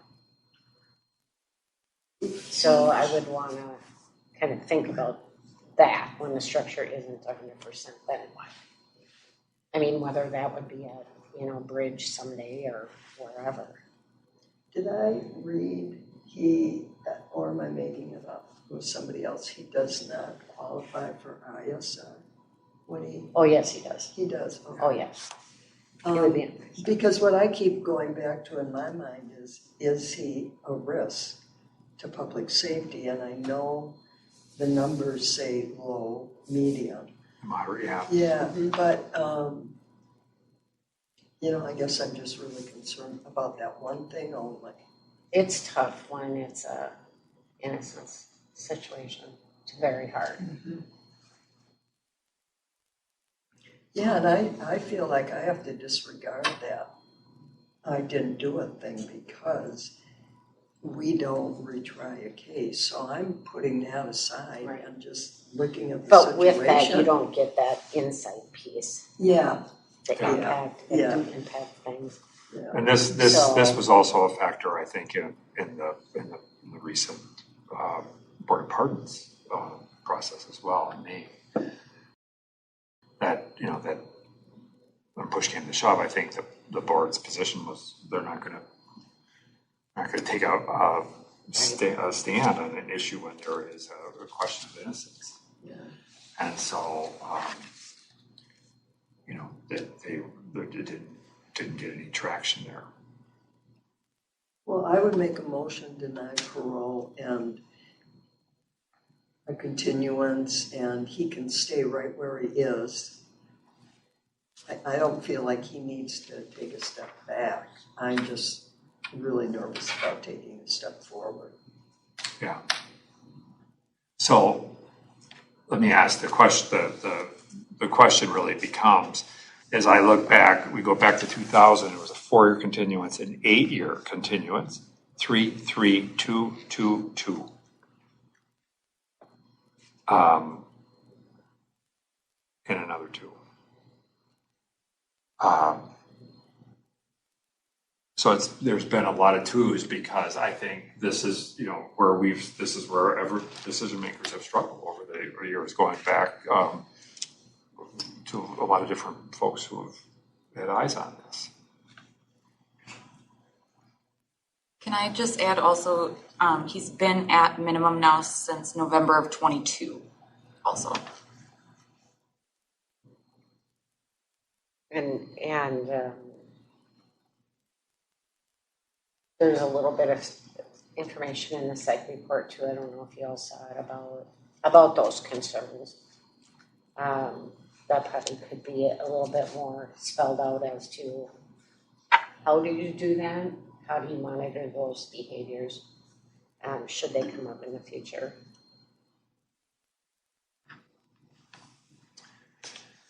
Yeah. So there's a part of me that I guess I'm and I've looked at all of this material. I guess I'm at a point of it's not my job to punish him, but I thought that's also that was the sentence that was imposed, and I don't see the merit of continuing to sit here in these awkward spots of saying, okay, let's just go 2 more years of the same thing.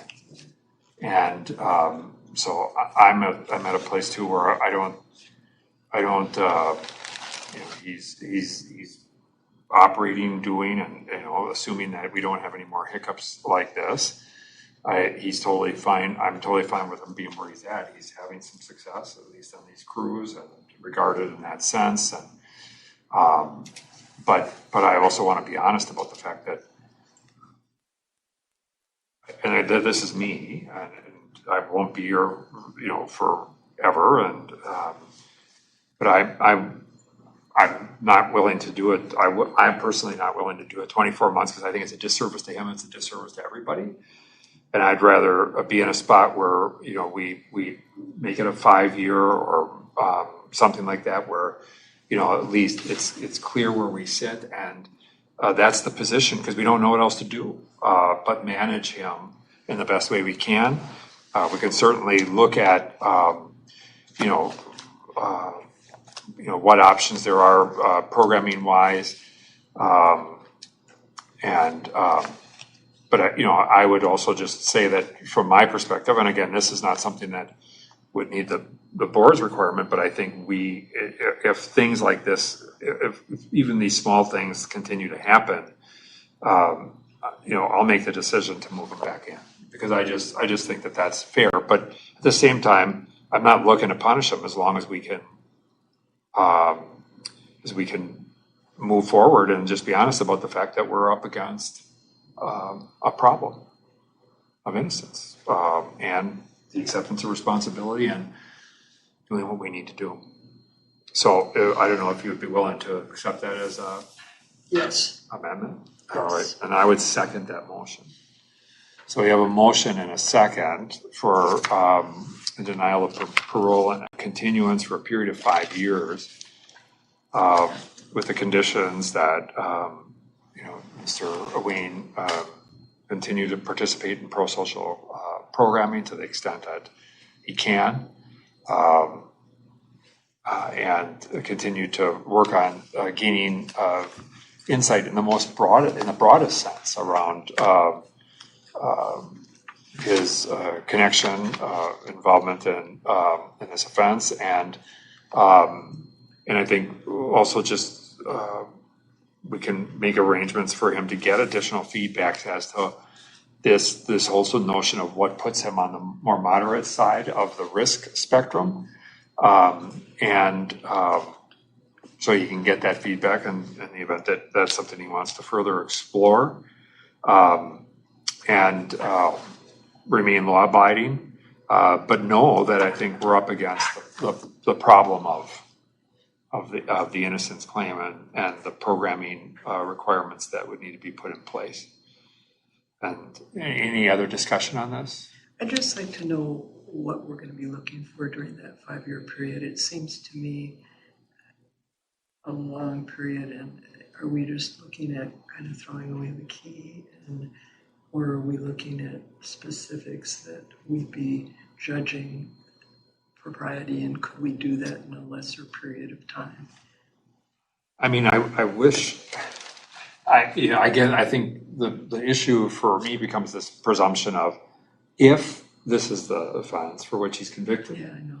And then the treatment need requirement is there, that's where the struggle comes, right? And because I think if I mean, effectively, I think you're right. The decision that we're making today is about management. It's not about what the future looks like. And I think the future, it would change for me if we could address the issue of his accountability, acceptance of accountability and treatment. But you don't have that case. And I think we have had cases, I'll just say that we have had cases in the past where people have not had treatment directives and have innocence claims, and we have managed them in different ways.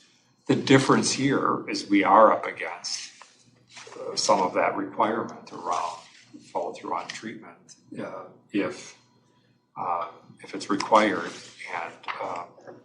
and that's based on the offense. Maybe I can just add a little bit of information here. It might help.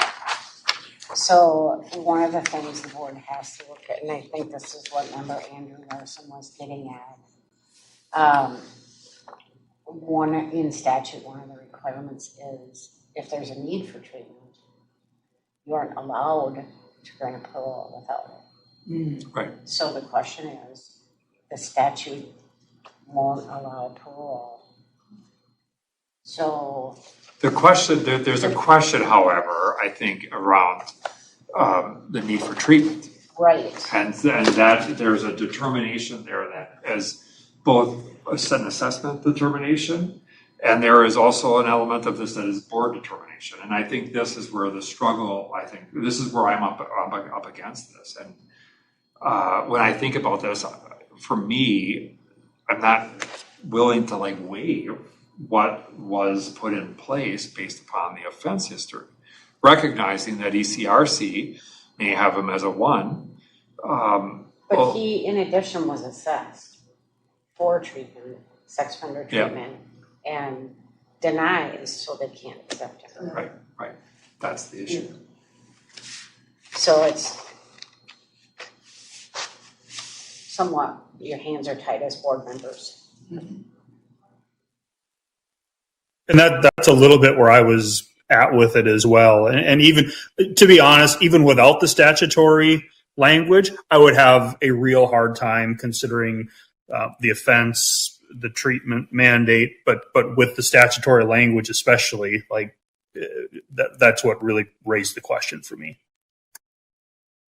Does become the challenge. And maybe the push is more about the conviction review unit. If he and his attorneys or whomever can get that reviewed, it's not up to us to do it, but right. Then that will become a different story. Yeah. So we have a motion and a second for a 5-year continuance with the conditions as were previously laid out. Hearing really no other kind of suggestions, at this time I'd call for a roll call vote on the motion. Let's start with member Bray. Yes.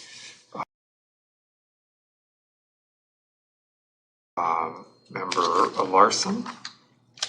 Yes. Member Ramstead. Yes. And Schnell votes yes. Mr. Wayne, I know this is a tough pill for you to swallow, but I think you kind of get a clear sense of where we are. And I'll just tell you that even when we did the last review, there were, which I was involved in, that I had thoughts about this before. that maybe it was time to really make the long call, and I did. And so I felt that today it was necessary to do that. I know that's hard for you to hear, but if the innocence side is the issue, I think, having whether the provided by attorney and work to try and give focus to either the Innocence Project or the Conviction Review Unit are really the remedy that you have available to you. But after that, I would just really expect that you to remain discipline-free and continue to do the positive things you are both about in school, academically, and participate in that, and as well on the on your efforts. Any questions about that?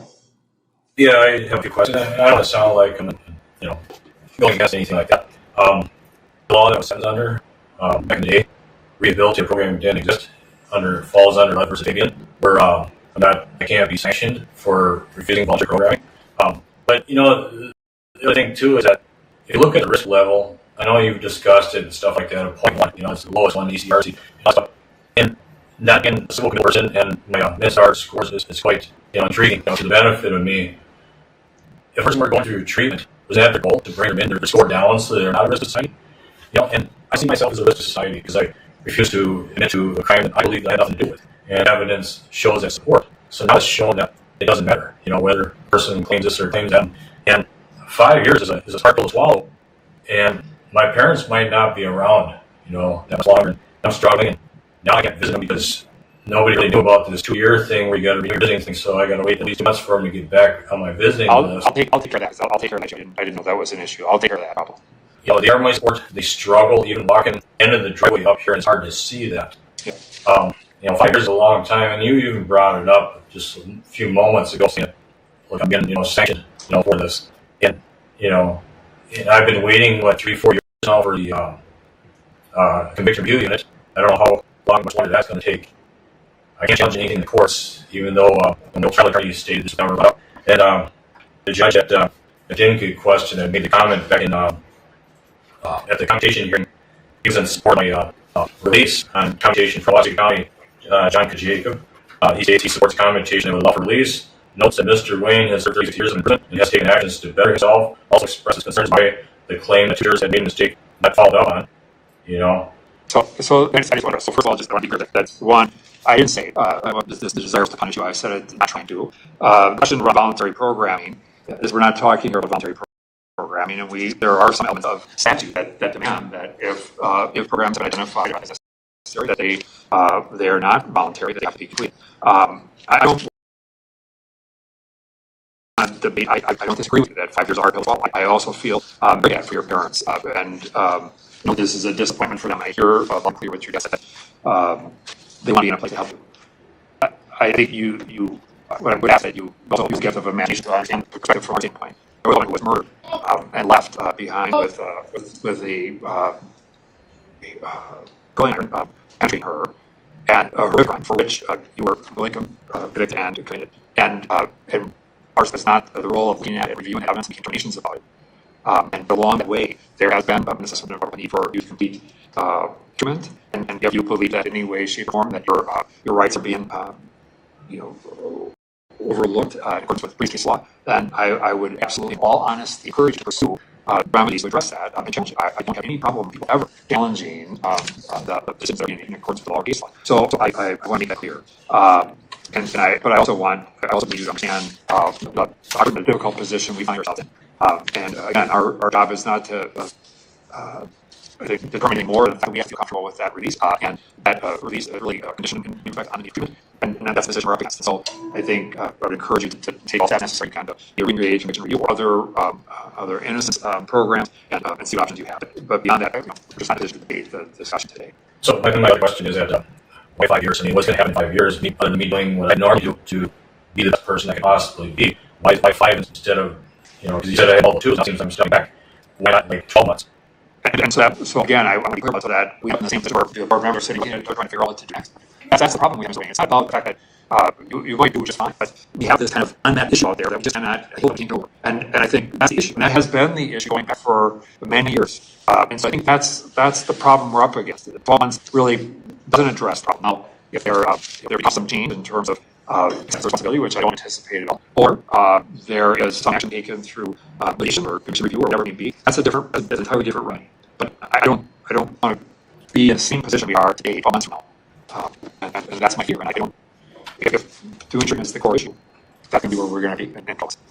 I just want to be at that time today to move on with our meeting. Certainly you can speak with your caseworker and we can have further conversations after you get your disposition letter if needed.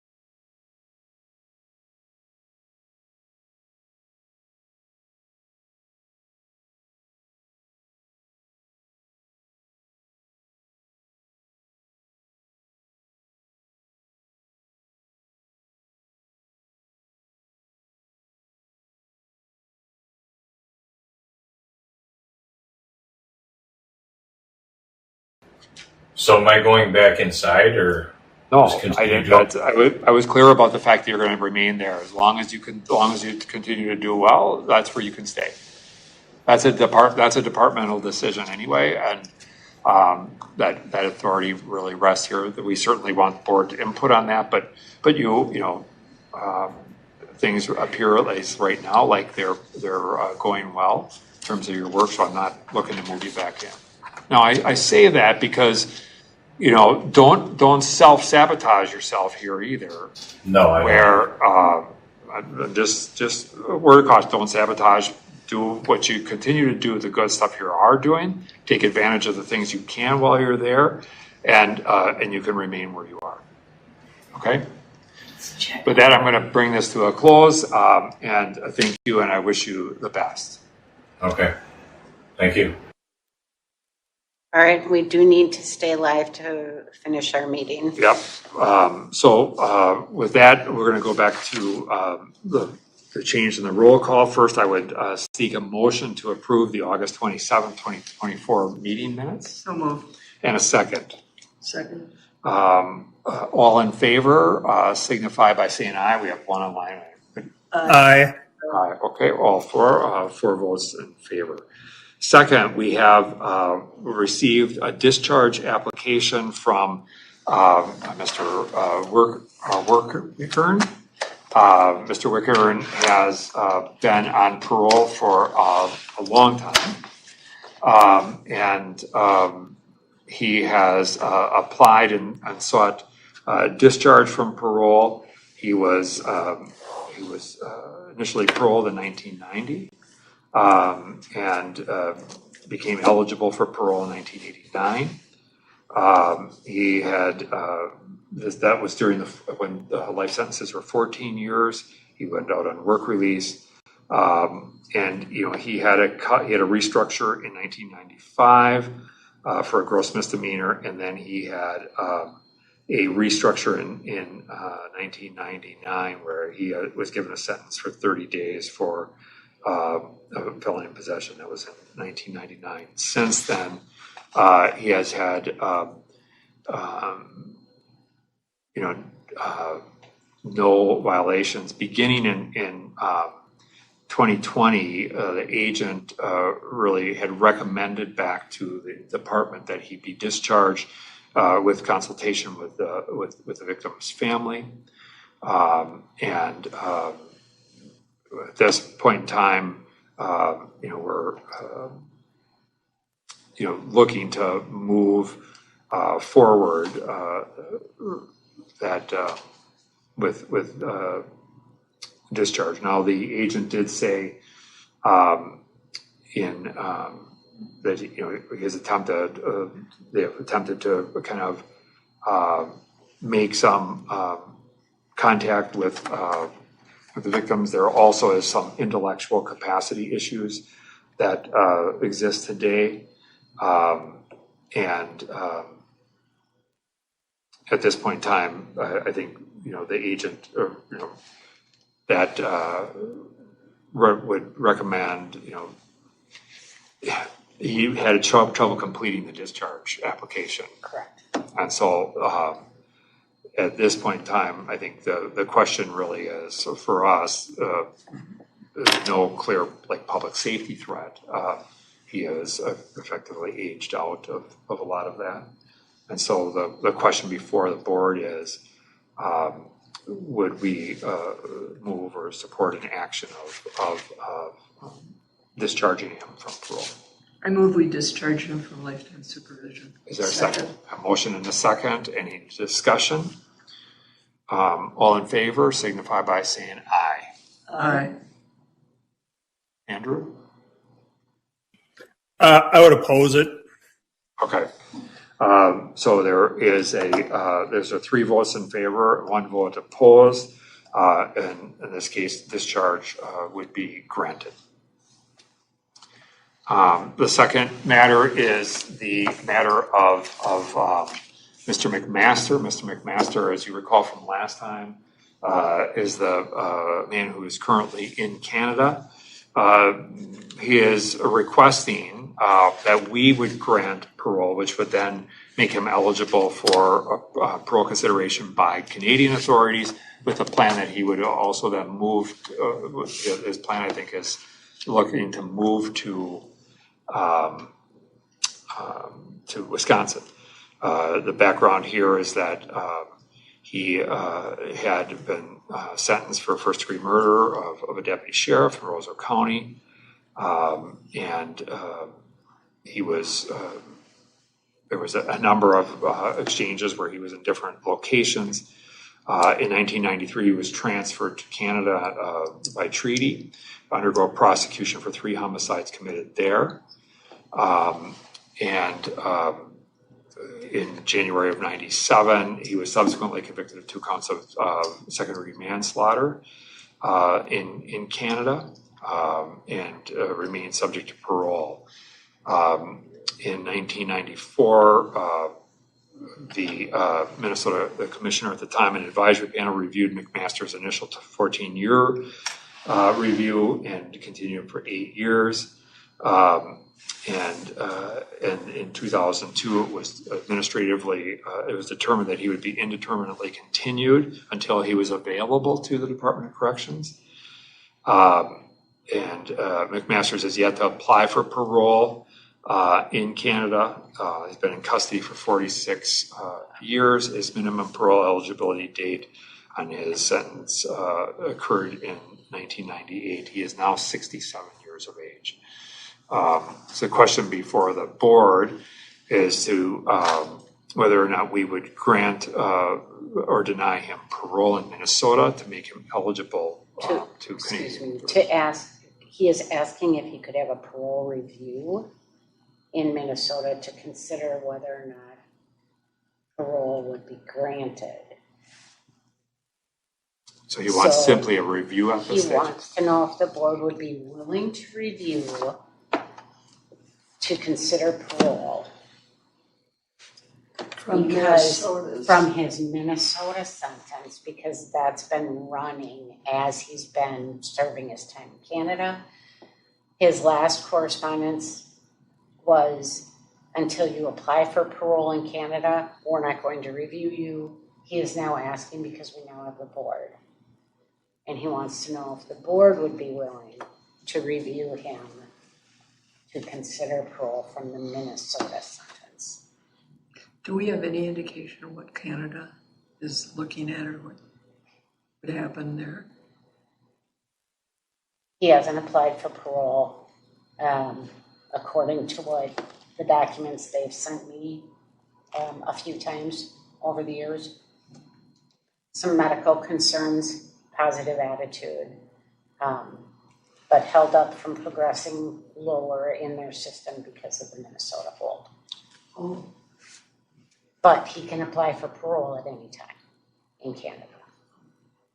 And has that not been the case for actually quite some time, that he's been eligible to apply in Canada and has not? Yes. It feels like he's attempting to circumvent what he does. He has plainly advised me, because I did advise him that, yes, he would originally come back to Oak Park Heights facility until we knew how he was doing before he would go to a lower custody facility. He does not want to come to a maximum security prison in Minnesota.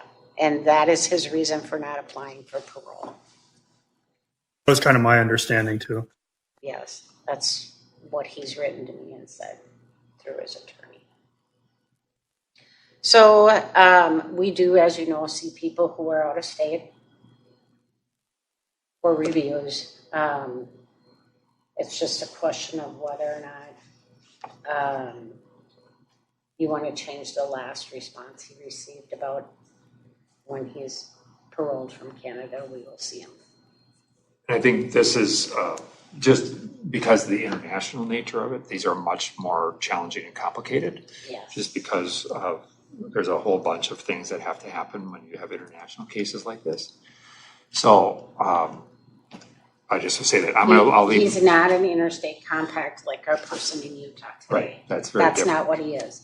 It was by treaty that he went to Canada during his Minnesota sentence.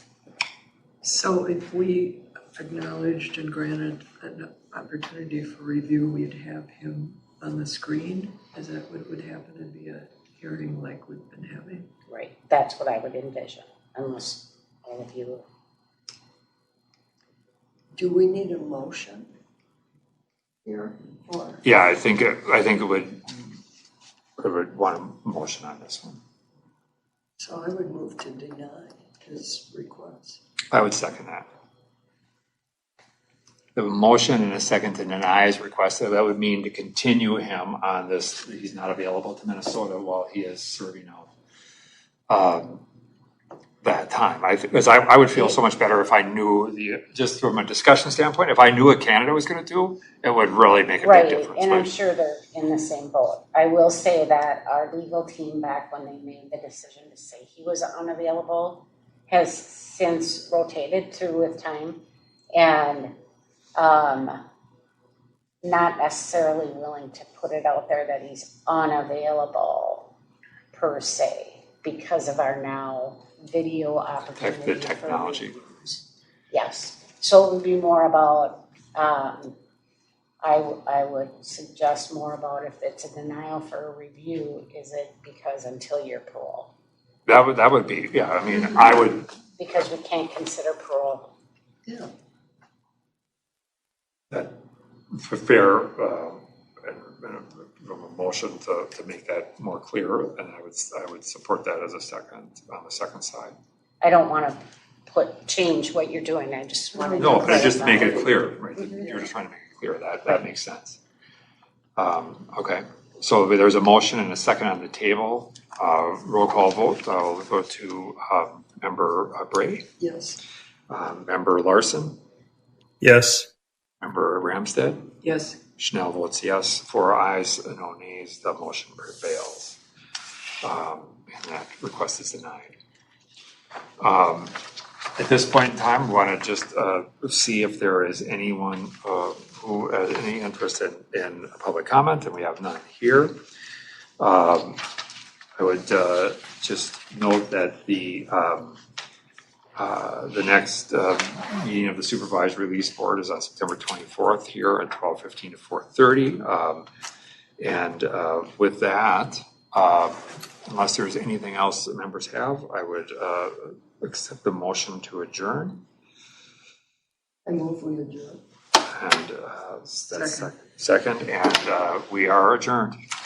Is the 24th that there are no victim Thank you, guys. hearings that morning?